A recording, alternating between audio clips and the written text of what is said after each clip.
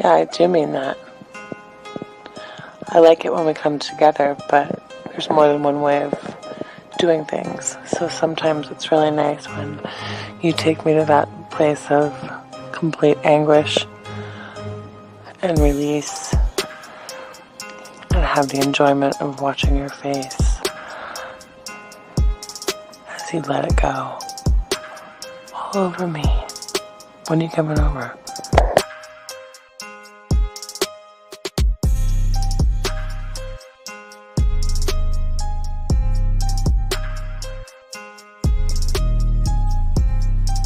Hi gorgeous, it's your Sydney girl again.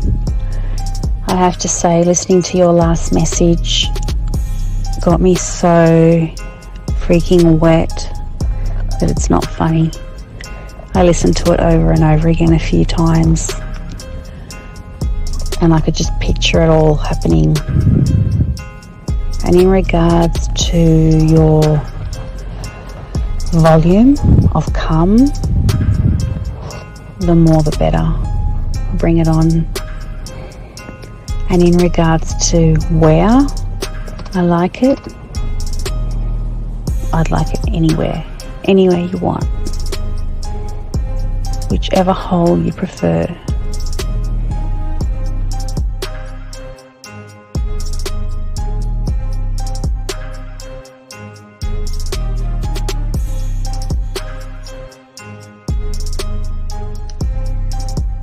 When I see you, I'm going to kiss your face. I'm going to put my arms around you. I might even jump up and straddle you.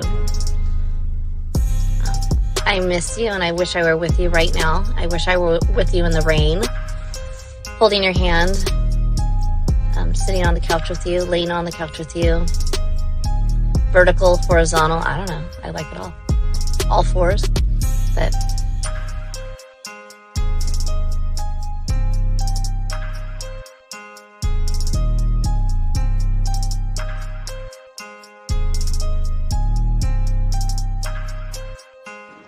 I mean, I can't really control it.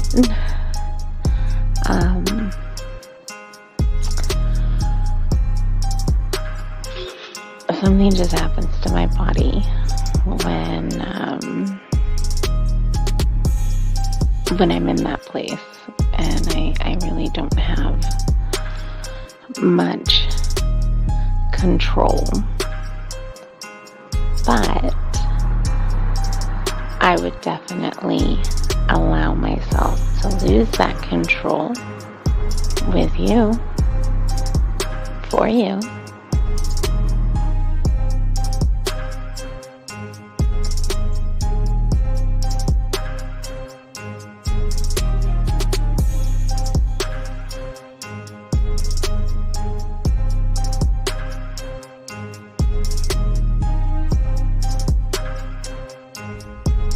Good morning. This is your friend. No. This is your lover. And my day is starting. And I can hardly wait until we can be together again.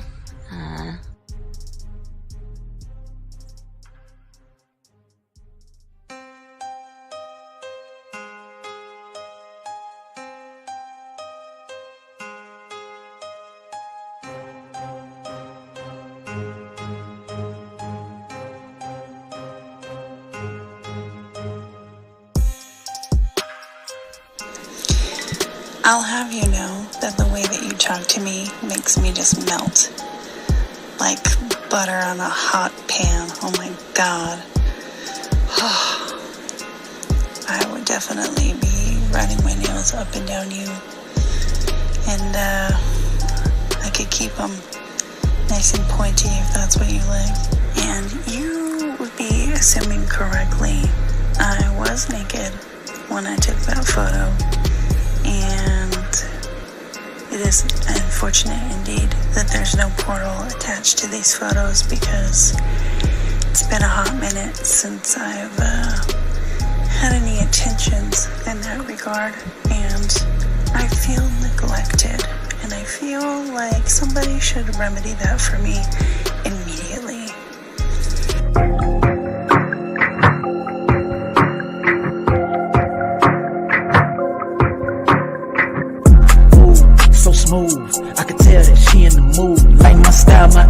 attitude, how I rock and the way I groove, yeah. That's right, talking dirty in the late night. Told her, let's make it happen. Call up Steve the Dean Williams, NK Zaggin'. Yeah, this for all my gentlemen. You see baddies, I know you feeling them. We got the skills, show you how to seal the deal. And we gonna keep it real, let's go. Whoa. You got a stagecoach to catch or something, huh? Slow the fuck up. Too cool, way too smooth. Show you how to get the girl to the bedroom. Ain't no thing, that's what we do. Get her vibing in the mood. Hey, we got the sauce, it ain't a joke. Come check it out, you should take notes. You'll have her begging for more. Wet like the ocean, you rocking the boat. Hey, all of these brothers the flyers. Give you the game to get her excited. One of a kind, I know you will like it. Only the realest of men are invited. Yeah, that's true. Time to get her in the bedroom. Let's go.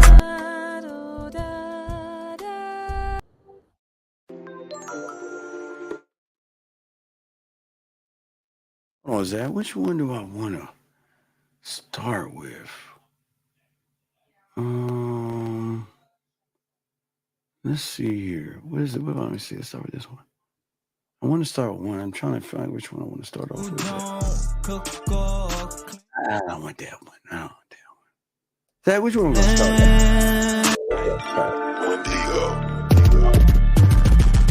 You don't cook or clean when my couch has lint. Shame. You don't fold my clothes or pay my rent.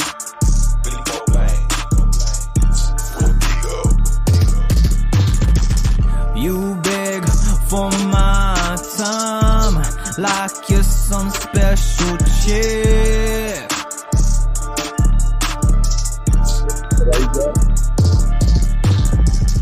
So tell me, why should I give you this dick? How's it like this better? I can't hear you. Other one, no, it's all good. I ain't tripping on it. Yeah, okay. It's all good. Okay, I like to start us off.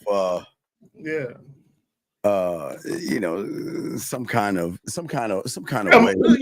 Theme music. It set the tone. It set the mood. It puts you in a certain state of mind that we need. Moods and tones and all that in between. What's going on, everybody? Welcome to the show. Shout out to all our dogs out here. Shout out to the ladies. We got a good show. Today we're talking about the secrets to winning with women and the art of discretion. And this is if this ain't one of the top rules of the game, Zag, I don't know what is. So let's talk on that real quick before we even go into the video, because I think a lot of young men, they're always asking for receipts, they're always asking for proof, they're always asking like to show and stuff. So let's talk about that. Why is that? Well, this is what I'll say, right? If guys pay attention to some of the things I talk about shit that's not active. Like if I tell you guys, hey, I got a story to go with that. The story is something that's happened. It's part of the past. The young lady or the women that I'm talking about, number one, I'm not telling you their name. You don't know what they look like. But also, those things are in the past. Like if I met a young lady last week and we doing some shit, I would never talk about that. Now, maybe months down the road, once that situation has subsided and all that other stuff, maybe I'll talk about various aspects.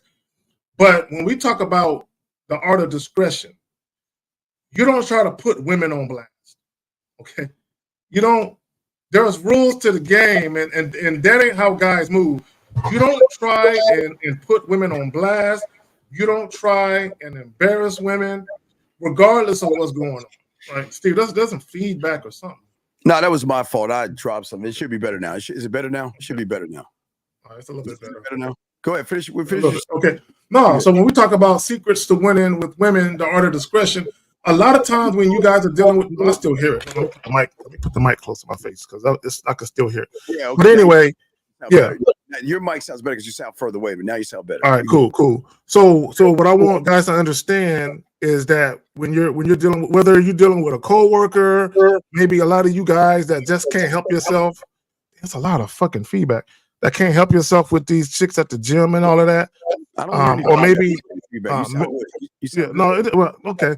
Well, and even for you guys that are in college, right? Whether you're young or older, and you got a young lady in your class that you're dealing with, you don't talk about that shit.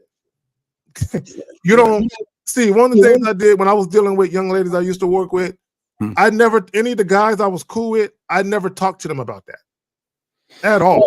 Yeah. Now, if they saw me and a young lady talking and all of that, and they kind of started assuming shit, then that's one thing. But me, I'm not speaking about it, and I for goddamn sure won't make a video. Well, you know what? I don't want to give too much away, because when we show you guys this video, you're going to understand what we mean when we talk about secrets to winning with women, the art of discretion. You keep shit in-house. Go ahead. Yeah, Zach, for me, I always, when I was messing with older in, like, you know, junior high school, messing with high school, or in high school, messing with college, you know, or out of school, messing with older women. The one thing I learned about the game that keeps them coming back, you know, my mentor is always telling me, you know what, you know, first off, don't judge women, you know, never place judgments on yourself. Never judge women for what they are to you on the back end, and allow them to be whatever they want to be on the front end to everybody else. Meaning that, you know, even when I was a mail clerk, right, and even in the mail room, right, you know, messing with directors and older women and stuff like that, or women that, you know, had cake, had money, you know, we're not talking. It's like, you know, I'm going this way, she go that way. We don't even speak to each other. I mean, it's just nobody knows. Nobody knows, because she has something to uphold, which is fine. I have an understanding of all that. But in the game, what makes them, again, this is about trust, Zach. This is why trust is so important. Trust is lost when you're running your mouth and you're trying to show your boys something. Because, okay, I'll give you an example real quick. So I knew somebody that had game. He told some other guy, you know, hey, how's that chick doing? Yeah, he said, man, I'm fucking her, man. Like, yeah, whatever. Man, let me show you I'm fucking her. He showed that fucker, right? So then the motherfucker tries to double back and tries to get the pussy, because he's like, well, if he's getting the pussy, you know what? Maybe I can go get. Fucks everything up. Fucks everything up. So the cool thing that, again, you know, I always laugh. You know, it's funny how a lot of women portray this role, and this is no judgment. They act holier than thou, and Zach, they're allowed to act. They're allowed to say, "Well, I'm a good girl. I'm a church going girl. I'm this kind of girl, and I don't do that, and I don't do this." And you know what, Zach? Out of all due respect, I'm not here to blow up her thing, because maybe she's looking for her Mr. Right, and I'm not trying to mess that up. But on the back end, I know your point, Zach. Yeah. Go ahead though. But on the back end, I know she's playing with her pussy. I know she's sending dirty, nasty things to me, because I'm still allowing her to be what she wants to be on the front end, and I'll allow her to be what she needs to be for me. I didn't say for anybody else, but for me on the back end. And I will. And again, I'm not here to blow up your spot, because that's what I'm saying. When these guys out here say, show me a receipt and all that, you can't. When you're fucking with upper echelon type women, I mean, you know, who have their shit together. I don't want to say upper as in like they gamed up, you know, upper echelon. You know what? We have a call. Damn it. Fuck. Let me grab this call. Sorry, Zach. We was getting into it. Let's grab this call first, see what this gentleman has. Area code 470. What's your name and what's your question, sir? 470 going once, 470 going twice, 470 call back. Okay, Zach. Anyway, like I was saying before, you don't want to, at the end of the day, Zach, blow up her spot. Okay, real quick, Zach, we don't know what they have going on. We don't know who they're messing with. We don't know. It's none of my business. Right, Zach. It's none of my business. You can't make it your business. My business is the business of pleasure. My business is I'm your mental sexual getaway. even sometimes you're emotional when she can come to me. Sometimes she's crying, sometimes she's sad, sometimes she's upset. Man, hold on, man. Fuck. Area code 470 is the last time. 470 going once. 47. Yeah, man. I'm here. Okay, can you please get off your speakerphone, please, and get on your microphone? Let us know your name and let us know your question. What's up? My name is Mike, and I just want an honest opinion. So I'm going through an 8-year relationship. She just recently broke up with me. Congratulations. Congratulations. Go out and party. Yeah, have a good time. What's the problem? Well, I mean, we were together for 8 years. Sir, So I said, what's the problem? You know what the problem is? You know what the problem is before you even say First of all, you guys are talking about older women. So sir, hold on. Wait a second, sir. We're gonna let you talk. We got you. But I'm gonna tell you what your problem is. You got your fucking feelings in this shit. Why are you so fucking emotional about a woman? 8 years. Why aren't you happy that she broke up with you? Because she's doing you a favor, because she's saying that you're not man enough in her eyes, and she's telling you to fuck off. So why are you all emotional about this? This is good. She was 14 years older than me. I met don't her care. when I was 27. So? And she was 40. So? Right now she's 45. So wait, caller. Caller. So what's your point? Well, I mean, that's a long time of waiting. Okay, hold on, Steve. I got him. Okay, caller. I was married for 10 years. Now, we were together longer than that, but I was married for 10 years. When she wanted to get divorced, how do you think I handled that? How do you think I handled that when she wanted to get divorced? Okay, I'm gonna tell you how I handled it. I told her, hold on. I'm gonna tell you. Listen, caller. See, I think you called to vent. I don't think you called to really get help. You called to vent because you keep talking. Please don't fucking be venting on this motherfucker, dog. Okay. Call them. So when she said she wanted divorce, I was like, okay, that's it. I never asked her why. I didn't say, why are you leaving me? Why do you want a divorce? I never asked her, is there something we can do to work this out and stay together? I didn't do none of that shit. When a relationship comes to an end, whether you are initiating the breakup or divorce, or whether the woman is initiating it, you should have the mindset, bitch, it's mutual. Okay? Well, regardless. Now, caller, it's okay to be disappointed. I get it, right? It's okay to be disappointed. But you need to understand that all these interactions you have with women, whether you're married or not, all of these interactions have an expiration date. Whether it's a year, 10 years, 20 years, 6 months, a month, a day, a week, it matters not. It's going to end. You should be emotionally and mentally prepared for your life to go through a metamorphosis. Okay, and what I mean by that is this. If you're in a long-term relationship with someone, a lot of you guys, your whole life is wrapped around you being the boyfriend or husband of that woman and vice versa. So a lot of times you need to reinvent yourself and begin a new chapter of your life. So when a relationship ends, you need to look at that as a new beginning, a new chapter. Go ahead, you got it. What is the problem though, sir? We're trying to understand what's the problem. Well, the problem is, like, for example, I helped her raise her son from first grade till now. Sir, I'm asking you sir, what is the problem? Sophomore in high school.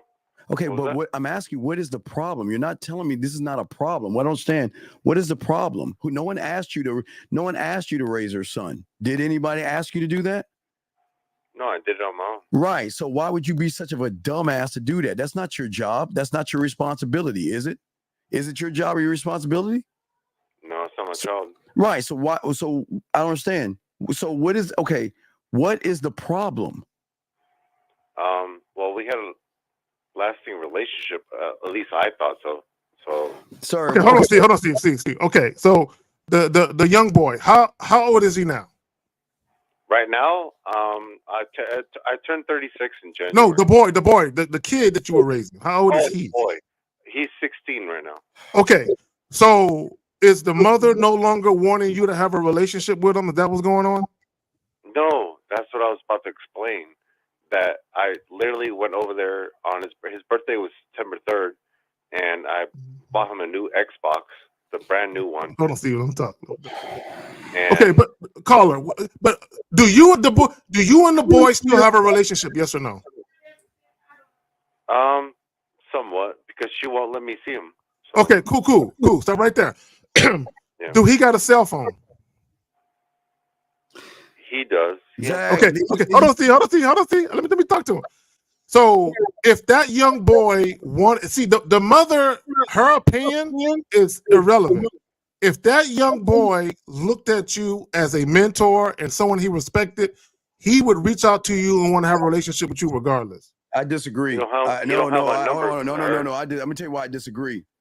Motherfucker, that child has nothing to do with you, and I don't want you to go to jail hanging out with a minor. No, Steve, that's not what I'm saying. I'm not saying he should hang out with the kid. I'm not saying that. The kid should not. The kid. No, listen. Listen to me, and I need you to listen. That kid should not have contact with you unless it's permission from the mom. And if she's letting you go, she's taking her son with you. You should leave that boy alone. That boy is not your son. He's not your responsibility. So leave that little motherfucker alone. That's what I'm saying, Steve, Zach. Steve, real quick. Caller. Hold on, real quick. Hold on. Let me clarify my position. Okay, Steve, I wholeheartedly agree with you. But my whole point is this, because he's saying that the mother doesn't want him to have anything to do with the boy. What I'm saying is, regardless of what the mother says, if that boy isn't reaching out to you, he don't want nothing to do with you either. I know, but the little boy should be reaching out because he's a minor. Steve, I get all that. Steve, what I'm trying to help him understand is to move on from the relationship. That it's not necessarily just the mother; it's also him making a decision not to fuck with him. No, that's the point I'm trying to make. There's a possibility that boy reaches out to him. He needs to block. Steve, I agree. He should not have any dealings with a minor without the mother's consent. I agree. We're both saying the same thing, Carl. You don't need to be around a minor that is not your kid. You are going to get some charges that you don't want. You better leave that boy alone. I'm not like that though. Okay, dumbass. Listen to me. I need you to. All right, hold on. Let me slow it down. Let's slow it down. Do you have a mental disability or a handicap? Let's take this back to kindergarten. No, are you positive that you cannot comprehend? You can't comprehend talking to a minor. Do you know what that means? I'm not talking to him though. I'm saying then leave that boy alone. Leave that. If he's called, block that little boy's number. Okay.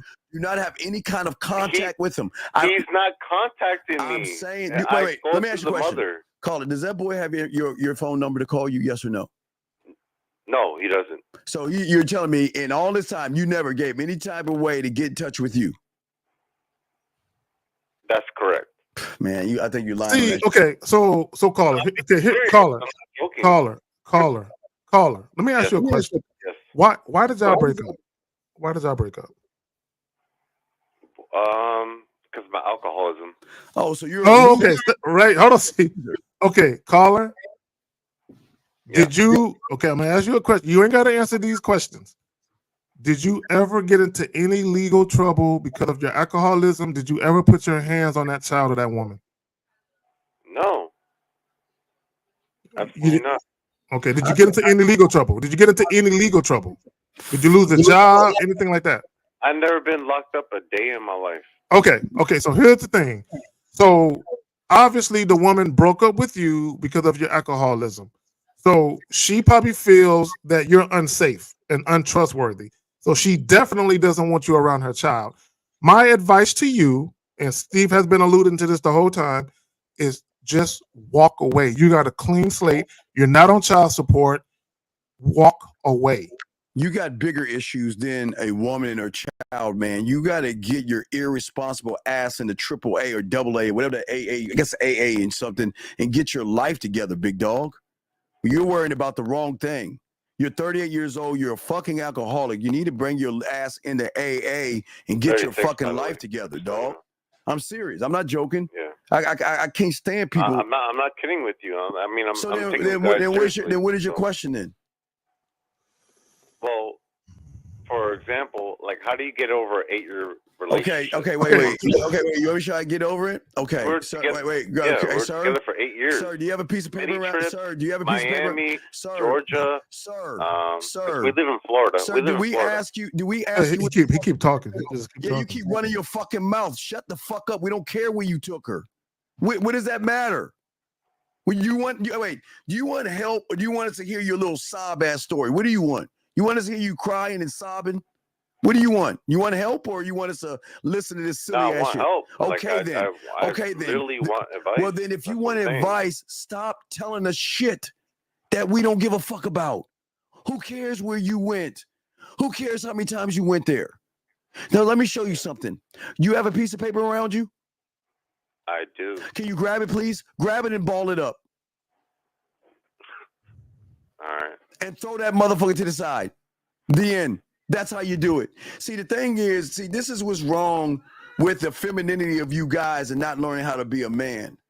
As a man, you must understand at all means that, listen, if you want to go, take your ass on. If you want to stay, then stay. But I am not going to beg you to do something when I make I'm talking about men, not you. I can make your life better, but you can't make her life better. So she made a great decision, and I commend that woman for realizing that and I say this with all due respect, you're a loser, and it's good that she let you go. I think it is fabulous. She did and I commend women.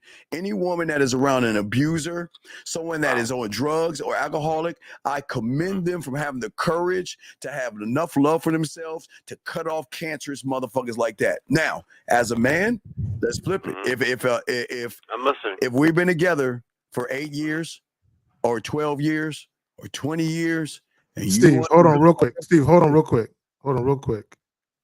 I'm going to say this, and I'm going to say this one time. Post clarity. Call your bitch ass up. Okay, hold on, Steve. Let me finish my diatribe. Okay. First of all, it takes a pussy ass dude to come into a chat, right, where he's listening to commentary he doesn't like, and then for you to have enough gumption to put your little bitch ass comment in there. If you a man, call up or get the fuck out the chat. Don't be no bitch. Go ahead, fam. I'm sorry. Yeah, but back you, caller. Do you see? Wait, I don't know what that is. Where's that coming from? I tell you, I've been hearing funny shit the whole time, fam. Well, I think it was his fault. Wait.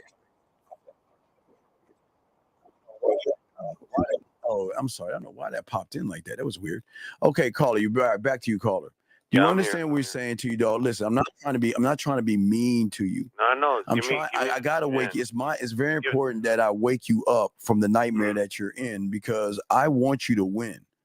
And I don't want you to stress over a situation that a woman is allowed to do. If she wants to go, man, y'all gotta let these motherfucking women go. You should never sit around and worry about what a woman is saying, what she's doing. If she wants to go, let her go. That's what makes you a great man. Okay. So let me say this, caller. Let me say this, and I really want you to listen. Yeah. Okay, post clarity's on your side, Zach. He's not on my side. Okay. Can somebody get this bitch ass up out of here? Okay. Look, let me say this real quick. Hold on, caller. I'm gonna get back to you. For anyone that's listening right now, if y'all got a problem with what we're saying, either don't listen or be a man or a woman, if you're a woman, and call in. Explain to us why your opinion is in direct opposition of our commentary. Like, be an adult about it. Don't be no fucking pussy, right? But anyway, so let me go on. Caller, here's the thing, and I'm gonna tell you what your problem is. But I got good news for you. You're not alone. There's millions and millions of men worldwide who are like you. Yes. Okay, the reason why you're struggling with this is because you never invited the woman into your life. Right? You became a part of her life. Wow. Which is why you're struggling, not only feeling like you lost her, but you feel like you lost a son. So you feel double the loss. So like it's almost like you're in mourning for two people, right? If you would have invited her into your life, right? If you would have had this type of standards, right? And respect for yourself, where you say, I'm a man of value. I have something immense to offer anyone who wants to fuck with me. The moment she decided she wanted to leave your life, you would have realized this one important thing. She no longer sees the value in dealing with you. And wait real quick, Anthony, please shut your fucking ass up, dog. Ain't nobody calling these motherfuckers hoes, so shut your bitch ass up, dog. This is the problem with y'all motherfuckers. Motherfuckers who can't get pussy are the first motherfuckers to say shit about women, so shut the fuck up, please. Go ahead, Zach. Go ahead, man. So again, the moment she decided to exit your life, you would have realized she no longer sees the value in you. So why would you want a woman who no longer sees the value in you, right? Carl, I really want you to understand what I'm saying, right? Because you don't have this mindset yet. When I deal with a woman, I'm giving her an opportunity to come into my life, right? And be of service to me, right? But it's because she sees the value. My favorite word is deference, humble submission and respect. For a woman to come into my life and humbly submit to me and show respect, that means she sees value there. So as long as she sees value there and it's mutually beneficial for her to deal with me, she will be there. The moment she no longer sees the value, the moment she no longer sees any benefit to dealing with me, she's gonna want to go. And I want her to go. I don't want a woman to want to stay with me where she feels like she's settling for me, right? You don't want that. That's where resentment, animosity, arguing, drama, toxicity, and all that shit comes, because you have a woman that really doesn't want to be there, but because she's either too cowardly to leave or she feels like there's no better options, she's kind of just there biding her time. You don't want a woman with you biding her time. You want a woman there because she's excited to be there. And even if she had a choice to be anywhere else, she will still choose you. The woman leaving you, what she's saying is, I don't choose you. Right. Does that make any sense, big guy? Because we're not trying to beat you down. We're trying to wake you up. I don't want you to think that we're trying to be mean to you, dog. It's just that we're in a world today where everybody wants to be kind and coddle you. It's time to wake up and change your reality. Listen, I'm more concerned about you drinking than you losing a woman. She is not the only woman in the world, but you can't see it yet because you don't see the worth and value in yourself. And that's where a lot of guys go wrong. Y'all put so much worth and value in these women. She should be putting the worth and value into you when you know exactly what you are and how you present yourself to her. That's why they always come back to us. That's why they always share us. And that's why it's hard for them to leave us, because we are a rock in their life. We're not there to sit and beg her to be with us. Hey, listen, it's crazy we say this. We want her happy. And if your happiness is with somebody else, then go find him. I mean, it's gonna be hard. But also, Steve, he needs to understand that his alcoholism, it fractured the trust. Oh, absolutely. Yes. Caller, your abuse of alcohol, it betrayed the fabric and dynamic of why she even got into the relationship to begin with. Absolutely. So what you need to understand, it's not about, oh, let me fix it so I can get her back. No, you need to fix yourself for you so you can have a better quality of life with or without a woman in it. So you need to go on a self-discovery journey of trying to fix whatever's going on that got you in that predicament where you feel like you need to go to the bottom, right? And then soon as you need to work on yourself. Fuck that woman, fuck her kid, fuck any other woman, fuck any other woman's kid. Okay, work on yourself, right? And then basically what you want to do is come back on the dating scene, the new and approved you. You know, you want to reinvent yourself and come back sharper and better than ever. But right now, you're not that. Yeah, you got to, we tell all you guys all this stuff and we stress this. You got to get your feelings out of the game. You can't move like women, dog. It puts you in a bad predicament. You got to be able to take the L's, and you got to be able to take that she's leaving you, and you got to be able to. I don't want no L's though. That's what I'm saying. No, it's not about you. It's a lesson. It's a lesson, fam. It's a lesson. You got to accept. Look, we don't want to lose in things, but we will lose in things. So we just got to accept that you know what, her reality changed and her point of view changed. and she's looking for better things, and she's not looking for you anymore. And you She's a just, lot older than me too. I don't. That's get- irrelevant. Her age is inconsequential. It doesn't matter. It's irrelevant. Her age is irrelevant. Why do you guys act like fucking women?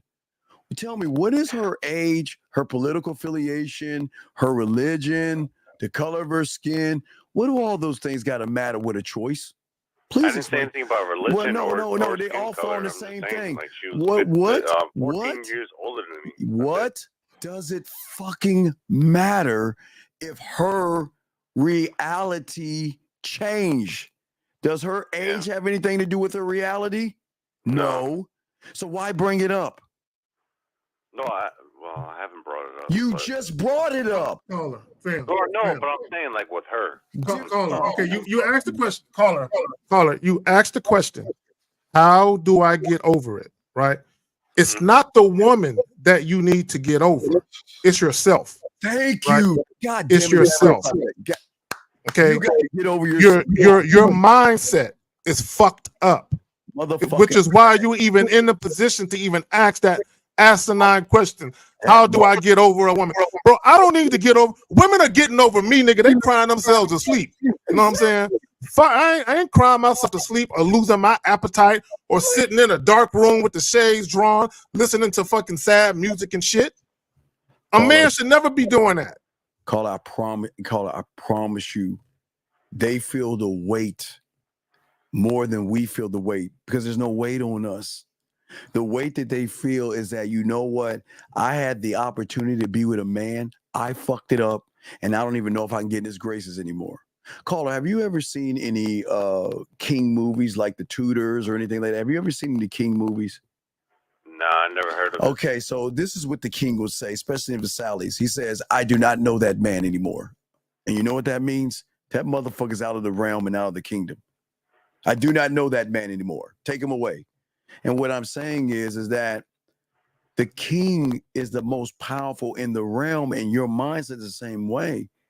She should feel the weight of losing you when she looks at all these other weak suckers out here, like you here. I'm just being honest with you. So, okay, see, let me use Zag as an example. So a woman doesn't like Zag's deference. She doesn't want to follow his lead and all this other shit. So she's got a problem with that. You know what? I don't like the way you're running things, and I don't like how you're doing things. So you know what? I don't like this. Now remember, Zag is elevating her, educating her, and showing her new things. But because she doesn't appreciate that, she runs and meets a guy like you. And then when she meets a guy like you, she'll be like, damn, man, oh my God, I see what I have missed. And then sometimes they crawl their fucking asses back, and guess what? The door is closed. You can't come back in anymore, because if and when you have a chance, caller, we say, when you have a chance, of opportunity, aren't you supposed to seize it, grab it, and hold on to it, young man? Absolutely. Right. So once you learn how to be opportunity, they have an option of seizing, grabbing hold, and holding on to you. And if they choose to let you go when you have this game, it should not affect you. Look, caller. My Cowboys losing has more affected me than a woman. Matter of fact, if I lose in Call of Duty, that has more effect. If I lose in Madden, that has more of affected me than a woman. You hear what I'm saying? Than a woman. Hey, caller, he's not lying. When my 49ers lose, that bothers me more than a breakup does. What? It really does. My whole mood is fucked up for the whole week and shit. Or when my Hurricanes lose, I feel some type of way. Yeah, now, we feel some type of way about that shit. Here's the thing, caller. I'm gonna leave you with this, and Steve, I'm gonna pass it back to you. Yeah, caller, yeah. I want you to think something. I want you to think about something. And listen to me. I always say, when a relationship goes the wrong way with guys and a relationship doesn't work out between them and a young lady, you're 100% accountable every single time. Okay, let me explain what I mean by that. When I say no matter what the woman is doing, you're always responsible, right? Let me explain what I mean by that. Okay. When you select to have a woman in your life, remember, you're not trying to be a part of her shit. You're inviting her over to your way of the world, right? So either one, you chose the wrong woman from the very beginning, and then the fact that you chose the wrong woman manifests itself in the months and the years to come, or you had the right woman, but you fucked it up because you did something, because you started changing how you were. Remember, caller, whatever you did to get the woman to want to fuck with you, you got to continue to do that. The moment you switch up and do something that's opposite of what you did to get her to fuck with you, it changes the dynamics of attraction, and it changes the reason why she was fucking with you in the first place. As soon as you change that dynamic, the attraction for you and the attraction of her wanting to be with you changes. Your alcoholism and the way that you conducted yourself when you were drunk changed the dynamic of you guys' relationship forever, right? So you fucked it up, and you can't fix it, and you shouldn't want to fix it. What you need to do is take this on the chin and say, I fucked up, right? Assuming that she was a good woman to you. Assuming, I don't know her, but assuming that she was a good woman to you, you need to have the mindset of, I had me a real one. I had me a good one in my corner. I fucked it up. It's not about trying to win her back. Yeah. It's about winning yourself back. Getting back to the person that you were, that she even wanted to fuck with to begin with. Yeah, but sir, these words are powerful, but the words are not going to stick. You need some coaching, you need some help, and get that on the back end, okay, big guy? Because this is not, the words are powerful, but it's not going to help you because you don't believe in yourself. The word, when Zach says things and does things, it's very great, but it's not going to stick to somebody that doesn't believe in himself. And that's why you got to learn the game, okay, big guy? All right, I got you, man. But no, don't be down, man. And listen, control that habit, get yourself in rehab, and start loving yourself and become the right alcoholic. Yeah. Did you know there were two different kind of alcoholics in the world? Did you ever know that? No, I never know that till now. Right. There is the one that you're doing that you're causing more damage to your body. But the alcoholic that I am, I'm doing more to my mind. So I don't want you to do damage to your body. Yeah. Expand your mind by drinking and getting drunk off of the knowledge of yourself.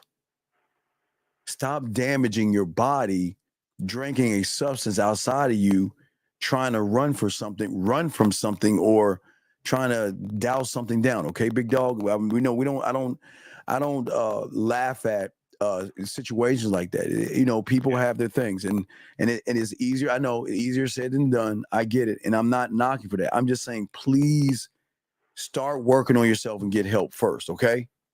I will get help working on your body, but going to AA, and help working your mind by getting game, and that's going to help you. Okay, then you'll be the right alcoholic and the right crackhead and have the right gambling addiction, because most people on YouTube don't want you to know that information. They think that gambling addiction is bad, being a crackhead is bad, and being an alcoholic is bad. But you've got to look at the perspective that they're talking from. They're talking from outside of yourself. Everything Zag and I are saying is always going to be internal. So you can be an alcoholic, you can be a crackhead, and you can have a gambling addiction, because you're the addiction. You should be your greatest addiction. And if you're not, then that shows those who have those addictions recognize you need to start having those for yourself, okay? Yeah, caller. Yeah, I got it. In passing, you didn't lose the woman, you lost her. You lost yourself. Yes. And her leaving you is the wake-up call for you to find yourself again. Yes, so please do that, okay, buddy? Yeah, I will. All right, so we respect the call in. Hey, we're here. If you ever need talking, please call in, okay, buddy? All right, man. And listen, it's going to be okay, but listen. Please understand, we're not trying to be mean, rude, or tough, but we have to break your reality. And the only way we can break it is by being mean, rude, and tough. That's the only way. That's the only way, because you're living in your reality, and you're never going to win from where you're at. And that's where a lot of young men go wrong. Y'all want to stay where you're at. Zag and I are outside of where you're at. We're trying to show you to come outside of that reality to create a brand new one for yourself. Okay, buddy?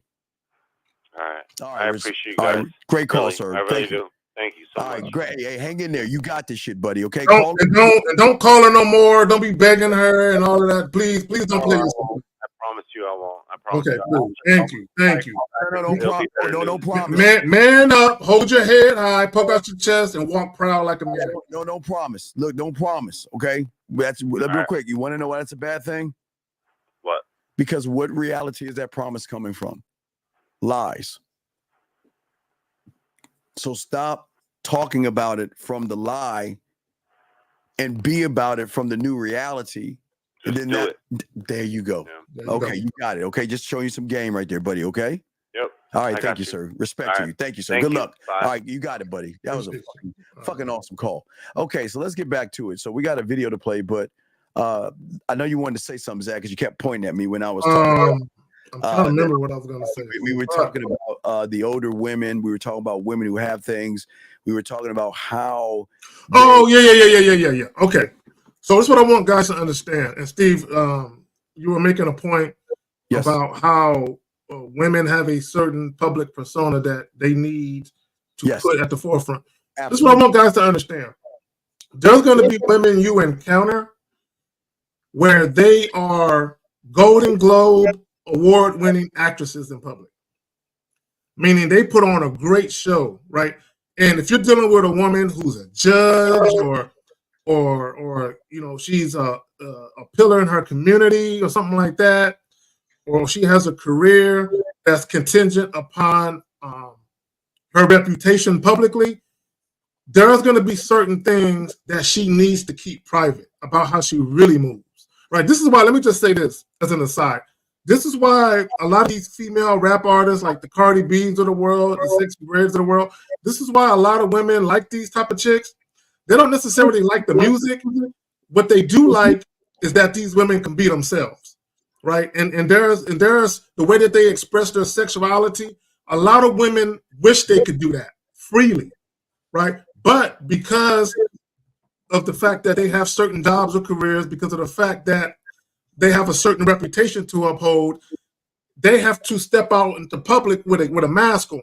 But when they come across a man that they are sexually attracted to, that's where that guy sees the private side of them that the public never sees, right? You know, so it's important. Let me say real quick, my bad. It's important that when you're dealing with a woman, like that, you keep shit close to vest because she's trusting you with who she really is behind closed doors. She don't want you to bring that out into the forefront, which is why discretion is key. Yeah, you know what? Okay, gentlemen, let me explain, and it's very important. We have another call. I was going to explain something. Let's grab this call. 954, sir. What is your name and what is your question? Hello? 954, what is your name, sir, and what is your question? Hey, my name is Jamal. Good evening, Steve. Good evening, Zach. How can we help you, Jamal? My question is, you had a live on earlier with Lucario, and you were talking about that you don't care if you turn a woman on. And I just wanted to know, why is that, and why, when you try to turn her on, no, you end up that's turning why I her don't off? care. I am okay. When I say Zag and I embody sex, we are sex. And because we are sex, we have sexual perfect pitch, meaning that we have a level of thinking and creativity and a sense of adventure and an imagination that is greater than the average guy. So if we are, again, which is weird to y'all, being the opportunity, do you think I need to do something that I'm already doing? I'll give you a prime example. Did you know, I'm sure you've heard me talk to women on the show live or Zach's talk. Yeah. Yes. Okay. Yeah. You notice that they're already smiling, they're already blushing, and you notice how in the eye we're always noticing what they're doing without them even showing us what they're doing. Yeah, you guys are always able to call it out. We're always ready to call it, right, because we can see it, and we can see the doors behind those doors. So I'm not trying, or Zag is not, we're not trying to turn them on. Remember, If I'm trying to turn her on, that means I'm trying to what to her reality? What am I trying to do? Trying to manipulate her There reality. you go, motherfucker. God damn it. This is what I'm fucking with. Yes. That right. You see what I'm Okay. saying? I'm trying to manipulate Riley if I'm trying to turn her on. Because that's what I'm saying. That's saying that she's not interested in me sexually. So what do I got to do to manipulate, force, lie, beg, or barter to change her mind? I'm not trying to change her mind. She will know talking to me or talking to Zag that we have That she some wants skills. to fuck you guys. Well, no, because I'm not gonna say that. I'm not gonna say she wants to fuck. Sometimes, even though they want to fuck us, they will still run away from us because they don't want to lose control. Okay, if you look at every woman out, if I throw it to Uncle Zag, if you look at every woman out here, right? Look at the control that they have, okay? In their life, they can control over 98% of these bitch ass guys out here. They can make them do whatever they want, when they want, how they want. And here's the thing, not have to give up any pussy. They don't have to give up any time. And all they can do is send a like or a smile or something, and that's their reward. So what happens when they run into somebody that says, your pussy, your body, and your titties aren't enough to even get my motherfucking attention? You ain't special to me. Remember I told you, you say nothing, you do not, you're a nothing and a nobody to me. So you got to work to become a somebody. And through that work, they start to get connected to us because they're saying, I gotta move different around Zag and Steve. That means I gotta do more, show more, be more. And as they Put in show that time. well, but that's where the emotional connection comes from, because women don't want things that they easily can have. They want things that they have to work for. Zag, what say you, brother? You know, I did a Facebook post earlier today, and I want to read something, Steve, if you don't mind, from that post. Please, you got this, brother. You got this, dog. You got it. So caller, listen up. Hold on, let me find it. It should be right. The fuck. Okay, hold on. What the fuck?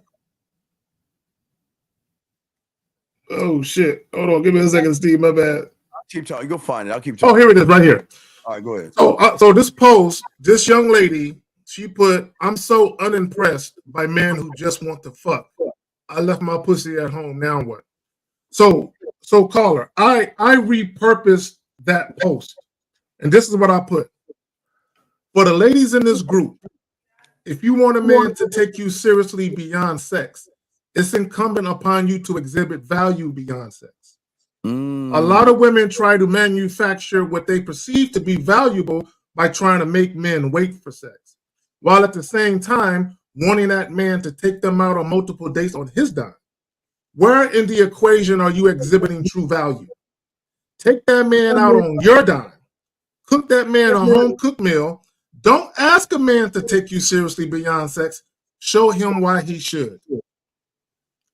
So I say all that to say this, right? Here's the reality of people, right? Here's the reality of both men and women, right? The easiest and the quickest way to for two people to become attracted to each other is physically and sexually, right? Beyond that, if a man wants a woman to deal with him beyond sex and vice versa, both of them need to exhibit value beyond their fucking genitals, right? You can't tell somebody I'm valuable, take me seriously. No, show them why they should. So even as a man, even when I talk about deference, humble submission and respect, I can't tell a woman, respect me and submit to me, woman. No, I have to exhibit that value. She has to see that value for her to say, I'm going to submit to that man humbly, and I'm going to respect that man, and I'm going to deal with him strictly on his terms. She has to see that value. I can't tell her to see it. I can't make her see it. Either she does or she doesn't. To Steve's point, if she don't see the value in fucking with me, one, I'm not even fucking her. She can't even get this dick because my dick alone has immense value, let alone me as a whole man. Steve, you got it. Yeah, you know what? See, the thing is that turns them on is that, okay, I've always said this. There are two different kind of women that you can have. You have the women that you try to manipulate to fuck you, to like you, to be into you, right? So having sex with those women, young man, is like they're just laying on their back. They're just like, all right, we can do something. Can we just? They're not really right? into it. Can we They're not just really there. right? Because you're trying to manipulate the reality. So they'll lay on their back and think about lifetime food, salads. You know, think about their dog Kittles or their cat Toto or whatever, and like, you know, what they got to do later on after you get done with your 2 or 3 minutes, and they'll turn around and say, okay, we done. Oh God, thank God it's over with. They'll go in the bathroom and pee or whatever the fuck they do, right? But then there's the women that do it through free will, where you're not trying to force her to do anything, and because she wants to do it, what you're doing is you're unlocking a door. Remember, women, and I always say outside of high school and in college, they're always expanding their sexuality, saying that, like, they're like Star Trek. They're like, I need to keep going and see what I am to my body. What's beyond this? Right. What is beyond this point and beyond? And once I reach that point, what is beyond that point? But I can never, ever find what's beyond that point when everybody I'm talking to just accepts me for what I am. And they're just manipulating. Right. They're trying to manipulate me, trying to get me to do all these things. And don't get it wrong. Right. Y'all think y'all manipulate them. It's just that they just want to fuck. You know, they just say, okay, you know what? I'm getting tired of my fingers. I'm getting tired of dildo. I want to saw. I want to mess around. Okay, I'll mess with that guy. But you're not going to get the deeper orgasms and the deeper feeling because she's not connected to you emotionally. It's just a physical romp that means nothing to her. She's like, okay, I'll get my fuck on. Okay, I go about my way. Da-da-da-da-da. Versus an emotional romp where there is excitement, there is a buildup, there's anticipation, there's sexual butterflies. There's, oh my God, I can go where on. she wants to do it, where she's excited. Oh to do my it. God, Like, yeah, they're not animals. even just she's craving it, caller. Yeah, see, saying she wants to do it, that's an understatement. There's a craving. There's almost like a necessity to have you inside of her. Almost like there's a needs it. Craving. It is an absolute craving because she's saying that I've never met anybody that not only respected my boundaries, he didn't make me feel like a slut, he didn't make me feel like a whore, and he didn't judge me for what the fuck I'm about to be. He accepted me for these things. He never said anything about those things, and we just kept moving on. Where he's saying to me that I can, okay, Jim, big dog, like we were saying earlier in the show, let's just take a woman that you'll see walking down the street. She's wearing her nice little glasses, she's got her hair up, and she's looking really professional. Now, for a lot of you guys, you look at her and say, oh my God, she's just so professional. She right? That's just a professional side of her. That's not her dirty side. She doesn't show that to anybody. The back end side. Well, here's the thing. Here's the beautiful thing about the game we're teaching all you guys that the other people outside of game don't teach you.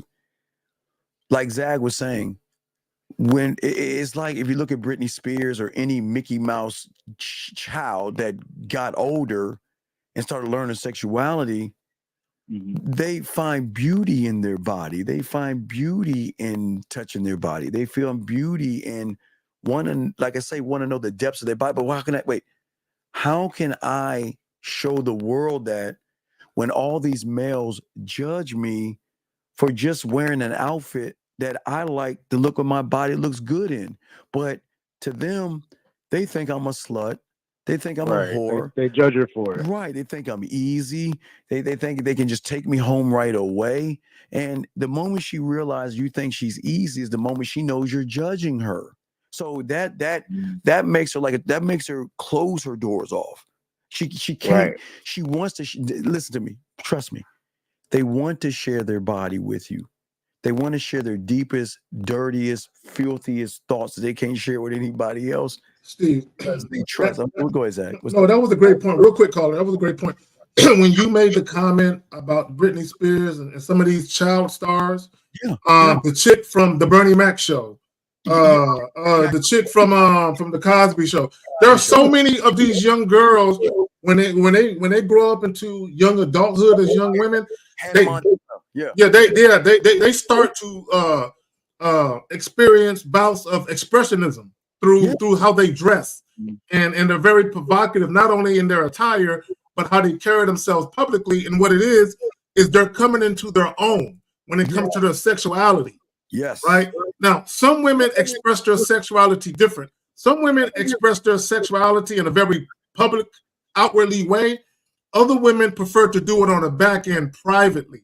So to Steve's point, they're very professional, right? But you got to understand, when women are in positions where they are leaders in the industry, there's a certain amount of respect that they have. And they understand that if I show too much sexuality, I'll lose that respect.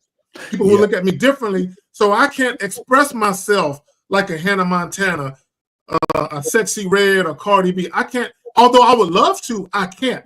That's where we come in, because we empower women and encourage it on the back end for them to bask in their sexuality. They got to play their position. Well, no, it's not about playing position. If they don't know, they don't know, this is why they love to love us, desire to desire us, and sexually want us really bad, because we are the only ones out of so many that say, I accept you for who the fuck you are. I accept you. You don't listen, you don't have to put on a mask around me. And now remember, look at what these women are doing today, young man. The only freedom they have is behind the door of their apartment when no one else is around, because everybody else is trying to judge them. Right, because they're so scared to say, okay, well, what if I say something sexually to this guy, flirt with him? He's going to automatically, okay. Sometimes a woman wants to say, you know what? Well, I won't say care, because I'll say what they say. Okay, you know what? You know, you are really looking sexy today. Just give you an example. She can say that to me, because she knows that just because she said it to me, I'm not gonna say, oh man, I'm sexy to you? Well, bring that pussy over here. Let's fuck you, fucking horse slut bitch. She doesn't, no, it doesn't work that way. We're saying this thing that no one else talking about is called sexual trust. That means that I trust you enough to show you parts of me that I'm too afraid to show based off of judgment. And the more that I get to know you, and the more I get to understand you, it's scary. Think about remember I talked about known and unknown, right, caller? Okay? Right. And watch this. What is the known? The known is if I dress a certain way, if I flirt, even if I kiss a person, they're already going to think I'm easy, which is going to open the door to I'm a slut, I'm a whore, and I ain't shit, and I'm dirt on the shoe, and he's going to judge me off of those things. Because after that point, well, how many other guys you saying that to, and who you trying to fuck, right? That's what they do. That's the human. Okay. Now, here's her fuck up. When she meets myself and Zag, she has the same thought process. She's waiting for the other shoe to drop. Jillian. But what happens is when that other shoe, all right, I'll post that, Zach. But when that other shoe doesn't drop, what fucks her up is that she's, and listen, here's the thing. They don't have to even know you long to be connected to you, because they're saying that I've never met somebody who is quite sexual, but he allows me sexual freedom to let my hair down, express myself. And guess what? Even if I act slutty, act nasty, and act freaky, you don't make me feel slutty, whorish, or ain't shit. You accept me for what I am. You reinforce that, and you allow me to be something I've always. I mean, that's in the unknown that fucks up their reality, because they're like, man. Hey, before I throw this act, he's not even trying to fuck with me, and he's not even trying to sleep with me. He's not trying to rush it. He's not trying to sleep with me, but he's allowing me to let my hair down. Listen, caller, to play with my pussy around him, to tell him my fantasies and my deepest, darkest things that I've always wanted to do.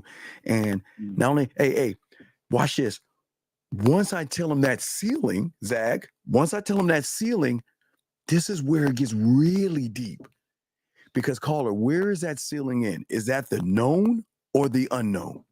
No, that's in the unknown. Right. No, that's right? the known. That's her ceiling. Well, the ceiling, right? The ceiling's a known, but right. Don't so, you break past the ceiling? Right. What happens when we break past? Remember, Zach and I told you, she's on a journey like the Enterprise, going beyond, but she doesn't know there is a beyond her ceiling. Zach, you got it, my brother.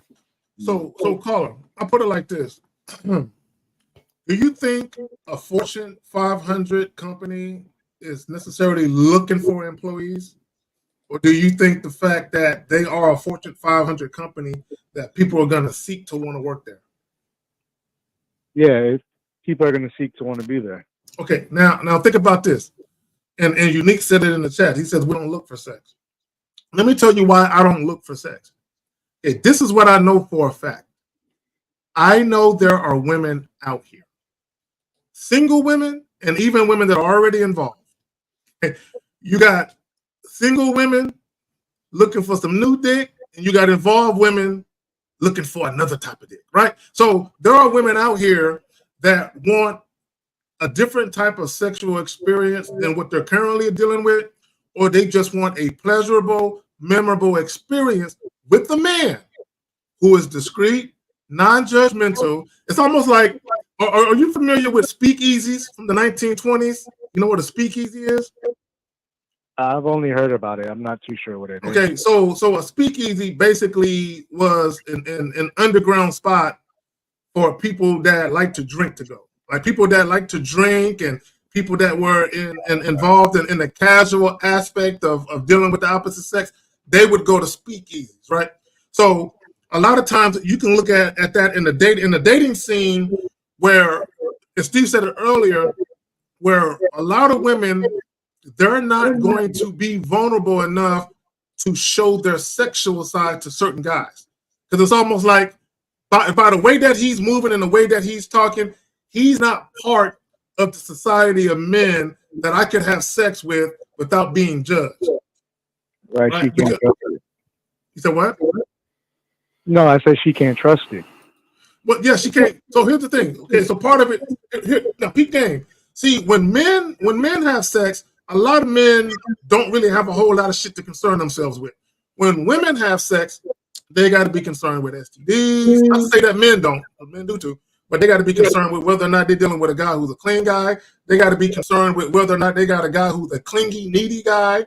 They got to be concerned with whether or not he's a stalker. They got to be concerned with whether or not he's the type of guy who actually knows what he's doing in bed, whether or not he's going to be judgmental or discreet. So there's a lot of things for women to consider. So, and for guys who are actually gamed up and know how to talk to women, and Steve, you alluded to this earlier, in a very short period of time, guys can check a lot of those boxes off. Like, okay, he's not creepy, he's not needy, he's not clingy, he's not judgmental, he has discretion, the art of discretion, right? So again, we're not looking for sex. There are women out here who want great sexual experiences from certain type of men, but they're not going to go out here tapping men on the shoulder. Hey, sir, I'm horny. I want to have sex. That's not what women are going to do. So women are they're going to go out in the world, and sometimes they might dress a certain way to get attention, right? Other times they'll just put themselves in the vicinity of men, right? And they hope that the type of man they really want to fuck with comes upon them. See, that's what a great. Okay. But when this is what makes you a great lover.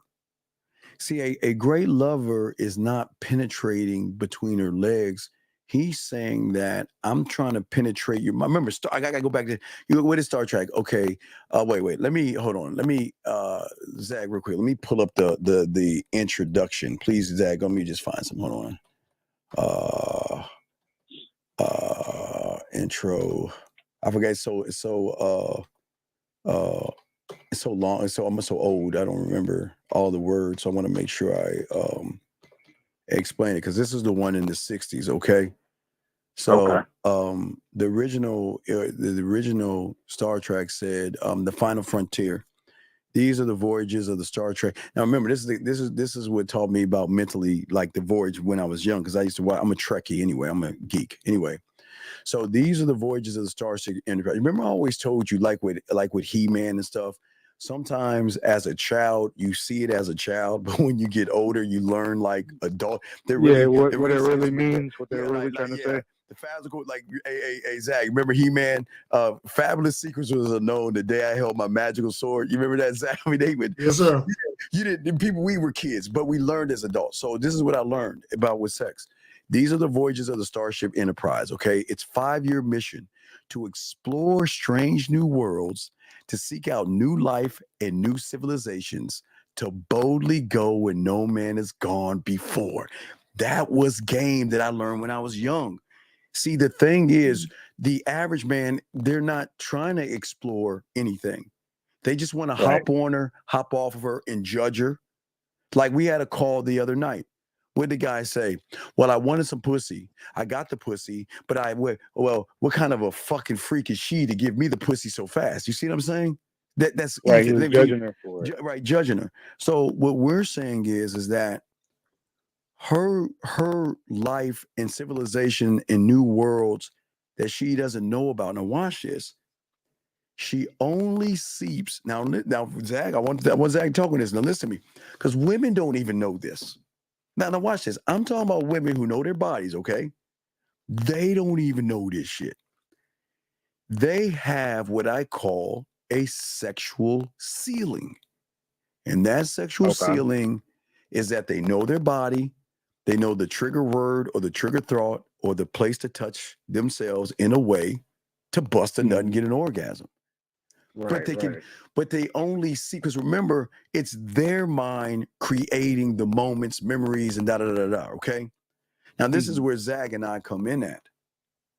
What happens when a woman, the ceiling of the known, and then we start talking to them in bed, Zag, on the phone, wherever we talk to them, and then we up the ante to show them what you know is, watch this, not your end with me, but our beginning.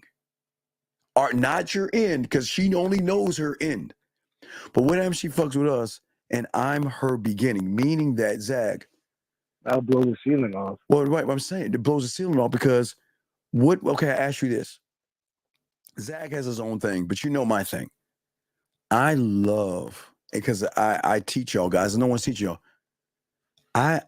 I know women love to masturbate, yes, sometimes watching porn. You know that? Some women masturbate watching porn, reading sexual novels, or just using their imagination, right? So my selfish ass, me being selfish, I said, Zag, well, instead of her masturbating to a video, why don't I just set the tone, and have her masturbate to my voice? Well, watch this, caller. How many women do you know meet a motherfucker with game that can send them a masturbation audio and walk them through everything you want them to do from the private? Well, I don't even need to be there. They just got to press play and listen to what so do you see what I'm saying? See how I blow that door off? Now, Zach has his own way, but see how I blow the door? Because guess what? Her reality says, who the fuck is this guy? There's nobody like that. There's nobody like that. Right, Sexoween. There's no, wait, what the fuck is it? What is it? What are you? Wait, most guys restrict sex to the physical. Most guys, they restrict sex, or they view sex as only the physical. Let me say this, because I dropped a video earlier today, and I didn't say something I wanted to say, and I'm gonna say it here. This is what I want guys to understand. Having a mouthpiece, having the ability to flirt with a woman, is literally verbal foreplay. Oh my God. It's verbal foreplay, right? See, a lot of guys, when they think of foreplay, they think of just the physical. Sucking on her titties, touching her vagina, and just kissing and making out and licking and kissing on her neck and all of that. A lot of guys, now that's foreplay too, and there's nothing wrong with the physical foreplay. But having a mouthpiece and being able to entice a woman with your words, that's verbal foreplay. And I would say this, to your point, Steve, about sending women to joint with your voice. There are men, including myself and Steve and other men, where you can tell a woman something, and that can get her wetter and more excited than this guy who's actually touching her physically. Right? Because a lot of guys don't understand the power of words and how they seep into a woman's mind, and they begin to do things. They begin to jar things loose up there, right? So here's the thing. Guys, once guys understand, and Steve was talking about the ceiling, right? A woman's sexual ceiling. A lot of women don't even understand the depths of their own sexuality. Yes. A lot of women don't understand how much they can actually climax, right? They never experienced that, right? Whether it be a crygasm, a full body shaking orgasm, where they literally are in a fetal position, speaking in tongues. Go ahead. Zach, no. I need you to wait, Zach. Go wait. Write that. Wait. Speaking in tongues, write that in a second. Zach. Yeah. That went over the head. We got to come back to that. I can't let you drop that bomb that you just dropped without explaining the depth of what you mean. They don't even know what. Caller, what do you think a crygasm is? Zach, I'm gonna let you have this one. We call it. What a crygasm is? It's when probably like at the end of the sex when she starts crying. It don't got to be at the end. Sometimes it can start off as a whimper. You ever been having sex with a chick and she's whimpering? Like, hold on, it sounds like this.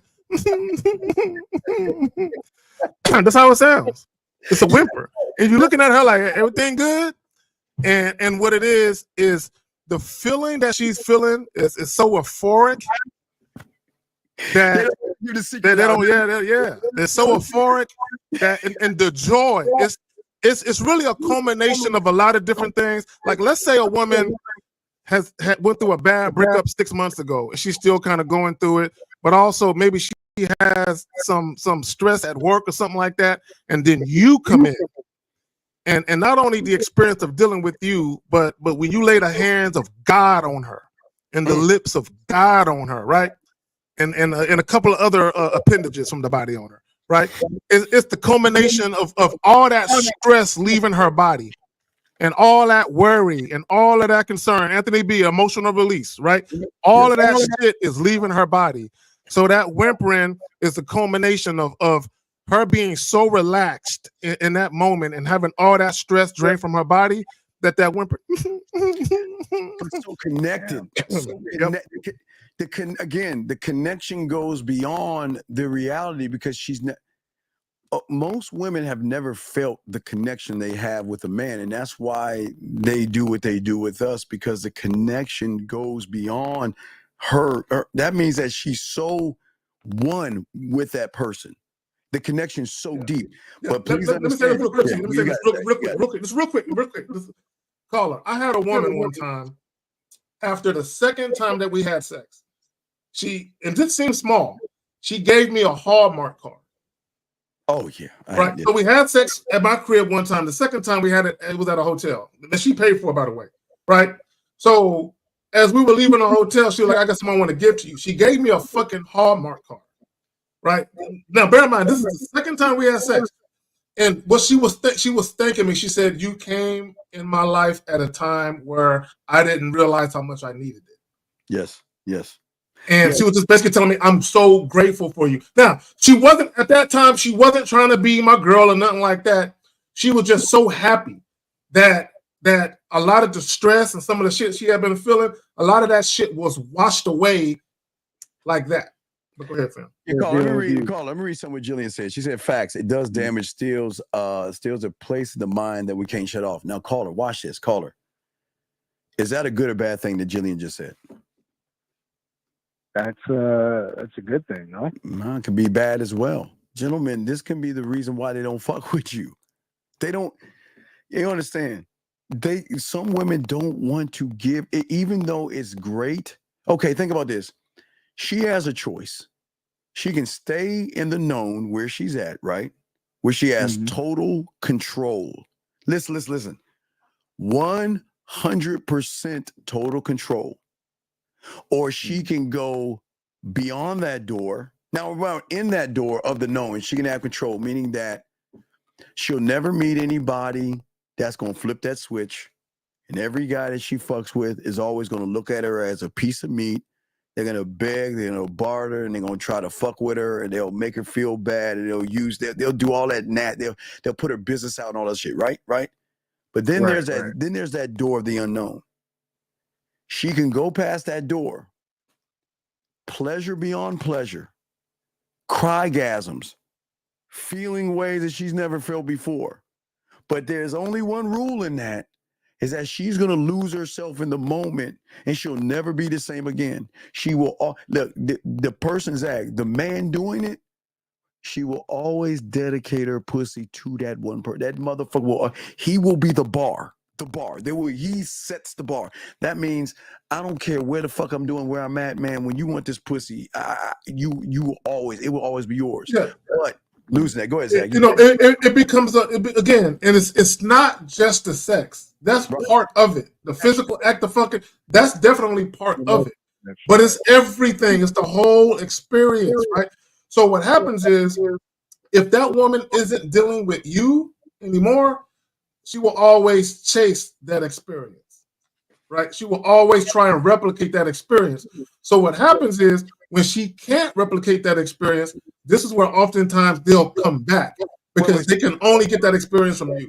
Excuse me. I don't know who you are, and listen, I welcome you.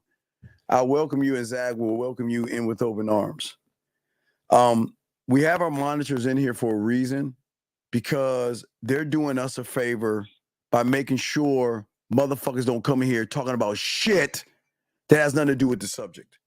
So I ask you kindly, if you're going to disrespect our monitors, you're actually disrespecting us. So please do not disrespect our monitors. If they're kind enough to guide you and tell you not to talk about shit you shouldn't be talking about, don't fucking disrespect them. I know you're new here, so please heed the word and respect the room, respect our monitors. We appreciate our monitors. Because you know what? While we're doing our job teaching, they're keeping all the riffraff out. And we appreciate our monitors. And we're not going to let anybody talk shit to our people, okay? So please refrain from telling someone to shut up when he's telling you to shut the fuck up. Because hey, look, I'm trying to help you out. Because if Steve see you doing some shit, he going to get in your bitch ass. So please refrain from that. And don't talk bad to our monitors when they're trying to help you. I'm sorry, Zach. I just wanted to make sure No, you're right. That's 100% facts. Yeah. So I want to. And let me say this real quick, so I want people to understand. Religion. Also, another one. Religion, politics, and other YouTubers. Because we don't talk about that. We don't talk about that shit. Because what we have is game. We talk about things that you don't even know about, things you never experienced, and things you don't even believe in. So we don't need to talk about all that other shit. You need to focus on this. But Carter, you have any other questions before we keep going? Hold on, let's see it. Man, she hitting out the park, man. Her and 33 are hitting it out of the park. It's hard to give up a piece of that control. Listen to what she's saying. It's hard to give up a piece of that control you have all day long. It's see what I'm saying? Listen, call her. Watch this, call her. Watch this. So if a woman comes to you and says this statement right here that Jillian's saying, that it's hard to give up this control, right? And it's scary to trust someone that much. What do you do, caller?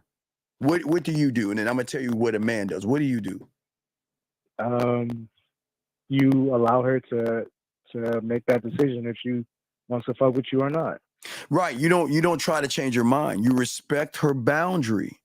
It's scary. Like she said, it's frightening, but she has to find something in her that says, you know what? I trust him enough to show who I am, to find comfort in what he does, to be able to step out of there. But you can't force her to do it. This is when you let her know, listen, look. I'm not gonna bother you. I won't. Is that like Zach? We're not gonna run behind you, because if Zach and I runs from a person that says a statement, then it's gonna be harder for her to say no. This is what I'm saying. It's gonna be harder for her to say no, and she's more willing to say yes. But why is that a bad thing? Well, can you say that again? Okay, she says that it's frightening, it's scary, and all this other stuff. Why is it that if we still talk to her, we can get her to change her mind? But why is that a bad thing? Because that would fall under, well, it wouldn't be manipulation, would it? Yes, it would be, because she doesn't want to do something. Right, She's frightened. right. And if she doesn't want to do it, then that's her choice. Right, but okay, Zag and I have sexual influence. So it's easy for someone saying this, because this is where y'all guys say, wait, why don't y'all do it? No, because we won't cheat the game. It's easier to keep talking to the person and break them down that way. But remember, Zag, we always tell you, what's better, us taking her bricks down or her taking the brick down? See, her taking the bricks down for sure. See, Carl, and here's the thing, and shout out to Jazzy Jazz. I appreciate the compliment. Yo, so here's the thing, and I want guys to understand something. This is why we give women free will.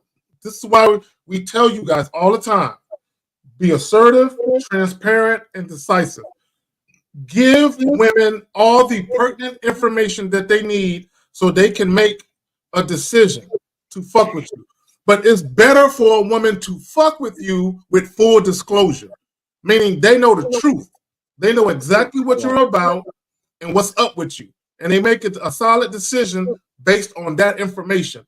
I want a woman to fuck with me knowing the truth, right? A lot of guys, because they're so happy to get a piece of pussy, they don't mind having a woman believe a lie, right? Yeah. I can't have that. Like this is where my ego comes into play, Steve.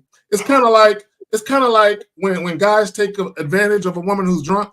To me, I want a woman fully coherent. I want her to remember everything. Yes. Right. So same thing when I deal with a woman, I want her to know the truth about everything that she needs to know about, right? That she needs to know about. Because sometimes women, they want information that's not pertinent to the task at hand. But what she needs to know when she needs to know it, she gonna get that information. And when she makes a decision to fuck with me, knowing that it's full disclosure, that's where I feel like that's a nigga who got it going on, right? And this is the definition of a true player too.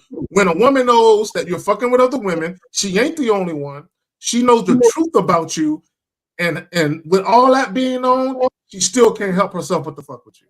So you see this message right here. This is another case in point. So what is Jillian's? You're killing it, man. Women are in this mother killing it. So what is she saying? Listen to what she's saying. And he never has to touch her to set the bar. The man that has game, right?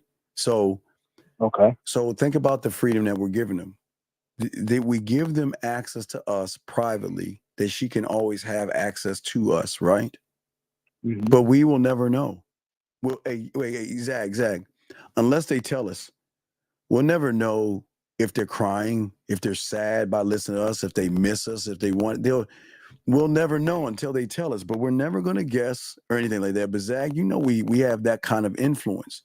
So caller, if we can influence her with our words, what the fuck you think happens when we lay hands on them? Laying hands on them. It's when this come out, and these and other appendages, you know what I'm saying? It's a problem. So, caller. So when I tell Renee, like, you fuck around, come to San Antonio, your life will change. You know what I'm saying? All right, and I'm so sincere when I say that. Yes. Right. I'm so you'll be a whole new woman. Right. I'm so sincere when I say that. And the reason why I say that is because when women deal with a certain type of man, and I think Jillian said it about the bar being reset. Yes. It's like I need that type of shit in my life. Yes. I need that. I need that. Right. And again, it's not just the sex, it's the overall experience, which includes the physical act of it. Yeah, Jillian, have you ever met a man with game yet, Jillian? Hey, here's a good question. Has Jillian ever met a man with game? Because it seemed like she's met one and she's talking about one. So has she ever met a man with game? It's a good question, Jillian. They want to know. But caller, does that make any sense, everything we're saying, big guy? Yeah, no, it makes a lot of sense. Thank you, guys. All right, man. Great questions. If you have any other questions, hit us up. We appreciate you. Okay, big dog? All right. Thank you, guys. Great have call. a good night. Great fucking call. Awesome call, brother. Awesome call. That was awesome. When we get to the meat and potatoes, we still got some shit for y'all. Potatoes, yeah. Okay, here we go. Area code 443. What's your name and what's your question, sir? Hey, Steve, it's Jazzy. I have a serious question, though. Jazzy! Hi, everybody. How you guys doing? I need you guys to break down some serious shit for me, okay? Jazzy. Okay, go ahead, Jazz. Okay. So I met up with this guy. Now, we had only been talking for maybe, I'd probably say about 2 weeks or so, right? Yes. Okay. So when we first met up, he was, basically trying to pursue it as though like it was not a serious thing, right? So then somehow down the line, he started developing feelings. But What? like we got together and like I paid for dinner because I made a mistake and I missed a date because I had, other things going on. So I had replanned for us to get together. Now we had got together and when we went back, Wait, Jazzy. Hold on, baby girl. I can't let you gloss over the fact that you paid for dinner. Shout out to you. no. I only paid because of the fact that like you guys say, I only paid because I rescheduled the date. It's okay. It doesn't matter. I felt as though I paid because I rescheduled. It's okay. Hashtag our debit card works too. Please continue. I mean, but so I went ahead and I paid for dinner and everything. So we went back to his place. Now, once we got to his place, he and I had like hooked up. Then, I wake up literally this morning to like a 5-paragraph, like probably like 4 or 5 text messages of just you're too easy and I don't understand how you just give it up like that. Like how can you just like is this the type of thing you do with every guy? And it's just like where is the manipulation? Because it's like you made the intention while we were sitting there that this was what we were going to do. Like it was not like it wasn't discussed beforehand, but then you start judging me after and you're just like, well, I just don't understand how you're out here just doing this and doing that and and and it's just like, then it was like then Zach, he got upset. your message, Zach. Like, well, your phone keeps going off. And I'm like, no, go ahead, keep going, Jazz. Keep going. No, like my phone was going off while we were out and it was like other people were texting my phone. Now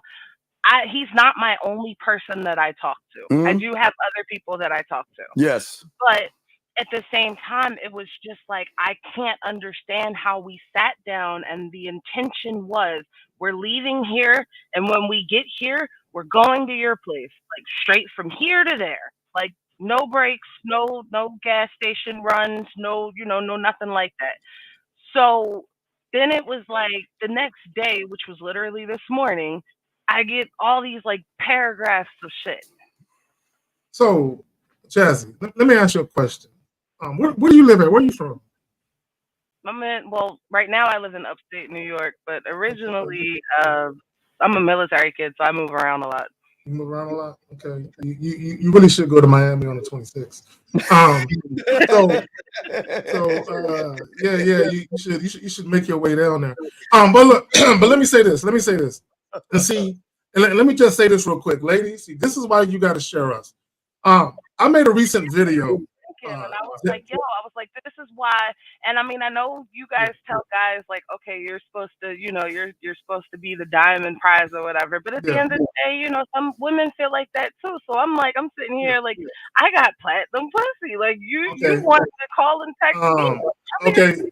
So hold on. So real quick, Jazzy. Hold on, real quick. So let me say this. Again, I made a recent video probably about a week ago, a few days ago. And one of the things that I said in that video, and I want all women to understand this, if you're dealing with a judgmental guy, he's a danger to you, right? And when I say he's a danger to you, I'm not necessarily talking about physically, although that could be the case too. But a judgmental guy is a danger to your mental peace, your emotional well-being, and your spirit, right? It's a shame that you're dealing with this man, right? You're feeling him so much so that you came out of pocket. I was not feeling him. He's feeling me. Okay. Okay. All right. Well, either way, you were feeling him enough to let him fill you up. All right. So we'll go with that, right? But my point is this. That's fair to say. You said okay. So my point is, you was feeling them enough to go that route at least. Cool, no problem with that. No judgment here. What I'm saying is this is the circus that women got to deal with, where you're having sex with a man that you're sexually attracted to. He's sexually attracted to you, and he judges you for having sex. Now, if he would have paid for dinner, here's the fucked up part, Jazzy. If he would have paid for dinner and he would have tried to fuck and you would have told him no, he would have said you used him. Mm-hmm. That's the fucked up thing. And unfortunately, the world is full of these goofies, right? But Jazzy, make your way to Miami on the 26th, so that way you can deal with a man who's not I a just goofy. joined your YouTube channel, sir. I'm so Yeah, bad that I wasn't following you. I thought I you was. do that. Shame on you. If I ever see you getting bent over the knee and getting a spanking for that, shame on you. Yeah, shame. So Jazz, here's the thing, Jazz. Mm-hmm. So you have to understand that this is your life as long as you're with them. You will always be judged on what it is you do, and you're going to be judged on what it is you don't do by them, because they will always have this interpretation of you in their minds of what you should be to them versus accepting you for who you are. And that's the difference between a man. But my real question is why do guys manipulate situations like because that? They have no choice. Okay, because they have no choice. I'm gonna throw this out real quick, but they have no choice. But Zach, you got it. Zach, you got it. No, Jazzy. Most guys are losers. Okay, so here's the reality, Jazzy. Here's the reality. Have you ever heard of the Madonna Horror Complex? No. Okay, so the Madonna Horror Complex is basically where you have guys where if they get into a relationship or a marriage with a woman, they want her to be saintly. They want her to be the virtuous good girl. That's the type of girl that they're not going to do all the nasty, freaky shit with. So all the nasty, freaky shit they're going to do sexually, they would prefer to do it with the quote-unquote whore, right? Because that's what she's there for. She's the nasty chick. She's the chick where I throw thumbs all in her ass, where I spit in her mouth. She's that chick. But the wifey, I don't want her to be that freaky. So a lot of these guys that are dealing with women, they have this fantasy of how they want women to be. So it's almost like he wants you to be sexually attracted to him, but he wants you to fight the urge to fuck him, right? And if you fight the urge to fuck him and you make him wait, that gives him the fantasy that you are the virtuous good girl, right? Because he wants to feel like whenever you guys have sex that he's special. Here's my question, Zach. If I would have waited, like, okay, not in this situation, gave it the first night, like I would have felt like I'd have been damned if I did and damned if I didn't. Like if I waited 3 weeks and be like, oh well, you gave it, you waited late. Okay. You gave it first night, and it's like you too easy. It's like, well, what's the mutual ground? Okay, the mutual ground is dealing with the right man. It's not about, because see, this is where women, and I get it. Women, y'all are in a fucked up situation. You're in a catch-22. If you give it up too soon, you're a whore. If you make a nigga wait too long, you're a tease. You're in a fucked up situation as women. I get it. The problem is there's only but so many guys out here where you can have sex quickly with and they'll still respect you, so as long as you're respectable. You having sex quick doesn't make you not respectable.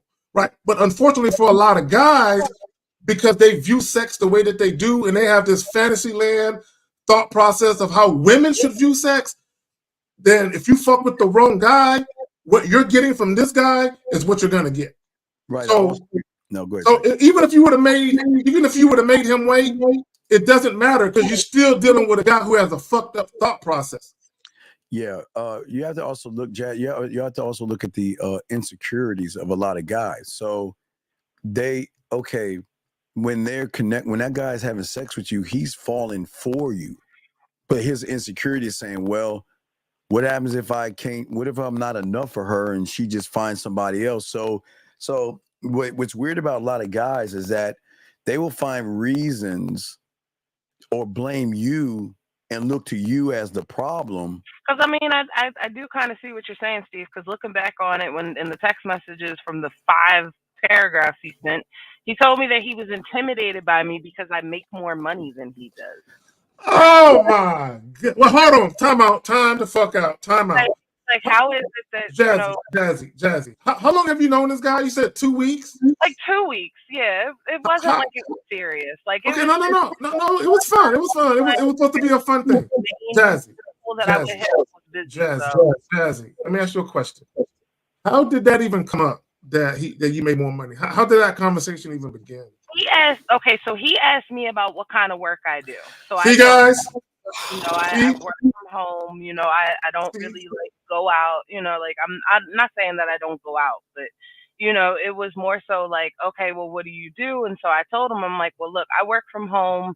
I have the luxury of like being able to like commute from my bed to the computer, and I just work. And he's like, oh, well, what do you do? And so I'm telling him, and he's like, oh, well, I mean, I guess, you probably make more than me. And I was like, well, wow. The question is, and he goes, well, I'm just saying, like, he goes, I'm just like trying to figure it out. And I'm like, he's like, well, you're paying for like the big, and now, may I mind you, we went out and the dinner was a little bit pricey. And he goes, well, you just pulled your card out like it was just no problem. Oh my God. And I was just like, okay. Like, oh my. See, by that. Okay, Jazzy. You fucking with the wrong guy. You fucking with the wrong. That's see, and here's the thing. And this is why, guys, you don't ask women certain questions. Do you really want to know the answer to the questions that you're asking? Obviously not. So what's going on? So what's going on with him, Jazzy, is it's not just that you had sex with him too quickly. It's the fact that he's insecure. He's insecure about a couple of different things. One, he's insecure that you make more money than him. I like what he's picked up from just people, period. Okay, so Jazz, so listen real quick. So he's insecure about a couple of different things. He's insecure about the fact that you make more money than him. So he don't feel like he can compete with other guys you might date. But also what makes it even worse for him is the fact that you had sex as quickly as you did. So now he's even more intimidated. He feels even more insecure because he feels like not only do I got a woman on my hands who is down to have sex as quickly as she does, but she also makes more money than me. So in his little warped way and little personal way of thinking, he feels like he doesn't factor into the equation. He feels like he can't do anything to have you admire him or look up to him. And that's why he feels like a small man. Jazz, I just hope one of these days you realize that in order for you to find what you are seeking, you're gonna have to find a man. I mean, that's just what it is, unless you want to keep continuing the same cycle. Does that make any sense? Yeah, 210-63. Let me stop. The thing is like, how do you decipher people's like the representative of them versus the actual them? Like, Okay, if that makes but sense. Jazz, but Like think the masculine. okay, but Jazz, you listen to this show long enough to know this is what we're saying. You should.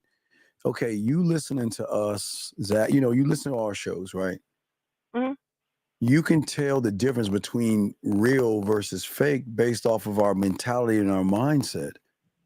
A man, if you get one, is never going to give a fuck about your money. He's never going to give a fuck about what you're doing. He's never going to question you. He's never going to write you a fucking book on all the things that are wrong with you to kind of try to beat you down. It's like he's trying to beat you down to make himself feel better about himself. You know what? And Steve and Jazzy, this is what you don't understand, okay? And here's the problem that a lot of you women are going to run into, right? When you run into a man who is, let me put this mic to my mouth. Pause. When you run into a man who is insecure, he's judgmental, right? He's insecure and he's judgmental. You're forever going to have problems because for me, see, when the fact that you fucked them as quickly as you did, and the fact, which there's no harm in that, and the fact that you pay for the joint and that you make more money than him, see, all of those things are problems to him. I see nothing but potential. I see potential. I see potential in a woman that ain't got a problem spending a couple of dollars, especially when she kind of made a mistake and that's her way of making up for it. Which means, hold on, here's the funny part, because guys complain that women are not accountable. Is that not accountability where a woman kind of fucks up and she says, let me make it up to you, I'll take you out to dinner? That's accountability. So you are a woman who's accountable. Also, when you're dealing with a man that you are sexually attracted to, you don't mind being vulnerable in that regard. So that means you're not the type to try and play that withholding sex, to try and pretend you're someone that you're not. So I see nothing but potential. You're just fucking with the wrong guy or guys. Yeah, Jazz, you need to, and I'm dead serious. In order for you to see the difference, you need to actually fuck with a man. It's going to change your life. But the question, wait, Jazz, here's the question. Here, and this is serious. Here's the $1 million question. Do you want your world changed? Yes. Then you need to fuck with a man. I'm dead ass. If you want your world changed, you need to fuck with a man. Because the problem is trying to find them, like being out. Like I know the places to go to find them, but the problem is that trying to decipher through them. Wait, Jazz. Do you not see one above me? Man, I hit him up on Discord. I'm not trying to hear that. Oh wait. You hit him up and you hit him up and he hit you back. Discord. Wait a minute. I haven't opened my Discord. I haven't opened it. Well, I messaged him and he ain't said nothing. No, where? Wait, Jazz. Wait, he was done streaming, and I was like, I really hope you have a great day after streaming. Jazz, hold on, Jazz. Hold on, real quick, Jazz. I feel attacked. When we jump into Discord, I think for the first time, he doesn't operate Discord. He probably just I don't know. I don't know his IG. If I knew his IG, okay, hold on. Let me press this button. Wait, Jazz, watch this. Jazz, I got you. Hold on, let me see if I can press the button. Yeah, I didn't look. I was in Discord that one time only. I don't really use it, so I had no idea. All right, Jazz, wait, is that the IG? Is just, that one? Just Kazak and 20 by itself. Yeah, the Kazak and 20. That's all you gotta do. Just say what you said to him, and I promise he'll hit you. But again, it's no disrespect. Don't think if you talk to somebody on the back end. Look, ladies, I don't make it a habit of ignoring women. I don't do that type of shit. we don't ignore women. There you go. Now you got your follow. There you go. Oh. Okay. All right, Jazz. I'm not looking for no fan. Yeah, no. She just reached it that way. Your IG, Zach, is she? Hold on, he's double checking just to confirm. Okay, hold on. Jazz saying he ignored me, man. hey, look, okay, she said it works fast. Yeah, Jazz. All right, look. Well, okay. All right, so you got it right. So yeah. All right, so Jazz. So Jazz, at this point, definitely. I'm definitely with you guys. The problem is being young, single, and living. No. Hey, Jazz. Jazz. Trying to figure it out. Jazz, from this point, it's okay. Whatever happens, now we have an understanding. You must have been in the impression that you were being ignored. But there was just a miscommunication. You see what I'm saying? It's just a little miscommunication. Now it's all solved. Everything's solved. It was a little bit of a miscommunication. Yeah, everything. And now I'm following them on YouTube too. I felt so bad because I looked and I didn't see that I was following. I was like, oh shit. Everything's a little miscommunication. Now everything's worked out well. You see what I'm saying? Yeah. All right. Yeah. So yeah, don't worry about what's going on with you because again, you'll notice a difference. And again, it's not me telling you that, but you'll notice it. And it's going to be weird because I'm sure, and even Jillian said it, a lot of you women that have shit going on, it's hard for you to express that to a lot of these young men because they want to judge you for having shit going on. And that's not manly. He should be cool with your lifestyle. If you're making $1 million or $2 million, like he got mad because other dudes were texting my phone too. Man, like, you're supposed to be another guy to you, and I'm like, oh my God! I swear to God, these niggas. He just kept asking a lot of stuff, and I'm like, I just don't know what you mean by that. Like, what do you? They're supposed to. Let me tell you something. They're supposed to. Okay, here's the thing about a man. They're supposed to text you. They're supposed to run behind you and stuff. Why would a man try to cock block other guys who are already cock blocked? Why would we stop that? It's already cock blocked. Because you know there's nothing interesting about them. So why would a person feel threatened by someone you don't even look at that way? Yeah. You know what I mean? So it is what it is. But what I'm saying is at the end of the day, you again, I can't tell you, you'll see for yourself.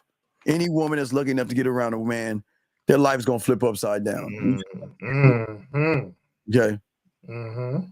All right. Well, No, Greg, hopefully we be able to communicate this No, time. no, I got you. I assure you, I got you. hey. Now look. If y'all are doing talking and then you decide to come to Miami, you gotta let me know so I can get another seat. I'm just fucking with you. if you decide on, I'm just saying, hypothetically, if you like fly down, well, I gotta make sure. And another spot at the table. Yeah, I got mad at me. Yeah, so please, I'm gonna make sure that my lobster doesn't outshine everybody else. No. Just have enough respect for your boy to because I gotta let Miles know another seat. I'm just saying we gotta make moves. I gotta let Miles know. You know what I mean? So I'm just saying, not to say it is, but just in case, just let me know privately ahead of time so I can let Miles know that hey, we're gonna have another seat. Just in case. Not saying you are. I'm just saying just in case. All right. Look at you smiling like that. You smiling, man. You smiling. Y'all be applying pressure. No. Hey, Jazzy, listen. Jazzy, listen. Steve, I'm definitely fucking with your one-on-one head. That's definitely a Thank you. Thank you. Real quick, Jazzy, you don't have to do anything you don't want to do. See that? See, look at that laugh. See that? See, hey, gentlemen, you see that snicker? See that snicker? That is a good snicker.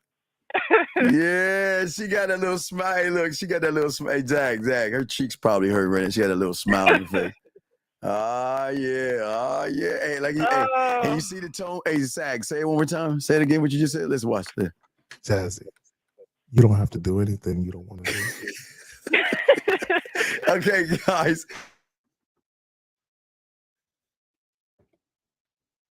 What happened to the call, Steve? This nigga Steve fucking up shit. This nigga Steve fucking up. What happened? This nigga Steve fucking up shit. We can't hear you. I can't hear you. Yeah, you fuck. Goddamn, this nigga Steve getting excited. His old creaky knees bumping shit.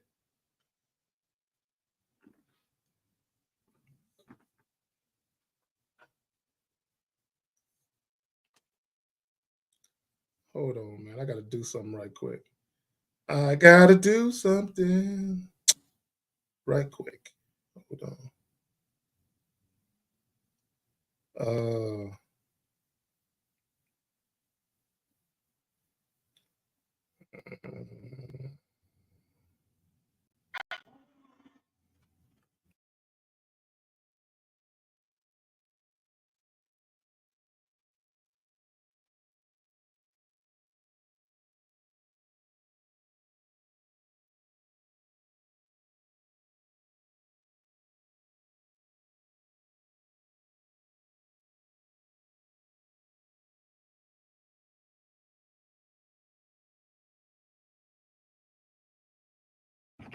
Can y'all hear me? Can y'all hear me? Hold on, let me get this microphone and shit. Can y'all hear me? I know Steve, he got a little too excited over there, and he knocking shit all over the place. Oh, y'all can hear me? All right, this what's up. All right, so while Steve takes care of his technical difficulties on his end, I'm gonna go ahead and handle up on my end. Secrets to winning with women: the art of discretion. What? Nigga, I can't hear you, dog. Stop whispering. I can't read lips, nigga. No, I can't hear you, dog. What's up with you? I can't hear you. Hey, okay, I'm sorry. We're back. All right, there we go. That's better. My chair. Fuck it. It wasn't the conversation you had with Jazz. It's just my chair. Yeah. Steve got excited. My chair hit the wrong thing. That's what I'm saying. So Yeah, it was your knee. I apologize for I was trying to say to y'all guys, you hear the tone switch, and how he's talking now, and how he came down an octave and made her smile move up an octave. That's what I just wanted to say. Okay, we're back, guys. Lines are open. But we do. Let me grab a few questions before we continue this. Let's go. Here we go. Here's a question. All right. He says, Steve, he said, I texted this girl, hey, my name is, and she said, hey, do you want a mutual on IG? Wait, dude, you might have to call in. I don't know what you mean by that. You got to call in, dog. I don't know what you mean by that. Guys, lines are open. Yeah. If you want to. Can y'all do us a favor and do yourself a favor? When y'all have questions, can you proofread in language arts back in middle school and high school? They taught us this. Can you proofread the shit and then read it back to yourself and make sure you can even understand it before you send it? Because Steve, we don't want to spend time trying to decipher shit and trying to edit what you said. You definitely have to call in. Yeah, you have to call in. Yeah. No, it's a he said, no, I don't cock block. No, it was just no, I don't cock block. No, it's just it's just so when it went quiet, she was like, it was like you know what? Forget him. Like, hey, let's grab this anonymous. I don't know if it's a joke. Anonymous 469. What's your name? What's your question? My name is Victor. Okay, sorry, Vic. I'm This 30 ain't years for old. Victor, this ain't for you, dog. My question was, Victor. How old are you again, Victor? I'm 30 years old. Now, Victor, I'm gonna tell you why this ain't for you. I can tell in your voice that you're about to say something funny. He's about to troll. I'm telling you, game perfect. Vic, okay, Vic, go ahead and tell us the funny thing where you can hang up and say, "Ha ha, we said something funny." What's your question, Victor? I actually had a legitimate question. What is your question? What is your question? My question is, morally, is it wrong if you mind your business, but you happen to make friends with a lady that might Why do you want to make friends with food? Why do you want to make friends with a woman? I mean, you just got a connection there. No, Victor. Victor. Have you ever watched National Geographic and you seen a zebra and a lion chilling under the shade together? Yeah. Why? What fool makes friends with women? What does that do for you making friends with a woman you trying to fuck? Yeah, we hunt. Yeah. Tell me, what does that look like, Victor? What are y'all doing? Holding hands? Are you skipping together? What are you doing with a woman that you're friends with? I guess you do it with the intention of trying to fuck, but I'm gonna let you get to your point. Well, you're saying do with the intention, so that if your intention is trying to fuck, why would you want to be your friend? Why do you want to be your friend? Wait, what rule says that a woman has to be friends with you to fuck you? Well, where's that rule at? There's not a rule. She has to be friends with you to fuck. Well, and let me say this, Steve. I'm gonna say this, and I'm not, caller, just listen, because I really want you to understand what I'm about to say. I'm not encouraging anything. I will tell you this. Okay, this is something you need to remember. Okay, I'm not telling you not to do it or to do it. I'm just telling you this. If you're dealing with a woman, or if you're endeavoring or dealing with a woman who's attached, there's only one thing that you can do. Do you know what that one thing is? What is it? Okay, bro, listen to what I'm asking you. If you're dealing with a woman who's attached, there's only one thing you can do with her. What do you think that one thing is? It's obviously fuck. Why? Well, because you can't date her, right? You can't date her because she got somebody, right? Yeah, you're right. So if you're not dealing with her with the plans of doing that one specific thing, I would highly suggest you leave her alone. Yeah. And I'm not encouraging you to fuck with women who are attached. You guys are gonna do it anyway. What I'm telling you is, because I've been a side dude, okay, in my life. And my thing is, I'm not trying to date a chick that got a man. There's only one thing we can do. If she fucking with me, we can only do one thing. Yeah. So I'm still understanding the friend, but you're fucking up trying to be friends with women, dog. Okay, I'm open to listening to that. No. I'm just saying you see it the way you see it, but I can tell that you don't believe in yourself enough to ask for what you want. I'm not going to tell you wrong. Well, no, you can't, because I'm good at what I do.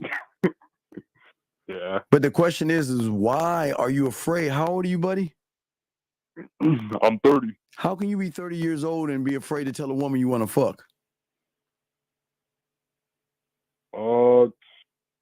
I guess rejection, but I guess after some point you gotta get past that. Wait. Isn't she allowed to say no? She is, yeah. So how is that rejection? I don't get rejected by women. I give them a choice. Okay, wait a second. If a woman says no to me, is she rejecting me? Not necessarily. Tell me why she isn't rejecting me. Because technically you still got a chance. Just in the moment she doesn't feel like she's down for you, but that doesn't mean that it won't change. No, it can only it can only be rejection when you feel it's your loss. Drop mic. It can only be a rejection when you feel it's your loss.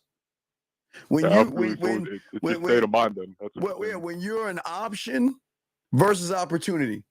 So when a woman rejects you and you feel some kind of way, that means her saying no to you, that word no is so powerful that it changes your reality, then there lies a problem. It's your loss. You feel lost from that. That's where you feel rejected. But when your opportunity, like myself and Zag, whose loss is it? Do you think it's our loss if they say no? Nah, hell no. No, it's not our loss. So then how can a woman reject you? Look. Yeah. No, okay, I see what you said. I like that. Caller, if a woman tells you no, she's blocking her blessings. Exactly. You literally need to look at it like that. If a woman is telling you no, you need to almost look at her with pity. Like, it's a lot of shit and riffraff out there in the dating world. Hey, I wish you luck. That's how you should look at it. But the problem with a lot of guys is y'all look at it like you're missing out on something. Yeah, which makes you not even ask for what you want because you reject yourself every fucking day. And I don't understand why you humans move that way, dog. And listen, go ahead. You want to know why she rejects you? No, to be serious, you want to know why she rejects you? And it has nothing to do with you as a person on the outside. A woman is going to reject somebody she feels that she can't trust sexually. A woman is going to reject somebody that looks at her in a way that you shouldn't be looking at her. Like, let me give you an example. You meet a woman, you just want to fuck her. Am I correct? Correct. Right. So what are you looking at her as? You're looking at her as a whore and a slut. There's something that you see on her or about her that you assume that she's easy. So then you assume that you can just walk up and ask for what you want. She's going to give it to you because you're making a judgment of her. And this is where y'all guys go wrong. You're assuming that she's easy because maybe the way she's dressing, maybe she's showing a lot of cleavage. There's something that she's doing to make you feel like she's easy to fuck. And that's why you want to fuck her right off the bat. Does that make any sense? It does, yeah. Right. So what we're saying to you is that that's where you guys go wrong. You can't place a judgment on a woman assuming she's easy just because she likes nice women. Women love fashion. I'm sorry, women love fashion, and women love fashion that shows off certain things. Maybe it's their breasts, maybe it's their ass, maybe it's their hips, maybe it's their thighs, but they love loving themselves. And they love to wear things that can show this is who I am, right? But just because she's wearing short shorts or a skirt, who am I to say that she's easy because she's wearing a short skirt or she's wearing a cutoff where you can see her stomach and you see, what is those tank tops, like those tank tops where she's showing half her stomach. Who am I? Midriff. Who am I to judge her and say she's easy? Do you see what I'm saying? I do. Yes. Right. So watch this, big dog, to connect these things. The moment you feel she's easy, based off of your interpretation, is the moment she's not going to fuck with you. Now, please understand, this is going to sound crazy. And Zag, if you want to ride on it, this is going to sound crazy. Listen.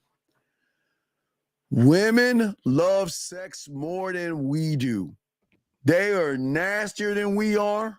They fucking play with their pussy every chance they get, and they masturbate 3-4 times. They are we can get it, probably jerk off 1-2 times. They can do it all day, and you'll never know. They are listen, this is not making it bad. They're very nasty. They love fucking their bodies. They love touching their body. That's what makes them women. But regardless of that, behind closed doors, but she's not going to share that part of herself with you because judgmental motherfuckers will never know that, because you have no right to judge her thinking she's easy when she did nothing but smile or say hello or ask you how your day is. Why would you look at her like a piece of trash that you can easily fuck and dismiss because that's how y'all treat them, and then wonder why they want to fuck us? They want to be with us. Think about that, caller. Zach, you got it. I just want to say, speaking of how much women love sex, a woman can walk into a sex store in a vegetable aisle and get the same feeling. Oh my God. Hey, grab the cucumber. Hey, Zach, why you gotta talk about cucumbers? I love using cucumbers. I'm into that shit. I'm weird. You know what I'm saying? Cucumbers, ear of corn. You know what I'm saying? Look, a carrot, motherfucker, an eggplant, all that shit. All that. So, caller, what we're saying is that, but you'll never know that side of her if you're already judging who she is and you don't even know anything about her. Now, you have every right to judge her, but I'm asking you, why would you judge somebody who didn't do anything wrong?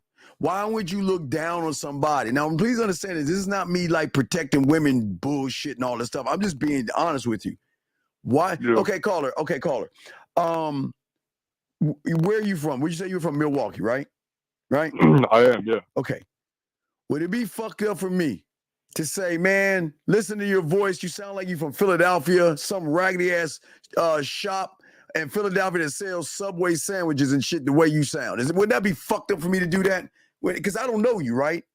Would that be fucked up for me to place a judgment on you? Are you black or white? What are you? Black, white, what are you? I'm mixed. I'm black and Asian. Okay, so would it be fucked up for me to go up to you and say, hey, excuse me, where can I find the nearest African store? Oh wait, better yet, I want some fried rice. What's a good Asian store? I get some fried rice and everything with some motherfucker egg foo young and some. No. You know what? I just want some fried rice with some grape soda. I think that covers it both. and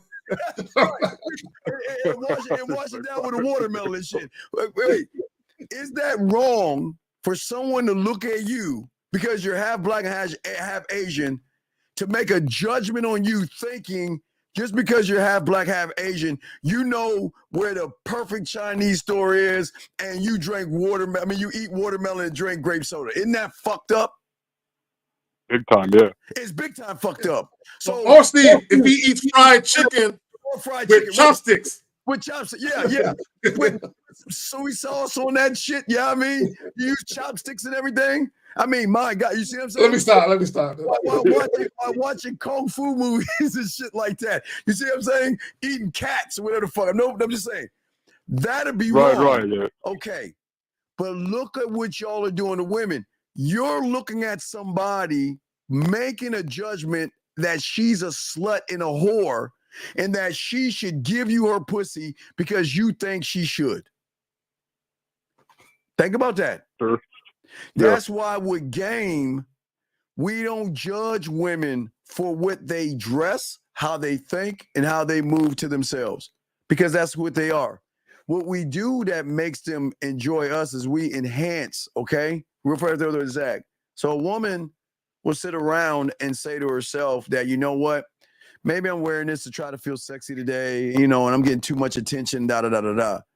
But when you get around a real man, they want to look sexy for you. They want to dress sexy for you because your words are more penetrating versus a guy that's just trying to fuck her. Zach, you got it, brother. No, I don't. Here's the thing, right? And there's a video, and I might have to do a video about it, but there's a video where a guy is asking women in the street questions. And she's asking these women about how they're dressed. Now, when you look at how they're dressed, there's nothing wrong with how they're dressed. But one of the women, she has her nipples pierced, so I guess the guy can see the nipple, the barbell, whatever the fuck it's called. He can see it through her shirt. So, but there's nothing wrong with what the women have on. So he asks the women this question. He says, when y'all wear certain clothes, do you do it for yourself or for men? And one of the chicks, she said both. She said, I do it for myself because I like to feel good in certain clothes that fit me a certain way, right? I like to feel like I feel sexy. And then she also said, I do it because I do want men that I feel are attractive to holler at me. Well, I'm hearing, yes. Steve, you can't hear the feedback? They can hear it. No, I didn't hear any feedback. Wait, I didn't hear any feedback. Yeah, they saying they can hear it. I've been hearing it the whole fucking show. What is it? So, You hear yourself?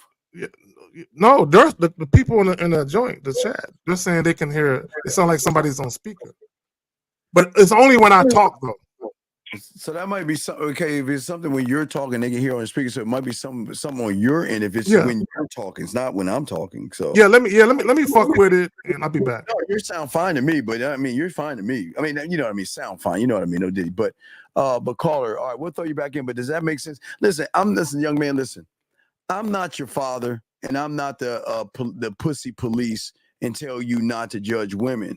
I'm just saying, if you ever wonder why you're not getting the nasty side of her, the freaky side of her, the filthy shit that y'all always want in that woman, you're never going to get it if you're judging her out of the gate.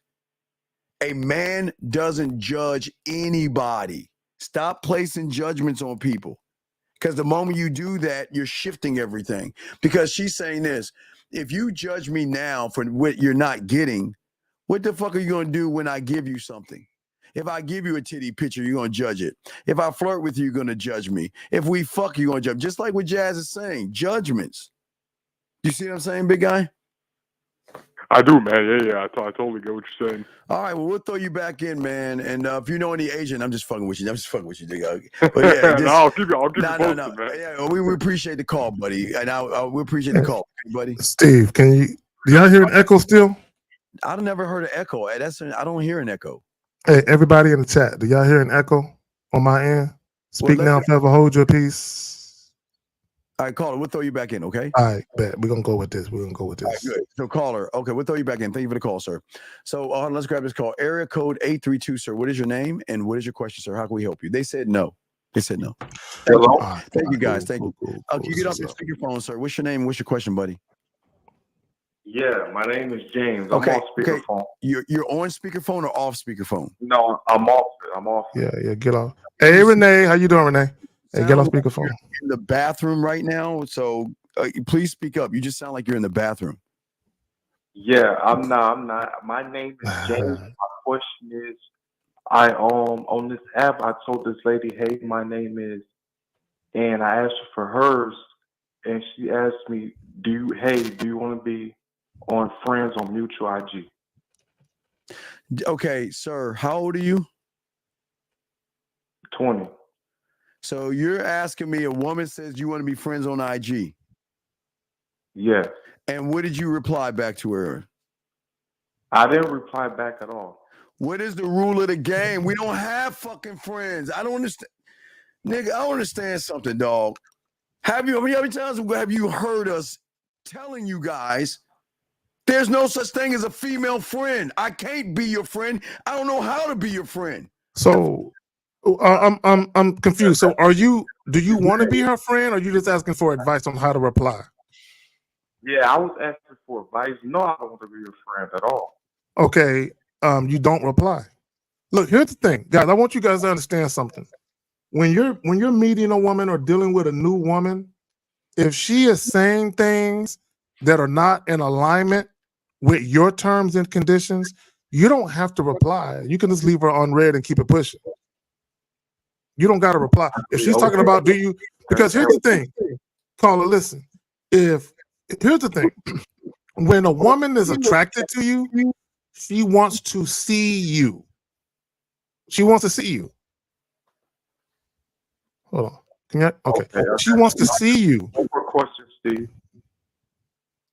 For the business cards, what do I put on the business card? Because I'm doing the Halloween game for the first time. Caller, what do I put on the what does it say in the fucking video, dog? What is My it say name and the number? Then what the fuck do you think you should put on the card, dumb fuck? All right, I'm asking. I'm Dog, just asking. stop. Steven. Dog, Also, stop. Come on, man. I make this shit kindergarten. Dog, why would I tell you, if I tell you to put your fucking name and your number, why the fuck are you going to ask me that question? yeah, I don't know, Steve. Dog, I'm going to hang up on you. I don't want to talk to you right now. You're very disrespectful. Get the fuck off the phone. That's very disrespectful. Let's bring another call. I don't understand this shit. I walk you through everything you got to do. Let's bring this call in. 214, how can we help you? What's your name? What's up? Goofy bitch. Okay, thank you. All right, next caller. All right, so anyway, next call. Okay, that was the last caller. Okay, so anyway, as we said before, to y'all guys out there, I got to make sure. You got that video ready? Because we need to get to that. It's been video ready. 2 hours. We ain't even touched that. We got 2 hours in. Yeah, here we go. Now let's get the video ready. Here we go, guys.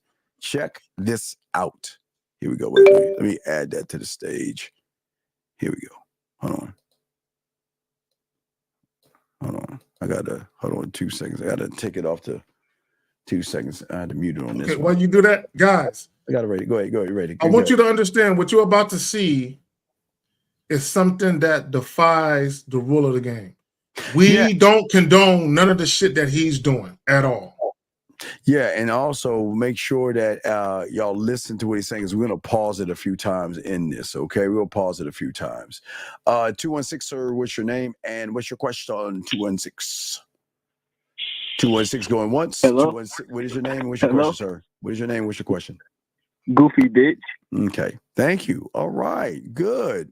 Wow, that's interesting. Wait a second, that's a new guy.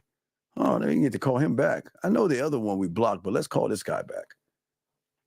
Your call has been forwarded to voicemail. The person you're trying to reach is not available. At the tone, please record your message. When you have finished recording, you may hang up. Zach, do you want to say anything to this young man who thinks we're goofy? Yeah, so don't be mad at us because your father rejected you and your mother don't like you. No, that's crazy, man. That's amazing how you want to call us goofy bitches, but isn't it amazing the interactions we're having with women that you can't even have yourself, dog? Isn't that interesting?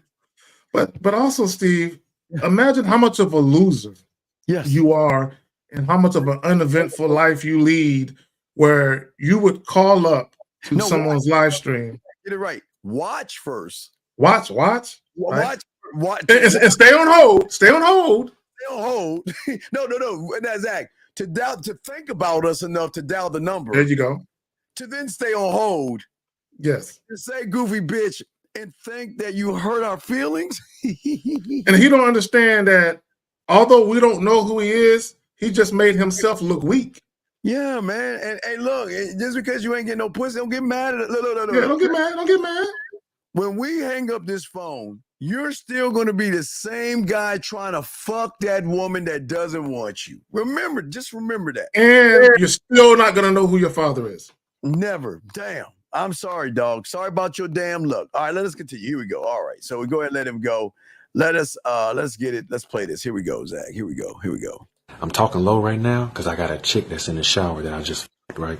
I don't know if y'all can see the light. It's right there. She literally in there, and I gotta be quiet. All right, I'm gonna make this quick too. I ain't trying to get caught or whatever. But look, we are not dealing with women like what y'all want them to be, or like the old time women or modest women. That shit is fucking dead. Okay, y'all gotta get that shit to y'all head. Case in point, y'all gotta hear this shit. This is fucking wild. This girl, right? Can you pause? She tells me that she's celibate, right? You got it, sir. You got it, sir. Guys, you cannot paint women with a broad paintbrush and say all women are the same.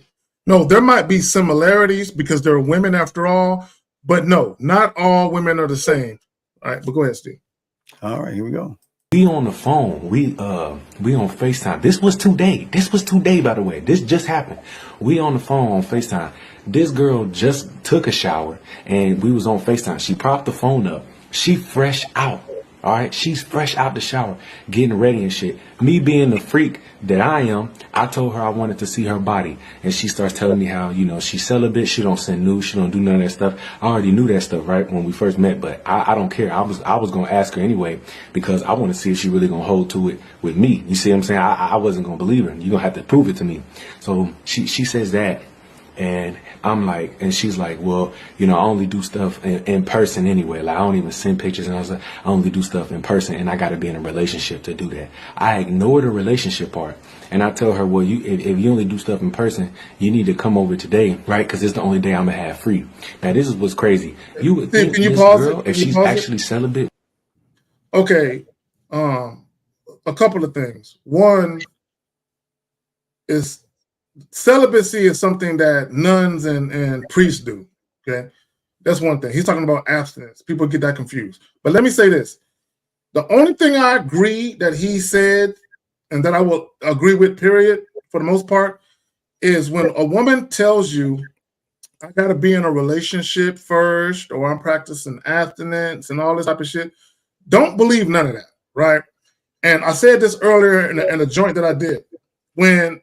When you have a mouthpiece on you and you're actually a guy that women desire sexually, even if a woman wants more than sex and you basically let her know, look, I ain't trying to go that route, but this is the route I'm trying to go. When you're that guy, oftentimes women will come off that relationship shit and they'll deal with you on your terms. If you're that guy, you ain't got to lie to women and bullshit them for that to happen. Go ahead.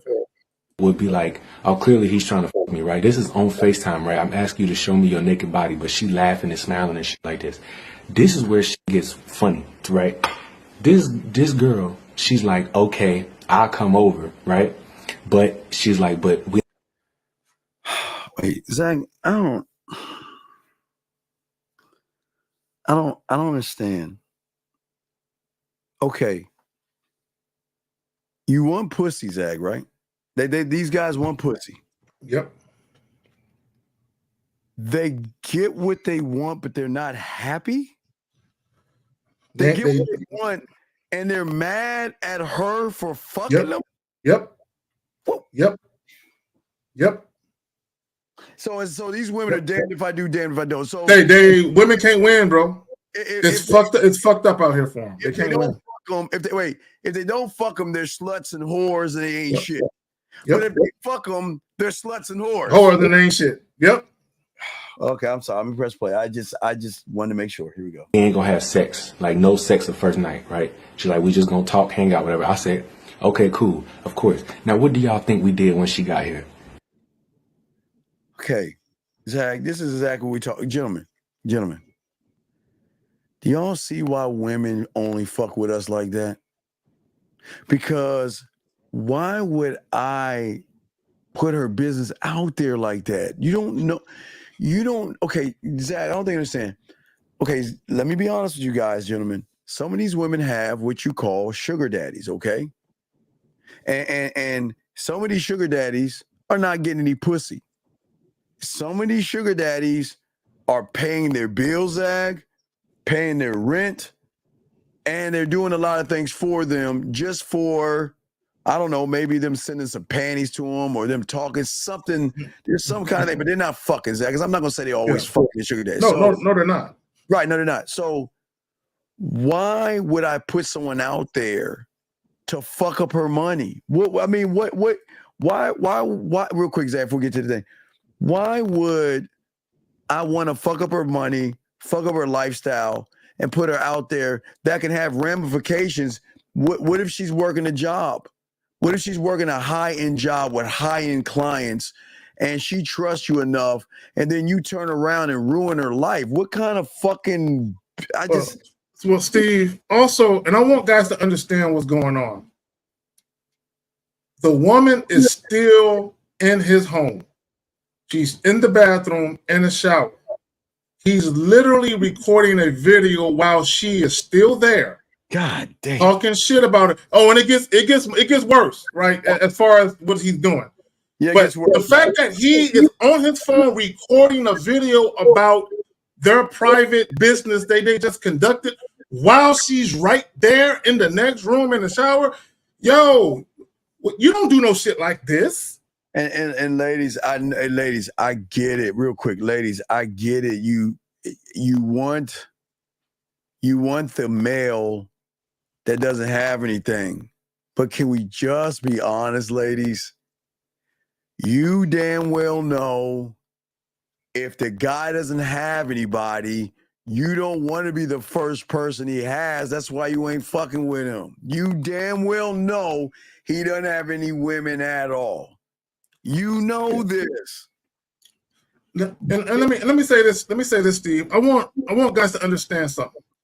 There are two types of women who will tell you that they're practicing abstinence and all that other type of shit. And again, whether a woman is lying about it or not shouldn't matter to you. Like it's none of your business whether she's telling the truth or not. If she's not dealing with you on your terms, it doesn't matter. But there's typically what? No, go ahead. I'll go after you. Go ahead. There's typically two types of women who would tell you that they're practicing abstinence, but they're really not. Okay. The first type is a woman who is not sexually attracted to you at all, and she wants to give you the misleading impression that you can crack the code to her panties if you take her out, get to know her, build rapport with her. That's the first type. You don't want her no way, right? Because she's just pretending, right? The second woman who will tell you that she's practicing abstinence or that you got to get to know her, get into a relationship first. A lot of times, and I think Jillian said it, she's putting up a wall, okay? And the reason why a woman will tell you that, and I said this earlier in the video I did today, if a woman is sexually attracted to you, but she wants more than just sex, and her desire to want more than just sex is actually stronger than her desire to fuck you, a lot of times they will pretend, right, that they're not that kind of girl because they want to control the narrative. They want you to perceive them a certain way. So they're using the leverage of sex to do it. But go ahead, fam. Yeah, Zach, I always say this, but I don't, I just want to let y'all guys know. So, Zach, I run into a lot of church girls, okay? Church women, excuse me. What is a church woman, guy? A church woman is someone that believes. Mm-hmm. She goes to church and she reads the Bible, speaks the word, all this stuff, okay? And I have no problem with her doing whatever she wants to do on the back end. A lot of you guys out here are going to run into a lot of women that say they believe and they go to church on Sundays and all that other stuff, which they can, but that doesn't mean they're not women at the end of the day. And because they like to fuck, they like to touch their pussy, they like to get fucked and things like that. That doesn't mean that I got to sit there and say, oh my God, I can't believe you did all that and you're supposed to read the Bible. Oh my God, you're disgusting, you fucking Jezebel. See, that's what y'all understand. Listen, when a woman says something to you, just respect what she's saying. I didn't say respect her as in believe what she's saying. I'm saying this. They're going, like the guy, like you're about to hear right now with this guy, they're going to put up a front. It is. They're going to put up a front because they have to. Hold on, we got a question here. He said, for Zach, you're saying that if she acts like she's not down for the dick and only for a relationship, then she's actually doing the opposite. No. Okay, listen. Okay, my leg guy. Okay, listen. Okay, now listen to what I'm saying very, very carefully. There are some instances where you will encounter a woman who is sexually attracted to you, right? But her desire to want to have sex with you and that's it isn't stronger than her desire to want more from you.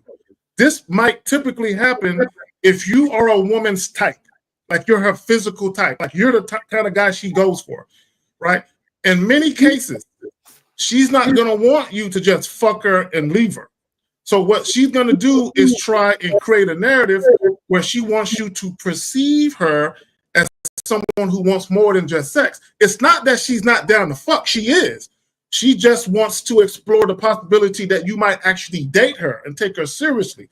So she'll play that role, like Steve said, because she has to. Because for a lot of women, if they want a guy to stick around, sometimes they got to play that role so that way they can still get some sex from you, but also get you to take them seriously. It's like a balancing act. Now, I'm not saying you should be cool with it, but I'm saying to you that this actually happens. Now, when you got game, you can see through the facade, right? That's where the mouthpiece comes in at, and you let her know, hey, look, I can respect your stance and your position, but if you fucking with me, we doing this. And then she come off that shit. But go ahead, fam. When the guys in the 40s, and I guess more like the 50s, I think, more the 50s, I think around 1950s, you play a game called chicken.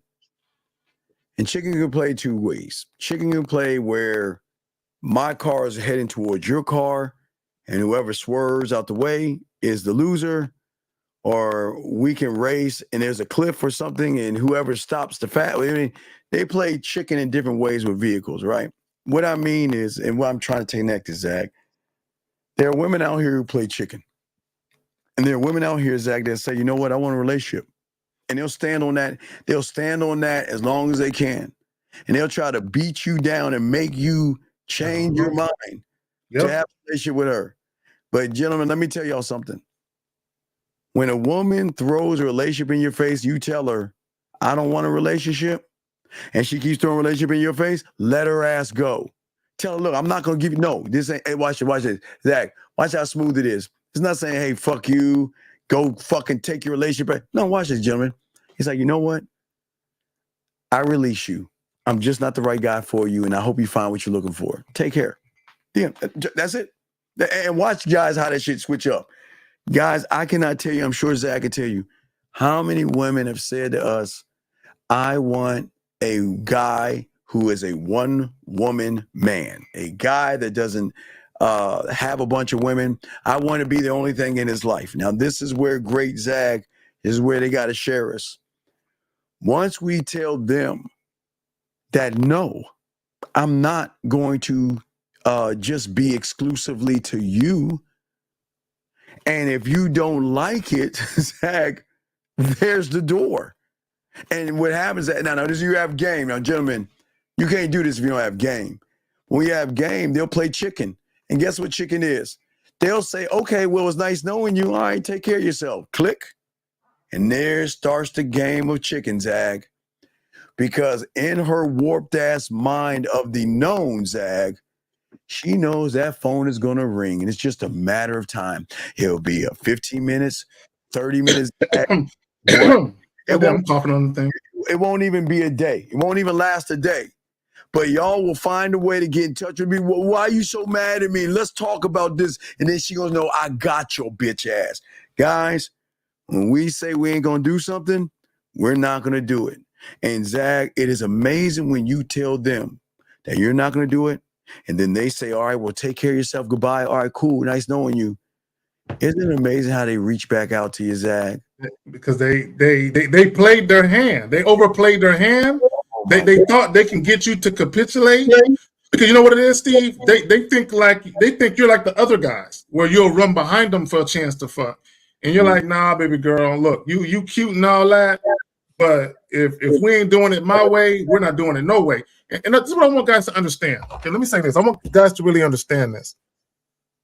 Every single woman listening right now, and every single woman, period, just in the world, they all covet non-sexual intimacy. And in some cases, they covet that more than sex. So this is what you will run into. Okay, when you deal with enough women, you're going to run into this inevitably. You're going to run into women who try and secure non-sexual intimacy on the front end. This is where they tell you, oh, I got to get to know you first. You know, you got to date me, and, you know, we got to deal with each other for a little while. I don't get down like that. I'm practicing abstinence, right? And this is, I'm only talking about women who are genuinely attracted to you, right? They're trying to secure non-sexual intimacy on the front end. And oftentimes the reason why they're trying to do that is because they want to see how consistent you can be with that before they fuck you. with the belief that if they secure the non-sexual intimacy and you're consistent and then they fuck you, you will stay. Right? Now, you will have some other women where they're so sexually attracted to you, even though they may want more, but they're so sexually attracted to you, they feel like if they try to play games with you, they'll lose out on an opportunity to sample your dick. So they're like, you know what? I do want more, but I want to fuck him real bad. So I'm going to go ahead and give him this pussy, and I hope he stays, right? That happens too. Yeah, you got, and gentlemen, it's not holding the line to play games. You just, gentlemen, sometimes it takes time for a woman to realize she's wasting time. Sometimes it takes time for a woman to realize she's wasting time. But remember, guys, okay, so let me explain. I used to watch cartoons like Tom and Jerry and shit like that when I was young.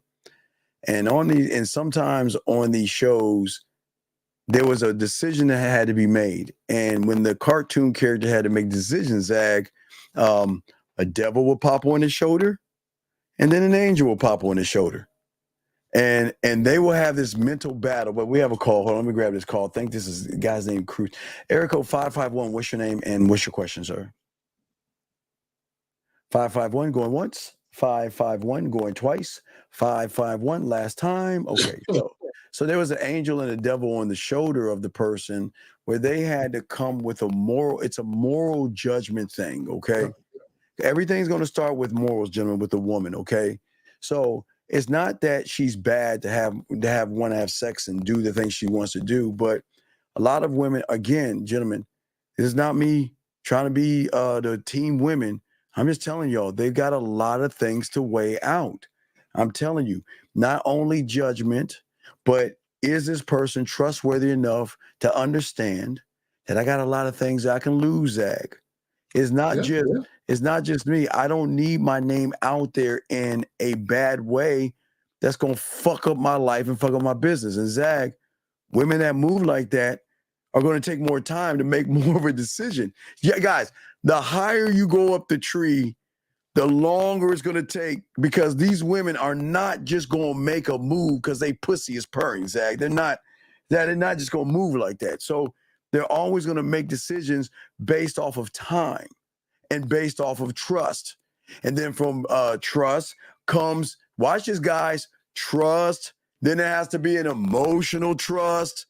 And then there has to be a sexual trust. So remember, guys, trust, emotional trust, then sexual trust. Because if you don't have those things, you're not going to win. But Zach, what say you on that, my brother? No, it's just it's a fucking echo again. God damn it. No, but it goes back to your point. Again, for women, because of the ridicule and the fact that they're ostracized so much more than men are, especially as it relates to casual sex or just sex in general, there's a lot of things for them to consider, which is why when you're the type of guy, when you're ganged up, you don't lie to women. You give women free will, right? You're not judgmental. You're discreet and all these type of things. And once a woman realizes she has that kind of guy in her midst, it's almost like she look up above. Thank you for sending me a man, like a fucking man. And a lot of guys don't understand that women crave to be themselves, to be in a position where they can be themselves, truly be themselves, right? In and out of the bedroom. So I want guys to understand something. When you're judgmental of a woman, not only will she conceal her private feelings and thoughts from you, but even in the bedroom, if she did have sex with you, sometimes she might conceal just how freaky she is because she don't want you to judge her. But go ahead. Wait, hold on. Let's just call this guy. Let's make this call, man. This guy talking about, if I give you my address, shit, I'll let you know where I'm at. Let's see if you answer the phone. This motherfucker actually trying to send me a message. You fucking serious? Oh, goodness. Is he serious? Because you want, yeah. See, answers his fucking phone. Come on. The Text Now subscriber you were trying to reach is not available. Yeah, I thought so. Okay. Yeah, I thought you wouldn't. Yeah, I thought so, motherfucker. Anyway, getting back, guys, I got a question. Let's continue on what we have right here. Here we go, guys. Let's continue this shit. Yeah, motherfuckers, man. Here we go. What y'all think? Look what I'm wearing right now. Look, I'm wearing a beater. And she in the shower. What you think? We was reading the Bible? Think we was back there playing Scrabble or some shit? No, we was. Now this is what's the craziest part. So I had to get some of her, like I had to get towels and shit for her, so that she could get in the shower and all that stuff, right? When she's going back and forth, like bringing her some of her stuff, she had already packed stuff. That's the craziest part. She already packed shit. It's like she knew she was gonna give up. Pause. Okay, so let me tell y'all guys a quick story about something that he's talking about. He said she had already packed stuff. Okay, so what he means by that is she tried to act like she didn't want to fuck, but she had already packed stuff in anticipation that she was gonna get dick down. Years ago, right? I had met this young lady. I went to her crib to scoop her up, right? And we ended up going. This is the first time we had talked on the phone and all of that. And she saw me in person. I just never saw her, right? Someone just pointed me out to her, but we never met. So this is the first time we meeting face to face. So I go in her crib, come to scoop her, right? And we dip back to my house. So at some point, she had a bag, a little bag, and the bag dropped in her toothbrush, and some other shit came out of the bag, Steve. So I knew when I came into her kitchen, because I came to the back door. When she saw me and she said, I'll be right back. I gotta go grab some things. Right? She had already made a decision. I'm fucking him tonight. Right? And if I can, I'm gonna see if I can stay tonight. Because she packed like she was doing that shit, right? So my point is we didn't talk about fucking like that, right? But she had already made a decision. So what he's talking about was she made a decision before she came over there that she was already gonna get busy like that. But he's putting shit out put business in the street. You know what I'm saying? Now I'm telling you guys that y'all don't know who the woman is. This was years ago. He's recording a video while the woman is still there talking about that. That shit ain't cool. But go ahead, fam. All right, here we go. Guys got a question for the queue. Here we go, guys. Here we go. She goes in the shower going back and forth. She leaves her phone unlocked. I kid you not. This just didn't happen, bro. I got to pause it right there. Guys, I'm going to explain something to you. I'm going to tell you something that women who have shit going on will not tell you. Okay. Some women who have money, okay, will have kind of like two phones, but not for the plug. Yeah, they got two phones. Yeah. Sometimes they have two phones. Yeah, that's true. And the phone that they have might be. Have you ever? There used to be a show called Bait Car. What was that? There used to be a show with police officers called Car Bait or Bait. Oh, yeah, the car where you would start it and then you would drive it for a little while, it would turn off. Yeah, and then they arrest you for stealing the car. It was like a bait. Yeah. Right. Yeah. So there are women out here. Now remember they had so think about it as checks and balances, okay? All right, so we fucking around, but I need to know that I can leave my phone right here in the open and you're not going to touch it or read it. Because the moment you motherfuckers do that now it's not a car bait, it's a phone bait. It's the ultimate test in which you guys fail. She'll leave the phone right there. And it might be a guy's with a dick pic on there or him flirting with her, whatever the fuck it is, or them flirting with each other. Leave it wide open, right smack dab, where you can just grab it and just scroll and scroll and scroll and scroll and scroll. She need to see how you moving. Guys, don't fall for that shit. And the funny part, they might have it cloned. So anything you do in it, they see it from the other phone. Anything you do in it. So she has two phones, or you won't know. But if she has her phone out and her messages keep going ding, ding, ding, don't pick that phone up. Don't look at that phone, because gentlemen, if she places, watch this. Women are smart. They can place the phone at the edge and know the phone's at the edge. But when you guys grab the phone and shit, you just grab it and you'll put that bitch down real quick, not knowing that the phone's supposed to be at the edge. Don't touch the phone. Don't touch the phone. Don't bring nothing up. I just had to say that, Zach, because he got baited. He lost. Yeah, let me just say this. Let me just say this real quick. In my lifetime, I have never looked through a woman's phone. Ever. I have never looked through a woman's purse. I have never read a woman's diary. I have never went through a woman's car. None of that shit. Never. Ever. Okay. I could care less about what's going on in any of those different things. I don't give a fuck. The mere fact, and I feel some type of way, right? Even in a relationship, you shouldn't be doing that. But this guy literally just met this chick, and he's going through her phone. Now, watch what he says about what he saw in the phone. Like, you just met this chick, and you going through her shit? Zach, the only time, come on, man. The only time I dug in the purse when I was 7 years old in the summertime. I don't know what my mother was doing. The ice cream man was out there. I asked her for some money. She said, get a couple of bucks out of my purse. That was the only time that I went into a purse to grab a few dollars and give me a Nutty Buddy ice cream from the ice cream man. So, yeah, but that's different. But even then, I don't like. I be like, I just got to get the purse to the chick. Hey, get this shit yourself, right? Yeah, Look, let me tell you something.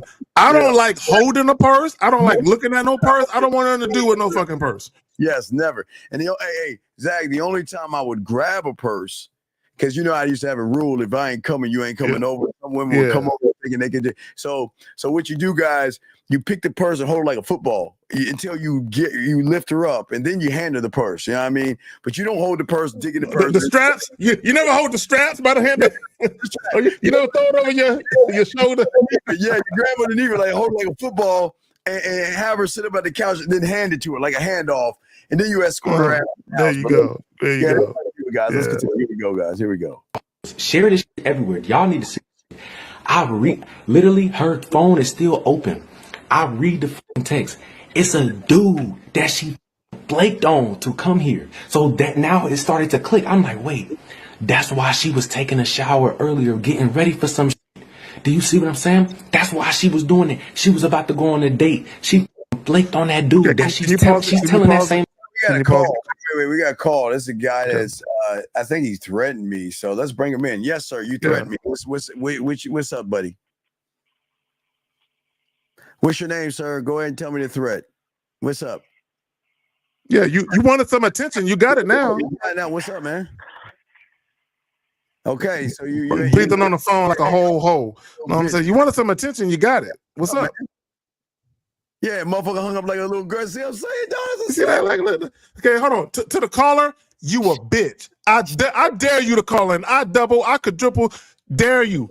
Call your bitch ass in again. Motherfucker, hey, guys. Fucking pussy. Man, pussy. Damn it. Man. Yeah. Anyway, let's continue. Here we go. I got guaranteed that she's celibate. Okay, I gotta can you pause it? Can you pause it? I cannot let her. Can you pause it? You got it. Okay, number one, him going through the phone is in violation. Like he's like, come on, man. What part of the game is this? But even more importantly, I want guys to understand something. Guys, see, this is the thing that every guy wants. A lot of you guys, y'all want this. What I mean by you want this, you want a woman to prioritize you. This is the reason why she flaked on the other guy in favor of him was because she prioritized him. She basically said, the guy that I actually want to have sex with, I'm going to go see him. There's another guy who's going to take me out on a date and actually spend money on me. But I'm going to flake on him and go with the man that I'm actually sexually attracted to, where there's no money being spent on me. When you're the guy, when you're that guy, that's going to happen. Women are going to flake on dates and come and see you. You should not ostracize a woman for that. It's supposed to be like that. Go ahead, fam. No, you're absolutely right. Here we go. Let's play. Here we go. Here it is. She's telling the same dude that she's celibate. And this dude, she stood him up. And on top of that, he's texting her, where are you? He's texting her, where are you? She didn't even have the. Gentlemen, gentlemen, it's kind of like the guy called earlier about losing the 8-year relationship. Look, listen, gentlemen, I don't know why y'all feel so threatened by her talking to an gentleman. They're gonna talk to other people. Zach, Zach, you know that's what I want more than anything. I want her to talk to other guys so she can recognize what she has with me. Because, yes. And that's what they don't understand. Why are you cutting her? Jazzy, hold on, Steve. Jazzy, he's whispering because the woman is still in his house. She's in the shower. In the shower, so he doesn't want to get busted open. So he's whispering like that. But yeah, man. So, gentlemen, when you have game, you want them to talk to as many guys as possible. Because if you set the bar, then you're the comparison. They're going to compare that guy to you. So don't feel threatened. This guy's feeling threatened because he's not the guy. Here we go, Zach. Decency and respect to tell this guy beforehand that she was canceling on his Wait. Could you pause it? The unmitigated gall, the audacity of this butterscotch looking nigga, dog. The audacity of him to talk about decency and respect, and he's going through her phone and recording a video ostracizing her while she's in the next room taking a shower. The audacity of this butterscotch looking nigga, dog. And listen. He got it one time, but Zach, you know why we get it for life. We get it for life because they realize they can go do and be with guys. I don't think y'all understand how this works. And I'm not even going to kick the women out the room because I don't give a fuck if they hear this because this is the fucking truth anyway. Here's the thing, gentlemen. They cut them off. We don't have to tell them to cut these guys off. They cut them off little by little, guy by guy by guy, because they realize we're the guy. When you have game, you're the guy. And you want to push them. Oh, yeah, talk to them. Hey, Zach, how many times have we always talked about we tell her to go on a date with a guy, she start getting mad and start crying because we're trying to get rid of her. They think we're actually trying to get rid of her. No, listen. I want you to go out. Listen, if you have a nice dress and you want to go out and feel sexy in that dress, and you want to go to that expensive restaurant, then by all means, call that bitch up, let them take you out, and we're good. I'm not going to be mad at you. I want her to have fun. Steve, here's my thing. Ladies, I don't care how you treat these other niggas. Exactly. As long as you respecting me and you dealing with me on my terms, we're golden. If Steve, real quick, let me say this. I was in my car one time, and I had this young lady next to me, right? That I had just met, and I had known her for a little while, and she was dealing with other guys. She's in my car. She's on the phone with another nigga. She's cursing that motherfucker out. She's calling him a bitch on the phone.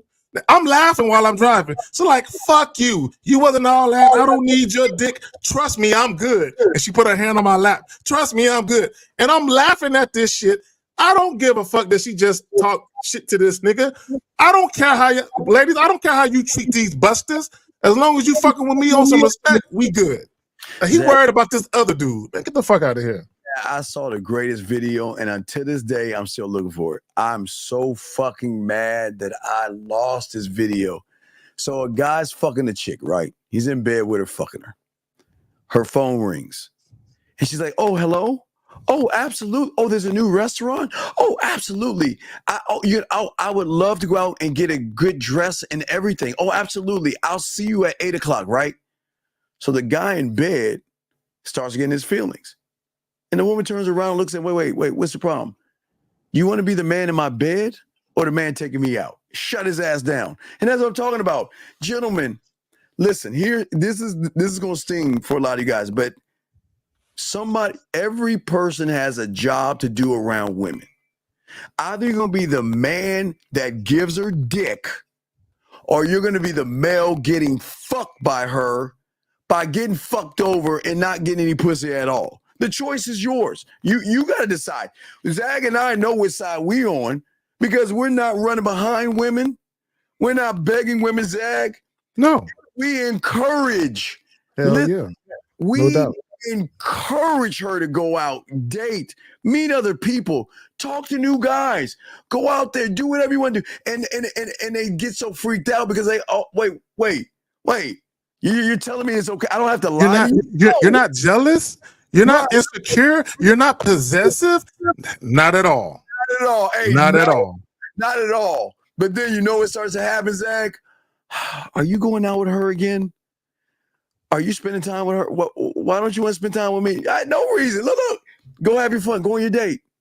Go on your date. There's no games here. Mm-hmm. Go have fun. Enjoy your life. Go on dates. Hey, you want to go on a cruise with the guy? You want to go on a trip, man? A helicopter ride? Oh, man. All that shit. Do what the fuck you want to do. Because at the end of the dick, you're always going to come back home to this dick. You're always going to come back to this dick. Hey, Jazz. That's why they got to show us. Because look, guys. See, number one. Let's address the elephant in the room. Number one, he's fucked up for going through her phone. There is no right in that. He's completely wrong for going through her phone to begin with. But be that he did. When he did see the text between her and another guy, where the guy was telling her, or where she was telling the other guy the same thing. Oh, I'm celibate. What he should have said was, "It's a damn shame this nigga ain't got no game like me, because I saw all through that. This nigga actually believed it." And he should have left it there. But he's trying to, talk shit about the chick. Guys, here's the thing. Women lie, men lie, the game doesn't. The game never lies. Stick to the script. And gentlemen, there's no, and I say this a million times, there is nothing wrong with a woman dating other people. I don't know why you guys feel that they're your property. Women are not property. They're not your property. They're allowed to do what the fuck they want to do when they want to do it. Y'all have got to stop caring so much and putting your feelings in this shit, because y'all are never going to get any pussy or mess around with women, because remember, you're already judging her. So she tells you she's seeing someone and you get your fucking feelings. Dog, Zach, you should have saw the shit. Now, I can show you the clip here, on the show when I was showing you. If you want to see that clip of that motherfucker, dog, you got to see the shit. Wait, can I pull it? Go ahead. But here's my thing, right? So I want guys to understand something. Okay, here's a young lady that he's dealing with. She tried to control the narrative as far as how she wanted him to perceive her. He saw through the facade, right? He broke down the walls, or she took down the brick, Steve, because she clearly was sexually attracted to the young man, right? Clearly, which is why she even went over there and to bust it out anyway, right? So she basically took down the walls. This it right here? Oh yeah, you gotta see it. I'll let you finish. Go ahead and finish. I'll let you finish. So my thing is, you met a woman that you were sexually attracted to. She tried to pretend she wasn't about that action. Okay, you got her to reveal her private thoughts and feelings, and she showed you the truth, that she was indeed sexually attracted to you. She was just trying to pretend on some bullshit, right? So you got her to come off the bullshit, right? You had her in your bed. You was fucking her. What more do you want from her, dog? You just met this young lady. What more do you want from her? Yeah, sir, this is not a red. How we add more people towards a red pill? The red pill is a homophobic place for men that really have a sexual desire to be with other men. How are we pushing men towards that? We're men. We're trying to get you off that shit, bitch. So stop fucking crying and call in, you fuck boy. Anyway, let's get back to this shit. Check this out, Zach. Hold on, real quick. See, let me say this, guys. If you deal with women strictly on your terms, you'll never get played. Yeah, you'll never get played. How you get played? We see they don't have terms because they don't get any fucking pussy to even create a term. All right, let's look at this shit, dog. Watch this shit. Look at this shit, Zach. Hold on, pop this shit in. Watch this. Search your name in the other person's messages. Do we have to do this? I'll do it. Oh, this is where this. Oh, let me find that shit, y'all. Let me get to this. So he been trying. Okay, Zach. So this goof ass motherfucker dated this chick for 6 months. He met back up with her. Well, I'll let him explain. Okay, check this out, Zach. Check it out. Conversation, but I feel like when I have to do like 90% of the work, that's a sign that we aren't compatible. I feel like it's hard for me to be vulnerable with people sometimes, and with Justin, I feel like I can tell him anything. I met Justin 5 years ago, at a conference for UC Berkeley during high school. At the end of the conference, we had little envelopes and I found a note in it. It said like, hi, it was nice to meet you, and a phone number. And So what motherfucker, okay, well, let's ask the question. What man does that shit, dog? What man does that shit, okay? Okay. Yes, okay. So, yes, sir. But yeah, so getting back there. So, Zach, what guy puts his number into a woman's envelope versus telling her to get at me? You see what I'm saying? To her face. To her face. Now watch this, Zach. Watch this shit. Watch this. I basically texted the phone number on a limb. So I basically slid in DMs, but physically. We just started texting a lot and FaceTiming a lot and just kind of hit it off. Yeah. We dated for about 6 months, and then right after that, things kind of fell apart. So I was still immature, had a lot to learn, and then the way it ended was really messy. All right, let me get to the good shit. So watch this shit. So they gonna have this joint where they it's an email party. Why this is the shit. Watch this shit though. Okay, watch it. So they're telling them is a thing. Watch this. Here we go. Watch it. Time, and then it wasn't until like I was outside of the relationship that I realized that like I'm not as close to my friends anymore. But it's a lot better now, so. Watch, here I it love goes. all my friends. So it's D for 2. Watch, here it goes. What's the worst thing someone could say about you? that's not Just it. let it go and move on. While it is, First oh challenge. boy. Here we go. Watch. It says FaceTime the other person's That's the mom. mom part. Hold on, that's not the one. Hold on. Oh, what are we? What should we be? No, hold on. In the best way possible.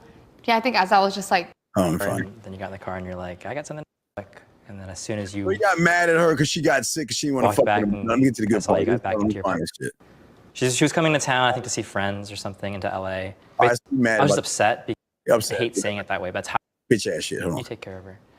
And I left. And I left in a very angry manner. Okay.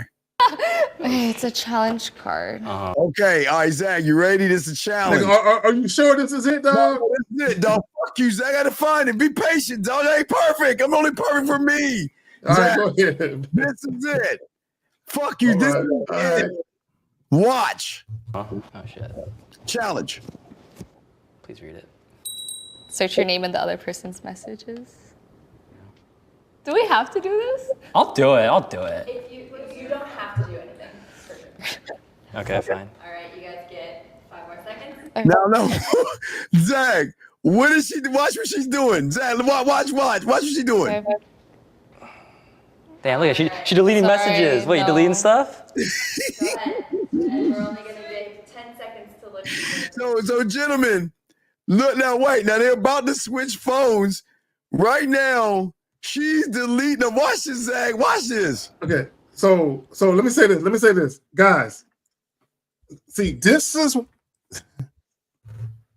when you're not the type of guy that could bring out a woman's true sexuality. If you get in her phone and see the messages between her and other guys, you're going to see that she's completely different with men that she's really sexually attracted to than you. And she don't want him to see that shit. Oh boy, watch this, Zach. Here we go. No. Still deleting. Okay. All right, switch. All right. So his phone is empty.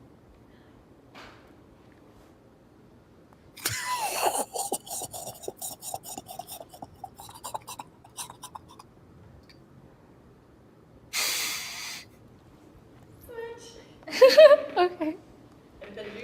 He look a little despondent. He look a little distraught. Watch. Not for my end.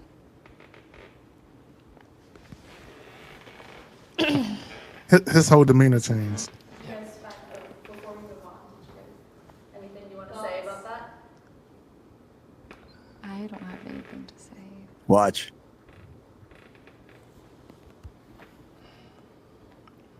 He look like he want to cry. Yeah. He talked about last time he cried is when they broke up. He cried to his mom. I forgot to tell you. I didn't want to show you that part, but no, I'm not fucking with you. He said the last time he cried was when they broke up. He called his mom and cried with his mom. I swear to God. Here we go. After 6 months? Yeah. All right, moving on then. Look at him. Oh, I guess Look at him. I think you know what I was No. gonna say. Oh. What were you gonna say? So how much do you guys talk? He saw a mess between her and another guy. Yeah, now remember, he saw the message. He didn't get to delete it. Remember, she deleted messages. So listen what he's saying. He looked heartbroken, dog. Like here and there. And she's lying to save his feelings. I know. Watch. You said it was just him reaching out. So he just asked. You said it was him reaching out. Now watch what she says. Okay, she said it was him reaching out. Watch what she says. I guess kind of both. Are you sure? You don't want to take a few minutes? How much do you guys talk? This shit is hilarious. Watch. Hey, hold on, Steve, before you play it. Guys, don't ask questions when you don't want to know the answers. Don't ask shit you want to know. She being, hey, watch, come on, here we go.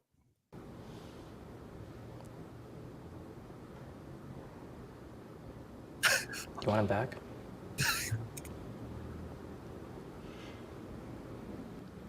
Or do we want to take a breather?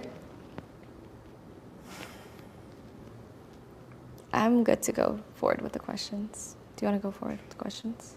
Yeah, that's good. Is it my card or your card? That's mine. Okay, can you pause it? Can you pause it? Yeah. I want guys to understand how cool she is. She is not emotionally impacted by this at all. In fact, what she's trying to do, she's really trying to spare him because she knows that this motherfucker is a bitch, right? So she's really trying to spare. That's why she said earlier, do you want to take a minute? She's good. She has no problem telling the truth, but she don't think he can handle it. Go ahead, fam. Yeah, she should be the one heartbroken, but look, watch this. Now watch, you're gonna ride the car and you're gonna roll that shit and watch. Okay, perception box question. What is your most consistent and greatest fear? I fuck what she said. I'm graduating. I'm thinking about like relying. 5-minute break. You want to hang out here for a second? You want to come out with us? Okay. He had to take a break. All right. He's so emotional, dog. I'm crying, I think. Here we go. Do we want to keep moving through the questions? Look at him. Look at him, dog. Guys, can you pause it? Can you pause it? Guys. I'm gonna tell y'all a whole hard code truth. Let me get my words right. Here's the reality of women. When a woman is really feeling you and she really likes you, she wants you to care, but not like that. Women don't want you to be like that. They don't. A woman wants you to care about her, but she don't want you. She don't want to see you doubled over and acting less than a man. Women don't want to see that. They don't. So women, they'll publicly say, I want a man to show that he misses me and that he cares.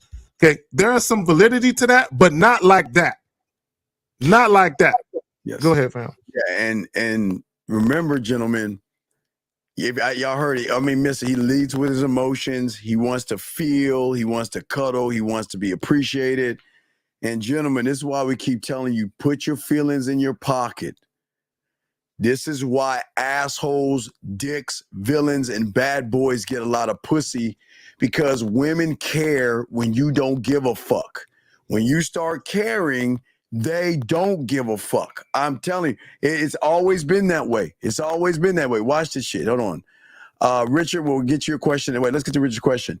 How do you get a woman you dating that's easygoing, not to be friendly towards other people? Richard. Why do you care? Richard, listen.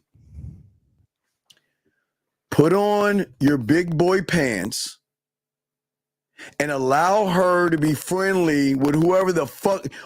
A man is not threatened by another man, motherfucker. I don't give a fuck if she's friendly to other people, as long as she's not disrespectful to me. Like Zach said, we're cool. As long as she's not disrespectful to me. But hold on, gentlemen. Just because she talks to another guy, y'all know that's not disrespectful. Let these women, okay, when you're the guy, you wanted to talk to other guys. It's very important. Push her towards other people. Never feel another man can outdo you. The moment you feel another man that can outdo you, you are caught in that man's web. So watch this, gentlemen. It's no longer about the woman at that point. You're comparing yourself to another guy at that point. Facts. You're looking at another guy. Hey, is he taller than me? Is his dick longer than me? Does he have more girth? Does he have more muscles than me? Does he dress better than me? What is it that she likes about you? Shift from her, which is bad. Yes. Looking at another guy. You're not supposed to do that, Zach. Steve, that's some real shit that you said. And a lot of guys aren't going to want to admit that. Fuck. But the moment you're worried about, other guys are going to hit on her because she got that on, or other guys are going to approach her. Now what you're having is a fucking hypothetical dick measuring contest with a man you've never met. Never met. Because you're worried that he is going to have something you don't have, right? And that she's going to be more excited to talk to him. And you're worried about your position in that woman's life. Guys, let me tell y'all something. As a man, you should never be concerned about your position in a woman's life, because she should have a position in yours. And anytime she's not acting right, then she got to go. Right? You should never be worried about what's going on with a woman. Either she's down to fuck with you in alignment with your vision and your structure, or she isn't. If she thinks there's something better for her, let her go seek it. Please seek it, and we give you nothing but permission. Guys, I love it. Hey, guys, I tell you, I know y'all crazy, but it breaks them. As I say, Zach, it breaks them when you're going on a date. Oh, cool, man. All right, is he an ass man or a titty man? Oh, he kind of likes titties. All right, well, let's go live. Right, Zach? Let's go live. Yeah. You can walk around your bra and panties, and while I'm working, you can go try on outfits, and I will find the perfect outfit for you.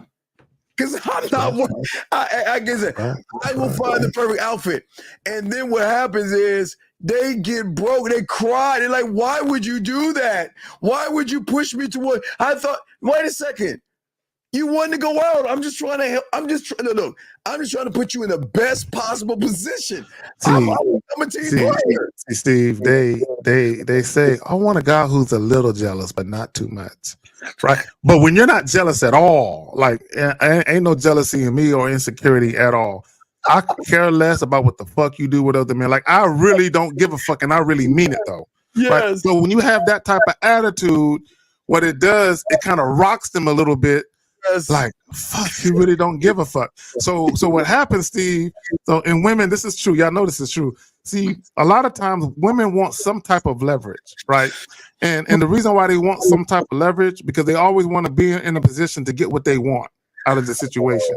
So if once a woman realizes that she can't leverage her vagina, and once she realizes that she can't leverage her physical presence, meaning you're like, I don't give a fuck about your pussy like that, and if you want to go, go. So once she realizes that she can't leverage any of those things, it's a cold chill that comes over. I'm like, fuck.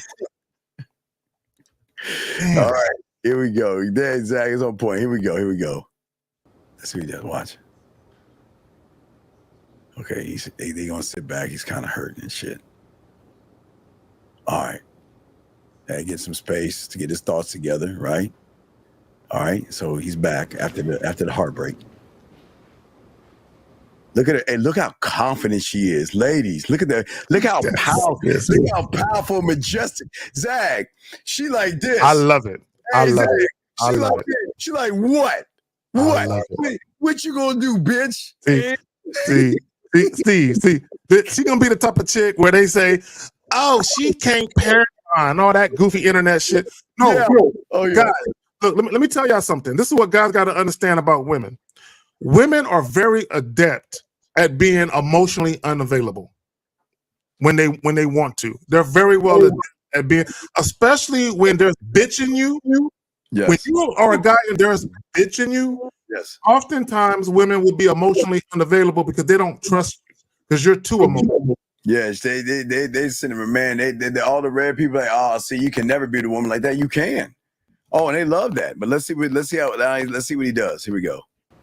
Yeah, the question of what greatest fear, I was going to touch on it anyways, but now no better way to talk about it.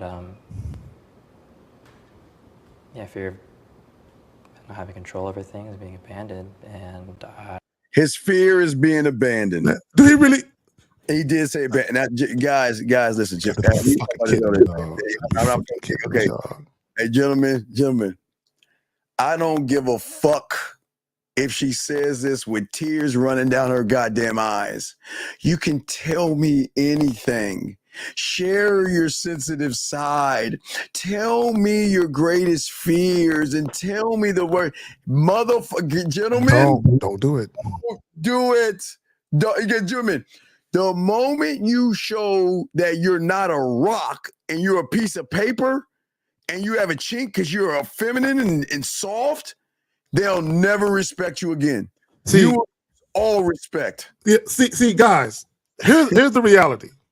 A lot of times women will say they want certain things in a man or from a man until they witness it. Yes. And then they realize this is horrible. I didn't think it would be like this. So a lot of times when women say, oh, share with me how you really feel, what's really going on is they don't want you venting and complaining to them. That's not what they really want. They don't want that shit. Now remember real quick. Now remember, guys, there are guys that try to get sympathy pussy. Now this is a case in point. I call this cupcaking. This is when you're trying to tap into her emotions to guilt her into liking you. This is a trap. Don't do this shit, guys. Listen to this bitch. being played and. Oh, thank you. Hey, Jillian, thank you. You got it, girl. But my Carol came in. Hey, Jillian, go get that dildo rubber to make your wish. Go get that deal. Hey, dog, that's for women to do. Dog, don't do that. That's for women. This is for women. Guys, come on. It's for women. Hey, guys, let the women have that. Please let the women have that. Please let the women have that, okay? Please let the women have that, okay? Hey, stop it, motherfuckers. It's for women. Let the women have this. This is specifically we do for women to give them a moment to wish on that deal that they can have a man, motherfucker. It's not for you guys. It's for women. Now they just ruined it for the day. Hold on, here we go. Let's continue this shit. Well, I'm saying this because I care about you, about us, about my own feelings. Hold on, Steve, before you play it again. Guys, look, I try to have patience with you males, the species of males. I try to have patience. Yo, look, guys, it's okay to admit, yeah, I like her. She kind of cool. Yes. But when you start to let your emotions hang like a Kotex string, it becomes a problem. Please, we're begging. Hey, guys, I don't beg y'all. Guys, please stop telling women. Okay, listen. Women are supposed to tell you how they feel. She's supposed to say, I miss you. I think about you. I want to see you. I want to hold you. I want to touch you. I miss touching you. I miss seeing you. I miss the dick. I miss you coming in my face and pulling my hair and smacking my ass.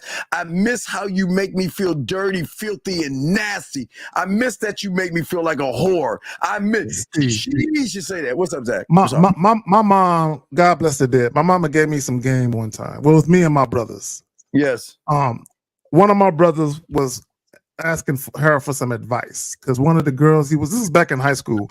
One of the girls he was talking to was like, how much do you miss me?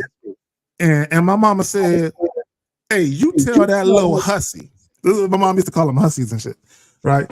They're like, you tell that little hussy, I miss you as much as you miss me, right? Because my mom, she wasn't on that bullshit, right? So, like to Steve's point, let women do it. Now, guys, there's nothing wrong with missing a woman. I don't want to, act like niggas, ain't got no emotions, but but this is a woman that's earned that role in your life where you're like, you know what, I ain't seen Shorty in a week or two. You know what? Let me get her on the phone and have her come over and shit, right? There's nothing wrong with that, but you shouldn't be like, I really care for you, and I mean, missing you, and I be thinking about you all the time, and I wake up and I see your face on the television. Girl, I can't sleep without seeing your face in my dreams. Yeah. That goofy shit. Go ahead, Phil. Well, and it's not okay, gentlemen. Zach is right. Listen.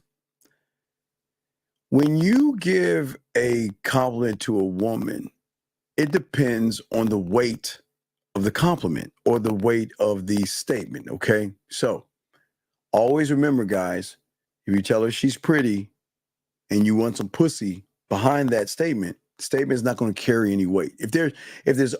Remember, if there's something behind the statement, it will never carry weight. So when you tell her I'm thinking about you, or I miss you, or I won't say miss you, but some of you motherfuckers do say that, or you're on my mind, right? If you're doing it for pussy, it's not going to carry weight. But why our comments carry weight? Because guess what? If you cross my mind, see, you don't have to ask me, are you thinking about me and all this stuff. If you cross my mind, I'm gonna let you know by I'm reaching out to you. If you weren't on my mind, I wouldn't be reaching out to you right now. You gotta give them a little education, right? You gotta let them know. Look, I'm reaching out to you because you cross my mind, and that's the truth. Hey guys, melt like butter.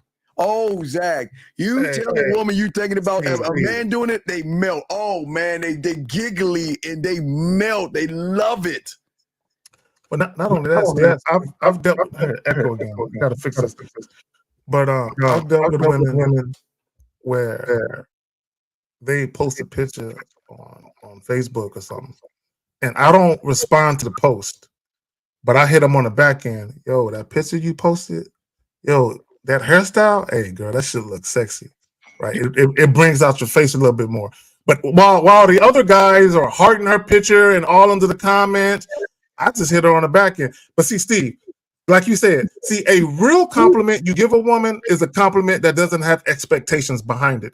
I'm not telling her that to fuck her. I'm telling her that because it's true. Okay, it's important, Zach, you say something. Now, gentlemen, there are pictures women give, and then there are pictures women give. Okay, gentlemen, let me show you this. And women don't want y'all to know this shit. Okay. All you guys seeing we call them front end pictures. Exactly. We don't even respond to them because that's not even another bit. Okay. A woman will show you her body in the front end picture, wearing a bathing suit in the front end picture. They will show you some clothes in the front end picture. And if you notice, everybody on that front end, beautiful, sexy, gorgeous, beautiful, sexy, marriage, hard eyes, beautiful, sexy, gorgeous, right? That's on the front end, guys. I don't even know why y'all even say, gentlemen, you want to be on the back end. This is why we talk about the back end. The pictures she puts on the front end are not for you. They're just for her to gather up the fools, get a little bit of shine, all this stuff. Well, validation and attention. Right. The back end pictures are where you want the back end pictures. The back end pictures are the nasty shit. Get you on the front end, she will have clothes on. Back end, she has no problem. She wants to share her body with you. That's why I keep telling y'all see all that stuff. We like, all right, hey, look, hey, watch this act. We can see what she's posting on there. And we just laugh. We like, it's funny because they think those are the good pictures. Oh man, dog, like you said on the back end, Zach. When you tell me, you know what? Hey, you know what? You look really good in the outfit. Oh no, I got something special for you. There you go. Yeah, I got something special for you. Yeah, Zach. So real quick, Steve, I'm seeing I'm seeing a disturbing pattern. Jillian T and Rogue Nerd both got comments talking about dudes crying to them. And guys, I'm talking in a soft voice because of an echo. I'm trying not to echo, so I'm not. Wait, is it echo when I turn this down? No, we good now. We straight now. My ex cried because I wouldn't let him take a shower. Man. Wait. Gentlemen, if you can just find a way to get that orgasm before she even goes in the shower, dog, they can't wait to get your ass in the shower. Matter of fact, you be like, baby, no, come on with me. Come. Hey, Zach, they gonna get mad because you won't take a shower with them. Steve, and then Jillian says, I would have got a carrier's permit the day after the last man cried. This is insane to me that guys are breaking. It's one thing, like if a man, his mother died, and you walk into the room and he's weeping to himself and you just happen to catch it. But for a man to break down and cry in front of a woman because his feelings are hurt, like, no, let's see. I can't see it. Well, let's see it right here. Here we go. I don't know if you're gonna cry. Here we go. And so yeah, I'm hurt. I'm really hurt, Diane. Thought I had a grasp on things, and I really didn't. The term situationship, it doesn't. No, wait, hold on, time out. No, for y'all to understand, she already told him that I don't want a relationship. I care about you. We can be friends and we can hang out. But you can't get mad at a woman meeting other guys. And how can you be hurt? How can you be hurt when the signs are right in front of you? She doesn't like you. She's not interested in you because you're too fucking soft. I keep telling you guys, y'all have to stop being so soft. The more man you are, and that means putting your feelings in your pocket, stop giving a fuck, and be about this game, they're going to want to fuck with you. Steve, this guy, he suffers from low self-esteem. He's a people pleaser. He looks for validation. He looks for acceptance. And you know it's true because he said that he has issues with abandonment, right? So, guys, a woman breaking up with you or divorcing you is not her abandoning you, right? You still got yourself. See, this guy, he's so weak that he doesn't understand that him loving himself is all he needs. He thinks having the love of a woman will make his world better. So if you think that having the love of a woman or being accepted by a woman will make your world better, that means when she denies you her love and she denies you her presence, that means your world is worse. You know how weak you got to be to think like that? Well, let's see. Here we go. Let's see what else you think about. Always have like clear boundaries because it's not like a fully committed relationship. Being exclusive or like not being exclusive until it's stated. And that's what it's like for me. Like if it's not stated, then I'm gonna assume that it's not exclusive. The text that I read is saying me and Justin are not a situationship. So. Wait, he talking about the other guy. He's asking her about. Okay, his name is Justin. Oh, his name because what he read. Okay, he read a text message from someone he knows that she was fucking with. That's why. Yeah, someone that he knows. But I guess the guy, what she's saying is that Justin read the text. I guess the guy was asking her about Justin, and she said we're not a situationship. Jenna, let me tell you something, girl. Let me tell you something. If you had a office cocktail party, I'm not going away. Shit, but go ahead. What time this shit gonna go down? I have my little video game. I'm at my video game. I'm either gonna be watching The Penguin. I'm gonna be watching Stallone. I'm gonna be watching either Netflix. I'll be watching From. That's another show. I'll be watching some shit or playing video games. Now watch this. Now, Jillian, let me look at that dress. I just want to see you in that dress. Okay, I see you in that dress and everything. Oh, cool. All right, listen, Jillian. Oh, hey, who you going? Oh, hey, just be safe. Have fun at your cocktail party and all this other stuff. And Jillian, if you got around a motherfucker like me, before the cocktail party's over, you're gonna excuse yourself. You're gonna get to a little private area. You're like, hey, how you doing? The party's almost over. And if you're not busy, I'd like to come over and actually celebrate. And Zach, watch this. Yeah. The only way you're gonna do that, hey, I want you to have them panties off before you walk into my house. Because what I'm gonna do, we get to that cocktail party. I wanna do some rough house. I'm gonna bend you over and lift that shit. You see what I'm saying? That kind of yak. So, Yeah. this is a positive for a guy. You should never get mad at not going to the cocktail because I'm not giving you the cocktail party. I want to give you some cock, not cocktail. So yeah, I want to give you some cock in your tail. So check this out. So I want to give you some what? Some cock in your tail. You know what I'm saying? Hey, look. So my thing is, look, I don't want a woman inviting me to that shit. I don't want to go to that shit. You know what I'm saying? I don't want to meet your coworkers. I don't want to go to your little office shit. Now, if you ask me to go and you play that position in my life, I may go, right? But I don't like going to places out of obligation. Like if I really don't want to be there, then I ain't gonna be there. So if you ask me to go, and I had women that asked me, and I said, nah, I really don't want to go to your shit. You know what I'm saying? I don't want to be around your corny ass coworkers and shit, right? Yeah, I don't want to be. Yeah.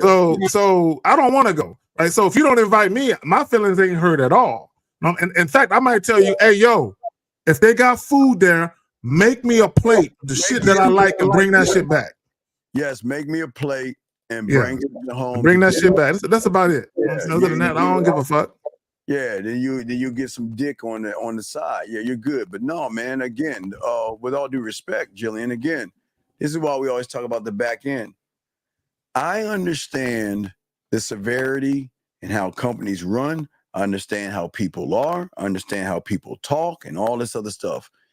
Even if you invited me to go to that thing, I would say no to you because, and it might upset you, but you need to look at the bigger play. I'm not saying you, Jill. I'm just saying sometimes women want to show us off in front of everybody, but we got to say no. And then sometimes it will upset the woman because, listen, I am not what the company sees as, that company guy, the company line kind of person. Yeah. I'm not like Chet or Mike with a fucking stick up his ass and all the other shit, playing the role. I'm not that guy. So what I'm saying is that I'm not trying to get you judged or anything like that. Okay. I want you to find someone to go out with that can hold that company line, just to go out with, do whatever the fuck you want to do anyway. But what we're doing is behind closed doors. Me fucking, not you, I'm saying, me fucking you. Me letting you suck my dick. Me letting you do it. This is all behind closed doors. Don't bring me to the light. Don't put me out front. I don't want to be out there. Don't put me out there. I want to be exactly where I'm at, behind closed doors. Behind the scenes. Playing my position. You motherfucker. Wait, we got a question caller right here. Hold a second. 253, what's your name and what's your question, sir? 253 going once, 253 going twice, 253 last time. Okay. So yeah, that's what I'm saying. At the end of the day, that's going to be a very rough thing, gentlemen, for a lot of women to handle, Zag, that they want to show you off. But you know how show off is, how it works, Zag. I keep telling my guys, especially being a gigolo, if you want to be in the lifestyle, when women have money, what they'll do is they want to do shit not in town and not in the state. They want to go out of the state. They're like in a spring and summer, they'll find beaches and things like that. They'll want to go to Vegas. Or if they want to watch the leaves fall with you or some shit, they'll take you somewhere up north. But it's a private, let's get together privately. And Zach, I've always gave him the walkthrough. Gentlemen, I know a lot of y'all know about Uber. Zach, I always tell them about Uber Black. And if y'all don't know about Uber Black, y'all understand motherfuckers got money. You'll get a phone call. And the phone call is hey, hello, Harry, Carrie, may I speak to Carrie K. Zagan? How you doing? My name is Steve, and I work at I'd like to give you an itinerary. So do you mind if you give me your information so I can send you the plans, First thing you're going to do is we're gonna have you get an Uber Black. It's going to be at your house at around 7:15 in the morning. You're going to drive to the airport. They're going to, you'll have your ticket already. We'll make sure we download it. Make sure you grab a United app. You'll be going first class to, I don't know, Maine, Miami or fucking Las Vegas, whatever. Once you get down there, you'll see a guy holding a sign saying K or Carrie, and just go to him. There's another Uber Black. He will drive you to your what is it, a 4-star, 5-star hotel. And when you get there, your name's going to be Donald McMichael or some whatever fucking name. They'll give you a name, and then she will be there as soon as she can. Enjoy yourself and have a good time, and that's it. And that's how it works. That's how it goes. Let's get this last call. Come on. 253, what is your name for the 4th time, and what is your question? What is your name for the 5th time? It goes 6 times, I'm going to block you. What is your name for the 5th time? What is your name? Yes, what is your name, sir, and what is your question? My name is, so what is your overall philosophy of your whole channel? Sir, I'm asking, sir, what is your name? Okay, sir, wait. Do you understand why I asked you what your name is? I said my name is Edward Kearns, nigga. You got to slow down. Wait, sir. Slow down. Sir. Please, sir. We're adults here. Your parents did not name you Bro, you're Edward. 50 years old with a cap on, nigga. I know that hairline is ugly as shit. Really? Nigga, take that hat off, nigga. I smack the shit out your old ass. So you judging me on my hair? So dumb ass off. Oh my God. Are we serious? Nigga, chill. Hold on. I had a question, but you gotta slow down, bro. No. We got Yeah. I just want everyone to witness what bitch ass niggas do with their free time. They call up a show with grown men and they giggling and cackling like little bitches. This is what they do. This is what these losing ass niggas that ain't got no daddy in their life do. This is what these hoe ass niggas do. They call up a show with 2 grown men on it, and he starts giggling like a little pussy. He's got another guy in the room that he's laughing with. His gay homeboy. You're emotional. He's Calm got down. another gay guy in the room with him, giggling with another man on the show. Isn't that amazing? It's not that serious. Calm down, bro. Wait, sir. Why don't you help us out? Because we don't know anything, and you do. Because I wanted to ask a question, and you kept going twice. What's your name? What's your name? What's your name? Like, calm down. I want to ask you a question. I'm gonna answer your question, but just slow down. My question. How do we get? Tell me how to get a woman. Help us. How do we talk to women? To get a woman? Yes. How do we talk to women? Well, it depends on what type of woman you're dealing with. If you're dealing with a gold digger, they're gonna only want money. Well, how do you wait? Who says a gold digger won't fuck somebody for free? Because all women aren't the same. I can't. If I want a gold digger, looking fit and looking to being attractive and being confident and being stable, won't pull a gold digger. All right, well, they gonna want to do with the most money. If he's fat as fuck with a lot of money, they're going for that type dude. Well, listen, hey, buddy. So it depends on what type of woman we're going. This motherfucker clearly don't know shit. Young man, this is not the right channel for you, but we wish you the best of luck in your endeavors. Well, you're not educated. Okay. So, as we said before, Zach, I'm saying that's what they don't understand. There's depth and range when you have game, because women will spend their money on you. They will use their money. And sometimes it'll be a business transaction. So they have a loophole that they can make that a transaction if they wanted to. Well, let me say this, okay? And this is how, again, I say a lot of guys, including the remedial guy that just called up, a lot of guys have a remedial understanding of attraction. Now, let's pay attention to what he said. If she's a gold digger, she's going to want a man with money. First of all, women are multifaceted, right? So you might have a woman who's dealing with this guy because he has money, right? But then she's dealing with this other guy that she is sexually attracted to, and he don't got to spend no money. So this notion that if a woman is a gold digger, she's a gold digger with every guy is stupid. It's kind of like assuming or insinuating that a woman who has sex on the first night with this guy, she does it with every guy. No, women will literally pick and choose which side of themselves they reveal to you based on how they see you. So, and also he said another fallacy or a myth, right? He said if a woman is a gold digger, you could be a fat guy with money and still get the woman. And let me break something down to you guys. Do you know there are escorts, prostitutes, and call girls that turn down having sex with some men, even though they're offered money? Just because a woman wants money doesn't mean she'll fuck anyone that has it. Okay, assuming that it's some dumb shit. There are guys with, think about the Me Too movement. The Me Too movement is proof of this. There are millionaire guys in the media in Hollywood, in the music industry, who try and use their position to elicit sex from women, and women still ain't fucking them. So just because you are in a position of power and you have money and all of that, doesn't mean that women are going to fuck you. Go ahead, Phil. Yeah, and gentlemen, come on, man. We y'all young men, come on. Y'all are just so homosexual. Why are y'all looking at men that way? It's weird. Take your hat off? What is that?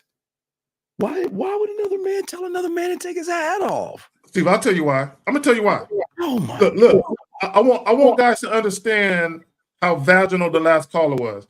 See, when these younger guys call in or they're in a chat and they say, "Oh, we're old," or "we're this," or "we're that," the reason why they're saying that is because they are emotionally triggered by some of the things that we're saying. Yeah. Right. So because they are emotionally triggered by some of the things that we're saying, they're saying things to us that they think we might be insecure about, or that they think might bother us, because they want us to be as emotionally triggered as they are.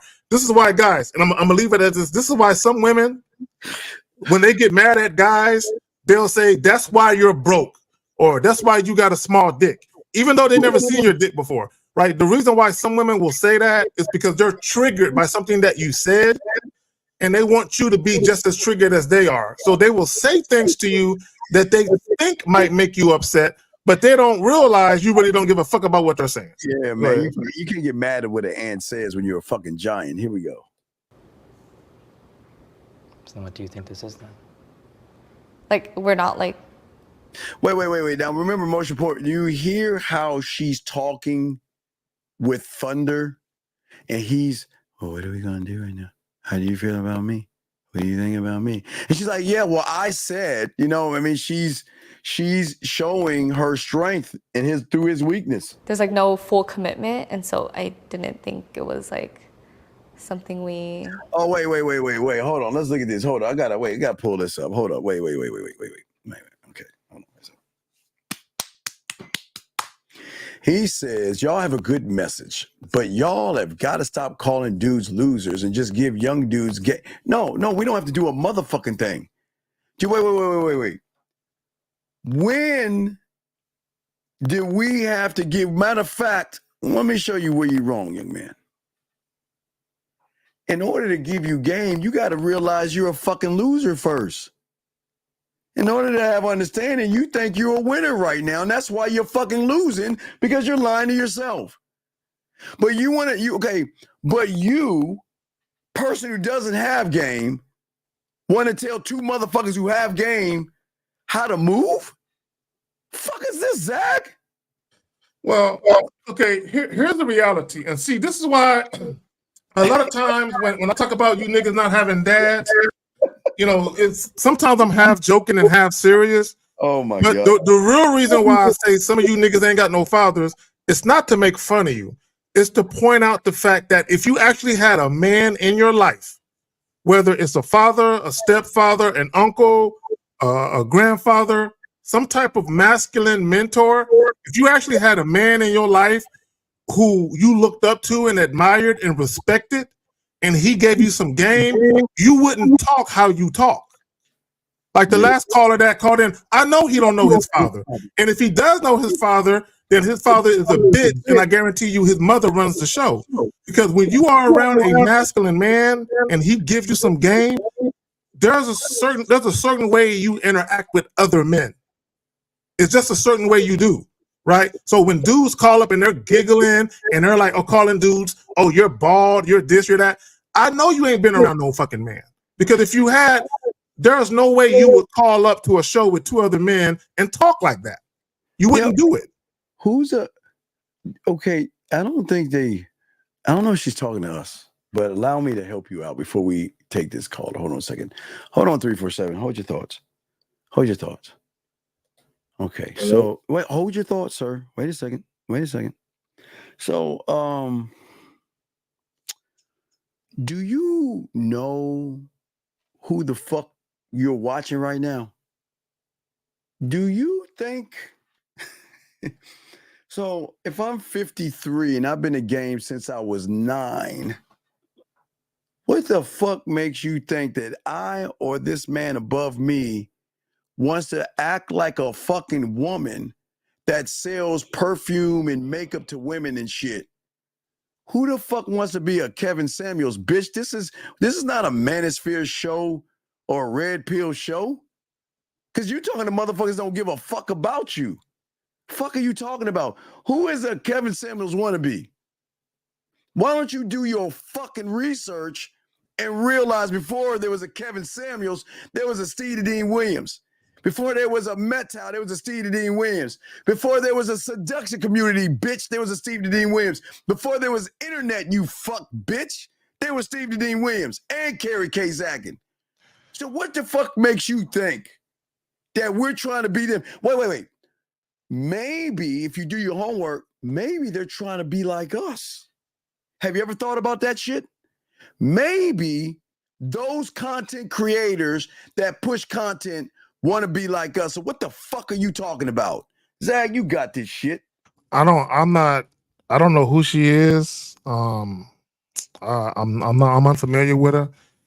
So this is what I would say, right? And this is for anyone that calls up, okay, men or women. All right. If you call up, just be respectful. Just be respectful. And my thing is this: if you flat out, like the last guy that called up that was giggling like a little girl, right? He was trying to ask a question. And the dumb question he was asking was, so what is this channel supposed to be about? Right? So obviously we're talking about dating dynamics, right? Now, if you understand our content, we go a little deeper than that. We talk about manhood, right? But for him to ask that dumbass question, I mean, the thumbnail, the title of the video, and the commentary that we are providing will tell any person with an IQ above a farm animal that we're talking about dating dynamics. It's obvious. Go ahead, fam. Yeah, you know, but what shows us different, we're trying to show you guys a lifestyle that you aren't privy to. Because most of you believe what you see on the front end is actually a woman's truth. And we're trying to show you on the back end is the ultimate truth. But for you to get on the back end, you've got to stop judging women like you fucking do, or you'll never get behind the back end to see the shit that they like to do on the back end, but put up a front on the front end. Remember, gentlemen, what they are on the front end is nothing that you need to judge or nothing that you need to be bothered by. That's what women do. They've got to put on the front because many of you guys judge them, ridicule them, and talk shit about them. So they've got to put up a front. But what they are on the front end is what they are to you. I don't give a fuck what they are on the front end. I don't pay attention to the front end. I don't care what they say on the front end. I operate and Zag operate. We operate on the back end. That is the only end we operate. We don't operate on the front end, dog. Yeah. To your point, both men and women are guilty of doing this. I do not do this personally, but both men and women, just generally speaking, are guilty of when they meet people with their representative, or they meet people with a mask on. I specialize in encouraging women to take off their mask. Absolutely. Show me. It's kind of like for any of you guys that have been to a strip club, or for any of you women that used to be strippers. You know what I'm saying? No judgment. No judgment. But I'm getting a free lap dance because I'm not tipping you, right? So my thing is this. It's kind of like when you're talking to a woman who works at a strip joint and you get her government name, not her stage name, right? I want to deal with the real you. I want to deal with the you that most men never get a chance to see. Even the men you've had sex with don't get a chance to see. Because a lot of guys got to understand that there is depths to a woman that a lot of men haven't seen. And there's depths to a woman that she might not know is there. But Steve, once I get her to take that mask off, the journey begins. Oh, yes. The journey begins. Go ahead, Absolutely. family. Here we go. Here's the guy who's hurt. Had to discuss, or I don't know. You said you needed more ambiguity, a little bit more space. I respected that. Wait a second. Okay, I had to pause it right there. Gentlemen. You don't have, Zach, I don't understand this. Hello? I'm sorry. We got a call. I'm sorry, 347. I apologize. We're so busy and talking about this game. It's 347, okay, what's your question, man? What's up, buddy? What's up? I'm going tomorrow to approach to talk to ladies, and if there a difference if I ask her for her number? Okay, caller, let me ask you a question. Caller, let me ask you a question. Do you think Zach and I hate ourselves? No. Do you think we hate ourselves? No. Are we an option to a woman or an opportunity for a woman to take? What do you think we are? It's an opportunity. So why the fuck am I asking for her number? Don't you think I'm gonna give it an opportunity to call me first? Yeah, you will give it the opportunity. So why do you want to ask for a woman's number first? What is that? You're showing her automatically that there's nothing Gentlemen, in order for you to break the known to get to the unknown, you've got to do some things that she's not used to. You know what women are used to? Can I get your phone number? Can I get your phone number? Can I get your phone number? Can I get your phone number? Oh, and can I get your phone number? So why, if she hears that all the time, why are you gonna, if you carry weight and you have value, why the fuck are you asking for her phone number first? Why? Okay. No, why? Tell me why. Why? Okay. Why are you begging for her number? Because that's what you're doing. The last time I gave my number to a lady, she did not call me. Okay, call her. You know that's why. Okay, call her. Why is that a good thing? You know, it's just simple. If a woman is interested, if you give a woman your number and she's interested in you, what is she gonna do? She'll call me. And if she's not interested in you, what is she gonna do? Not call me. So then, isn't this good news that you don't have to waste your fucking time? Yeah. Instead of calling her. So when you're calling her, you're running behind her fucking ass. When you're saying, let me get your number, you're automatically saying, I'm going to run behind you. Why do y'all guys do that? Why can't you say, call me? Now, at that point, if she says, no, I don't take numbers, you know what, take mine. I'll give you that. That's fine. But you've got to lead every interaction. Why do you think, Zach, this motherfucker talking about asking a woman for her number? What the fuck are we doing? Yeah, I don't. So called. There's a reason. There's a history of why. There's a historical reason why I don't ask women for their number. But I will say this, right? Women typically don't call men first. It's not to say they don't, but they typically don't. And the reason why they don't is because when most guys attempt to give their number to a woman, they don't leave an impression deep enough for a woman to have an incentive to reach out to them, right? So the mistake that a lot of guys make is they think asking for a woman's number is the way to go simply because society has conditioned you to believe, oh, I'm supposed to call her and all this other type of thing. But call her. I challenge you to do this. I challenge you to give women your number and instruct them to call you. Now, this is what you're going to find. You're going to find that none of them are calling you. Okay, and let me tell you why. Right? And the reason why they're not calling you is because you didn't leave an indelible impression in the initial interaction to provide them an incentive to call you, which is the mistake that a lot of guys make, right? Where a lot of you guys, your whole purpose within the interaction is getting the number and getting out, getting in and getting out.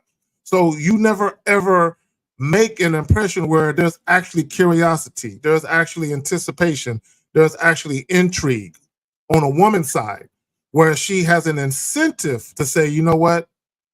I want to call that man. I can't wait to talk to him again. The way he made me feel, the way he made me smile, I yearn to feel that feeling again. And the only way I'm going to feel it is to call that number he gave me. See if you got it. Also realize that, gentlemen, if she calls, who gives a fuck? And if she doesn't call, who gives a fuck? Who gives a fuck? Zach, this is coming straight. Miles just put this in the group, and I had to, dude. And I had to play this shit. Oh, but Also, go my ahead, Carl. I'm last sorry. Go ahead. question What's your question? I'm before, sorry. I forgot you was on the phone. What's your question, dog? and also for the betting process, how do you guys recommend to go that way? Wait, do what now? He said for the vetting process, how to okay, let me say this about the vetting process. Guys, before you can even get to a point where you have a vetting process, you must first vet yourself, right? You must first figure out who you are, what kind of man you currently are, and what kind of man you strive to be. You have to have a vision and a plan for yourself first, right? The only way you can vet a woman properly or lead a woman where a woman is excited to follow you is you have to have something for her to follow. You have to have a vision that she can get behind, but you have to have it first. You have to have it in place first. Go ahead, Steve. Caller, what is your vetting process? Well, my own vet. Sir, what is your, okay, this is what I'm talking about. You're full of shit. You don't have a fucking vetting process. But let's go with another question. What is the vetting process on you? What is that? Well, my own betting process for me, it will be getting myself consistently on things that need to be done. Like what? And Like what? like consistently have respect for myself, consistently increasing my, my career advantages. Sir, what does that have to do? And That's an I. Is that an I do or an I am? listen, I do, So but then why I the fuck am. am I asking you about an I do or I am, motherfucker? What am I asking about? An I am or an I do? And I am. So then what is your vetting process for an I am to show you you're full of shit right now? Just say I don't know. Just be honest and say I don't have one. I don't have one. So then how the fuck can you have a vetting process for her if you don't have one for yourself? How? This is what I don't understand about you humans and you mother. This is why they don't want to fuck you. This is why they don't think about you and fantasize about you. You don't even have a process for yourself, but you want to have one for her. So guess what? Let me show you something. Because you have a vetting process for her, who are you pedestalizing, big dog? What are you putting above you? I just want a woman that. Sir, what do you mean I just want, wait. Has Zagan ever said we don't give a fuck if we, caller, please listen. I understand you want a woman, but the fact that you want a woman is the fucking problem. The fact that you want a woman is the problem. Because a woman's going to recognize the only guy that wants women is the guy who can't get women. Steve, let me ask him this. Caller, do you own an umbrella? Do you own an umbrella? One. You said what? Yes, I have one. Why do you have an umbrella? That will protect me against the rain. No, because you know it's going to rain. At some point, it's going to rain no matter what, right? You know that for a fact, right? Yes. That's how we feel about women. I don't need to want a woman. I don't need to be searching for a woman. Never. I'm an umbrella and a woman is the rain. I'm going to run into some women. It's inevitable. It's going to happen. So I'm not even worried about it. You understand? What does that do for you to want a woman? What is that like? What do you want a woman for? Go ahead and just say pussy. Because I want a woman. For what? Because I want to create a family. I want to Stop. Okay. All right, cool. All right, caller. This is what I'll say to you. There is nothing wrong with having a desire to be a family man, a husband, a father. Cool. This is what I will ask you, though, and this is what you need to ask yourself. And this is when you will begin the journey of finding out who you really are. Do you want a family because society says that's what you should do? Do you want a family because of your upbringing and you saw that? And because you saw that from your upbringing, you want it for yourself. Do you want a family because your parents or your grandparents and the other adults in your life because they condition you to believe that that's what you should seek? Or do you want it for yourself?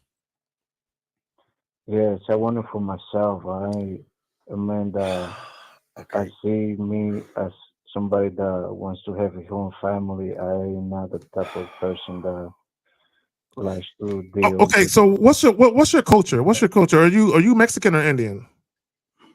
No, I'm not. Caribbean. You're Caribbean. Call it. Oh, Caribbean, because you have an accent, and I'm having a hard time trying to decipher it. Call it. Okay, go ahead, Steve. Call it. Check this out.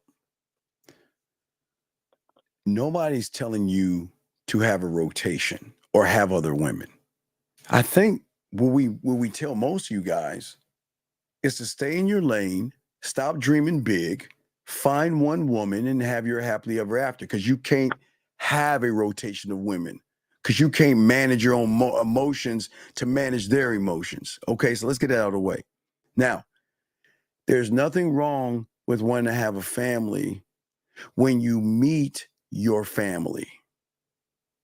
What do I mean by that? There's nothing wrong with wanting to have a family when you meet your family. It's gonna go here, Steve. I got it. I know. What does that mean, caller? What do I mean by that? There's nothing wrong, because I'm gonna tell you why you shouldn't have a family right now, because you never met your family.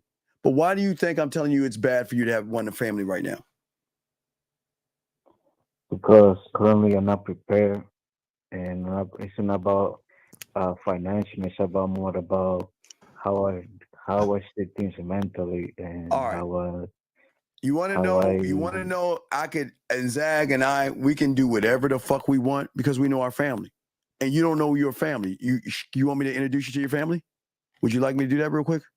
It's a family that none of y'all no one's ever. You want me to introduce you to it? You want me to introduce you to the family? I mean, because I have my own family. Zach has his own family. No doubt. His own family. Miles has his own family. Lakari has his own family. King Dre's. Let me introduce the family. And you know what the family is? The family is a group of motherfuckers doing everything they can to put you in the best possible fucking position. Your family, your scribe, your family, your film room, your family, your warrior, your family, your blacksmith, your family, your marketing team, your family, your culinary school, your family, your studio, your family, your film room, your family, your guide, your family, your detective, your family, your drug lab, your family, your magic. I can go on and on and on. A huge family where every day you have a family fucking reunion with your family. But you can't have a family if you don't have a family, sir. Do you see what I'm saying? You're not mentally able to have a family. And if you get one, it'll be on her fucking terms. And that is why when you get families, you got to sleep on the couch. When you get families, happy wife, happy life. Don't make mom mad, because you never had a fucking family to start off with. So do you understand why you need to stop saying I want a family when you've never even had a family, sir? No, I want to, I want to start. I'm gonna start dealing with ladies. Wait a second. Please, wait a second. Please, hold on 1 second. Please, wait. Really? The devil? Really? You mean, wait, are you saying we were corrupted by an angel? Is that what you're saying? No, not caller, not you. We got another remedial half retarded guy in the chat. Just hold on. Give us a moment. Now, for all you Bible aficionados, isn't the devil supposed to be an angel, bitch? So are you saying we're corrupted by an angel? Is that what you're saying? But no, the funny part, Steve, I don't even give a fuck about him saying that. The funny part for me is they will never have kids. Really now. Really now. Do you know how many women want to marry us and have our kid? Do you understand? Oh wait, I just think that's funny that this idiot would say that. And he don't know us he don't know nothing about us. But he's gonna say something that dumb and not know. Like Ryan, come on now. I'm truly hurt. So I just want to let you know you hurt my feelings. Okay. And see, what did I say earlier? Guys, what did I tell you guys earlier? These nobodies that live uneventful lives. They come into our live stream, and because they are emotionally triggered by something that we said, they'll say shit thinking that, oh, I want to offend these guys. I want these guys to be emotionally triggered like me. So I'm going to say, oh, you've been corrupted by the devil. Oh, you would never have kids. You're not real men. Like, first of all, now here's an individual that's hiding their picture. We don't know what this person looks like. See, we're man enough to show our faces. This person is hiding and concealing who they are. Come on now. Yes, and Come on look, if the devil has corrupted me to tell you guys to love yourself, you got me red-handed. I guess. Hey, Dave, I'm gonna be dancing in the fire tonight, bro. I'm gonna get me a can of gasoline to make it even brighter. You know what I'm saying? Give me my pitchfork and give me a broom. Hey, if the devil corrupt me to tell these guys that they are better than what they think they are, let me be corrupted. If the devil tells me to tell these guys to love themselves and stop putting women above them, hey man, where's the gates of hell? Sign me the fuck up. There you go. Back to you. Well, real quick, Steve, we got something in common with the devil. We're sinners. Yeah, ain't that why the devil got kicked from the kingdom of God? Because he was sinning. Didn't he lie or something like that? You know what I'm saying? And we all sin, motherfuckers. So we all sin. So come on now. Yeah, stop that shit. So anyway, caller, we'll throw you back in, man. We'll continue the show, but we gotta continue the show. About to wrap it up. So thank you for the call, buddy. All right. I respect. I'm out of work and get to work to that so I can get my girlfriend and caller. Okay, caller, listen, caller. All the shit we said for you for 20 minutes, and this is your final thing. Exactly what you want, so I can hang up with this. Okay, caller, you should not be looking for. Now, again, if you desire at some point in your adult life to have a family, have a wife, and have children and all that, there's nothing wrong with that. Caller, let me just say this. I'm gonna say this, then I'm gonna leave you with this. In my adult life, now I've been married and all that, but in my adult life, I have never looked for a girlfriend. I've never looked for a wife. Let me tell you what happened. It happened through osmosis. It's very funny how it happened. So, caller, I'm minding my business. I'm just living my life, enjoying myself, loving on myself, respecting myself, right? And I'll come across these women. They look good to a brother, right? Yes, sir. So I decided to have a conversation with these lovely young ladies. One thing leads to another. I give them an opportunity, right? I give them an opportunity to come into the fold, right? So one thing leads to another, caller. We start doing, nasty shit, things that sinners do. We fornicate, you know what I'm saying? And we're having a grand time at it. We're having a blast. And through the course of all this sinning and fornication, these women began to do things. They began to campaign and audition. So caller, do you know what I mean by campaign and audition? Do you know what I mean by that? While he's talking, guys, I'm gonna show you what I got on I got a gift from somebody for my Miami trip. No, go ahead, keep talking. Caller, do you know what I mean by these women begin to campaign and audition? Yeah, they begin to start showing the performance to see. Yeah. You know what they say? They say, I like this guy, Carrie. In fact, I like him so much. I want him to see me beyond someone that he's just fucking. So let me show him that I have value beyond just sex. So when I say they campaign and audition, I mean they start to do things beyond just sex to show me I should take them seriously. So caller, I begin to listen. I sit back and I pay attention to what they're doing. Now, if I think she's worthy, I begin to explore dealing with her beyond just sex. And caller, this funny thing begins to unfold. I say to myself, she's girlfriend material. Let me pay a little more attention to her.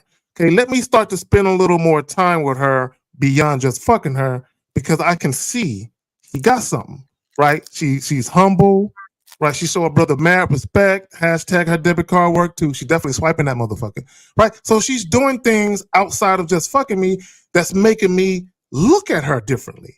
Yeah. And eventually I say to myself, after she's asked me, Carrie, I don't know if you thought about this, Came in that but bad. I've been pondering maybe you and I seeing each other more seriously. You know, I want to be your girl.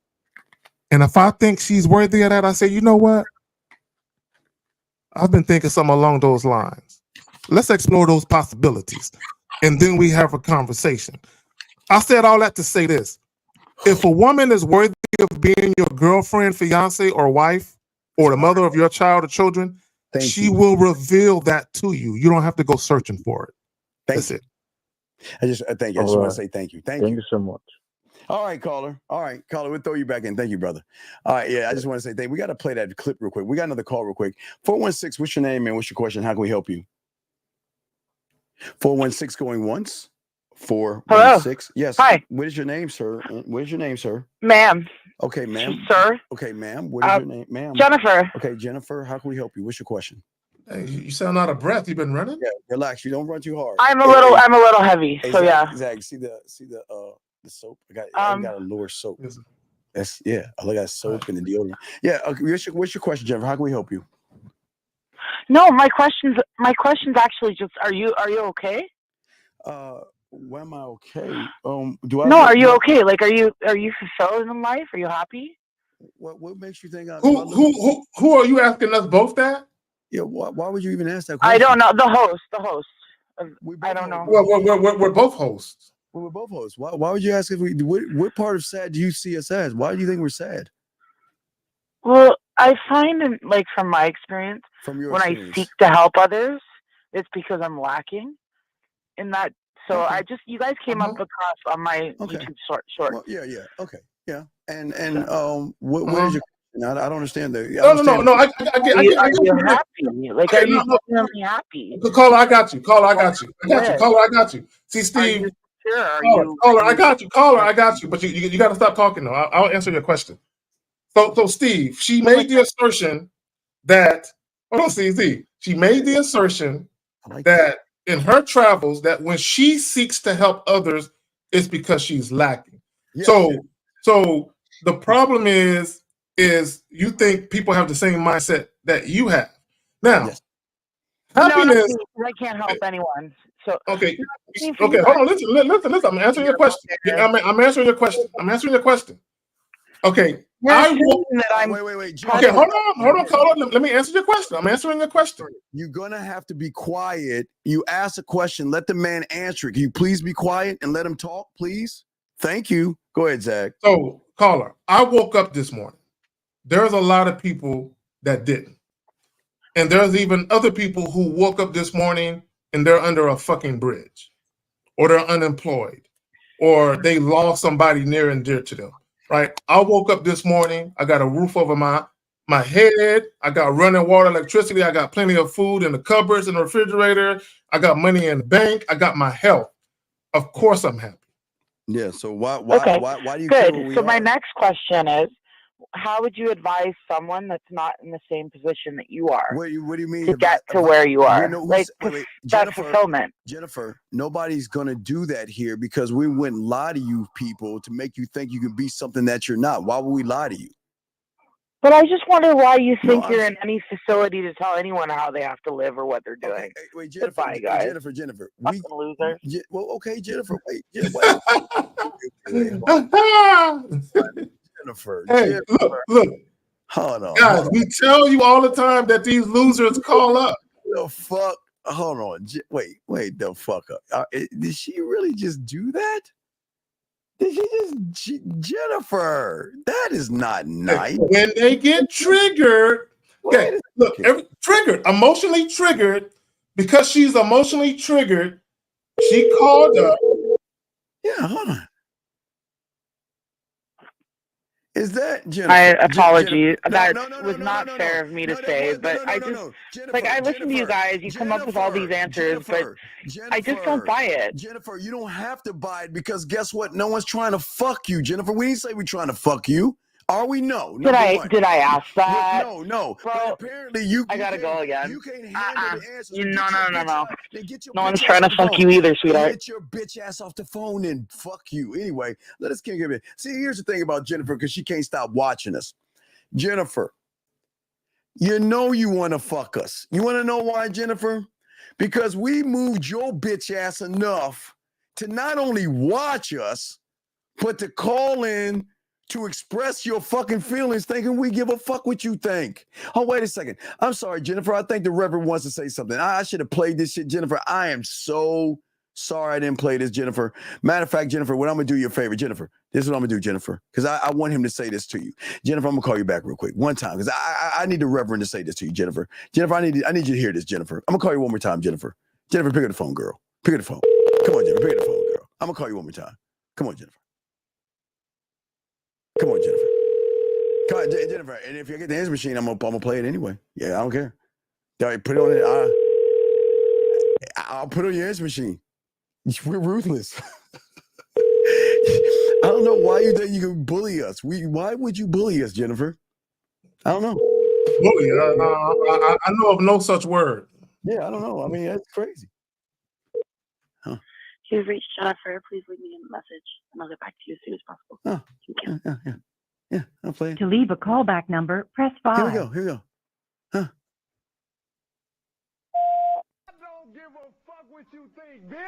Yo, thoughts. Let me do it again. Hold on. I don't give a fuck what you think, bitch. Your thoughts ain't my thoughts. Cut that bitch off. I don't give a fuck what you think, bitch. So there you go, Jennifer. That's what we wanted. I should have left that with you before. Yeah. Well, let me say this. Jennifer, if you're still listening, you would have been better served by just telling us what you disagreed with. See, here's the thing, okay, and I'm gonna tell you the problem. I'm gonna tell you what the problem is. The problem is the way that we talk. See, the reason why she asked us, were we happy, was because she said there's no way these guys are really happy with their life. There's no way they're truly happy because of the way that they talk, they're too indifferent, right? To certain things. There's no way they can be happy, right? And she doesn't understand is that we have a different mindset than not only that she has, but we have a completely different mindset from any man that she's ever dealt with. So for her, it's the unknown. She can't believe that there are men who think the way and operate the way that we do, where we're actually happy, self-sufficient. We have joy, peace, tranquility, and love in our life. She can't believe it. Yes. So Jennifer, just please understand this. If you want to fuck with us next time, come on your knees, apologize, and maybe we'll allow you to talk, okay? Learn your role, learn your place at the table. You'll be fine, Jennifer. All right, let us continue. So let's get back to old boy real quick. Here we go. Let's get back to old boy. If we're going to go with what we had said out loud was, oh, we're just friends. I feel like you would tell a friend what's going on. Say, wait, No, can you pause it? Yes. No, guys. What he's saying is, if we're just friends, you would tell me what's going on. A woman is not obligated to tell you what's going on in her romantic and or sex life. She doesn't have to tell you shit. Yes, it's none of your business. It's none of your fucking business. Look, guys, let me tell you something. When it comes to a woman's romantic / sex life, the only business of it is hers. It's not her mother's business, her sister's business, her co-worker's business, your business. Even if you're fucking her, it's not your business. Zach, I'm gonna do a show on this tomorrow. I want you to see this real quick. This is. I mean, I know we got this guy right here, but look at this real quick. This is man.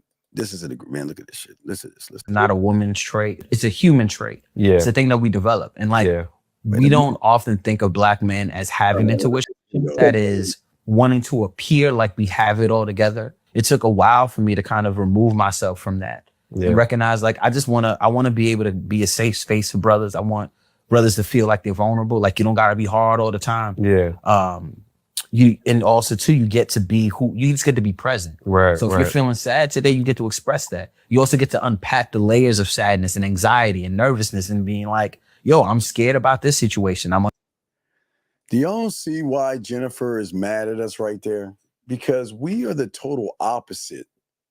And see, what guys like him are doing is that he knows that he's tapping into a source of, unfortunately, a lot of young men who have a loser mentality that's going to follow him, and he's just running game on him. He's running game on all you guys because we're trying to tell you, y'all got to stop being soft. Zach, this is why the majority of these young men, and going back to this guy right here, getting back to this guy right here. At times, I feel like. Well, can you pause it real quick? These fucking safe spaces that these guys want to create, that's not what men need. No, men need, and women too, constructive criticism. You need someone to call out your fouls and tell you, look, that shit you did was dumb. That shit you did was fucked up. Like the guy in the video who was going through the woman's phone, who was recording while the woman was in the shower. He needs someone to put him in his fucking chest and say, dumbass, you never do no stupid shit like this. You don't go to that motherfucker calm. Say, brother, do you think that's kind of unfair for you to record a video while you're disparaging this young lady while she's in the other room taking a shower? No, he needs someone to get into his face, grab him by his fucking lapel and say, look, you dumbass, you don't ever do no dumb shit like this. And I say that to say this. Some shit is common sense. This victim mentality that young men have, you're nobody's fucking victim. Let me say that shit again. When it comes to dating, relationships, and marriages, you are a man. You're nobody's victim. Nobody. All right, yeah, real quick. We play a little bit more of this, the justification. Here we go. I do have those feelings for you, and then at times I feel like I don't. Right, so I got to stop right there. God damn. Zach. Ladies, it is okay to say that I sometimes have feelings for you, Zach, and sometimes I don't have feelings for you. Pause. And Zach, with all due respect, the moment you say that to me is the last conversation we're ever going to have, because I'm not a 50, sometimes some this and sometimes that. Listen, the women that fuck with us are all in. They don't have, now we have them one foot out the door, but they're all in with us. And they know at any time we can get rid of them. But if you're not showing me all, and that's why Zach talks about his deference, you got to be all in. You can't do all that submission, all that stuff halfway. You got to be all in. And if you're not all in, then pack the fuck up and go your own way, Zach. What you got on that? Well, and that goes to sex. Like if you're dealing with a woman and she isn't showing you that she has something to offer beyond just sex, all she gonna get is dick, right? Because the moment a woman starts showing you she has value, tangible and intangible value, outside of just sex, right? That's when she brings her A game. That's when she starts to show you that she's all in. But women have to understand that that's a chance that you're taking, right? Anything you do in life worth having, there's a calculated risk associated with attaining that thing, right? So even if you're dealing with a man and you want that man sexually, you want that man non-sexually, you want that man to view you as someone he should fuck with beyond just sex, you're taking a calculated risk, because at some point you're going to have to show that man that you should be dealt with beyond just sex, but it's no guarantee that he's going to accept what you're showing him. All right, we're almost done. Here we go, guys. I think I haven't felt that spark the past few days. Yeah, I could tell. I knew you were distant. And so like right now, that's where I'm at. Like I feel like we have really good conversation and it's like fun, but that's all I know right now. Okay. And at times, like I do want to take a step forward and at times I don't. But it's too like uncertain to say. Okay, can you pause it? Can you pause it? Okay, guys, one of the things that I believe in the yin and yang theory, right? If you know anything about the yin and yang theory, women represent the dark, men represent the light, right? Women are basically chaotic, and this is based on the yin yang theory. They're chaotic and they're indecisive. Okay, men represent order and decisiveness, right? The problem that she's having is that the man that she's dealing with, this young man, he's very indecisive. He has no sense of direction. He's not assertive, and he doesn't bring order to her chaos. Right. This is where when you hear femininity yields to masculinity, where you have women that will follow a strong man who's a leader, it's because she is saying, I'll follow your lead. Hey, you're decisive, you're assertive, you know what you're doing, you have order in your life, right? In order to have order as a man, you must be consistent and decisive. When you are inconsistent and you are indecisive, this is where a woman's gonna be just like her. Sometimes I want to, sometimes I don't, because she's mirroring you. She is showing you the indecisiveness and the inconsistency she sees in you. Go ahead, Phil. Yeah, beautiful. Here we go. Almost done, guys. Last round of questions, guys. Hit last Going round. back to the whole, you kind of blindsided me with the just friends, and then, okay, I'll get over it, I'll move on. And then 3 days go by, and suddenly, hey, I need to talk to you. There's some things I left unsaid. I need to tell you. See, this is what I'm saying, dog. See, Zag, real quick. Listen, I get it, Zag. A woman saying to us, I don't want to be a part of a rotation, Zag. I don't want to be another woman. I don't want to be a side chick and all that shit they say. And you know what? That is fine. But if you come to me with anything outside of saying, you know what, I changed my mind, I don't want to hear what the fuck you got to say. I'm just being honest. I don't want to hear that shit. Listen, here's the thing. I'm respecting your your wishes. You don't want to roll on the squad. That's cool. So guess what? Take care of yourself. But don't come back thinking that, hold on, Zach, let me see. Don't come back. Yeah, me too. Don't come back thinking I want to talk to you about how's your day going and all that silly shit. I don't want to hear that fucking shit, Zag.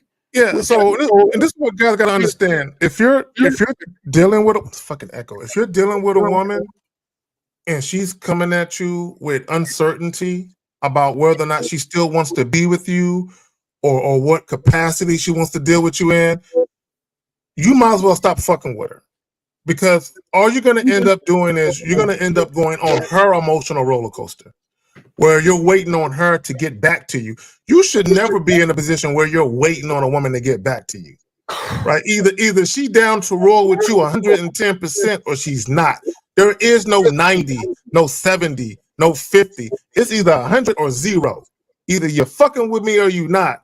Ain't no half stepping, because you're not going to be dealing with me with 1 foot on either side of the fence. You're either going to come on this side fully or you're going to get your ass on that side. All right, guys. Pineapple show tomorrow with my dog Fifth, Zag. We're going to show you why game is so important. We'll have the Pineapple show on Wednesday. Guys, we're a week away from Miami. Hope to see some of you guys in Miami to chop it up with us. But if not, we appreciate you guys. So Pineapple show tomorrow, guys. We're going to see it. We're going to holler at y'all guys later. I might do a show around noontime, gentlemen, before the Pineapple show like I always do sometimes. So we'll see.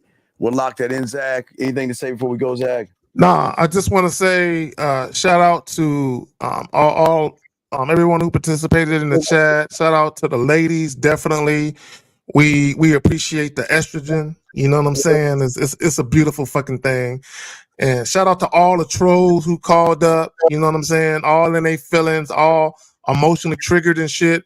And instead of being adults and actually having dialogue as to why they disagree with us, they want to call and name call like we back in elementary school and all this other shit, fucking goofy ass shit. Hey, get a life. Don't be mad. Don't be mad because we love us some us and you hate you some you. You know what I'm saying? Get a life.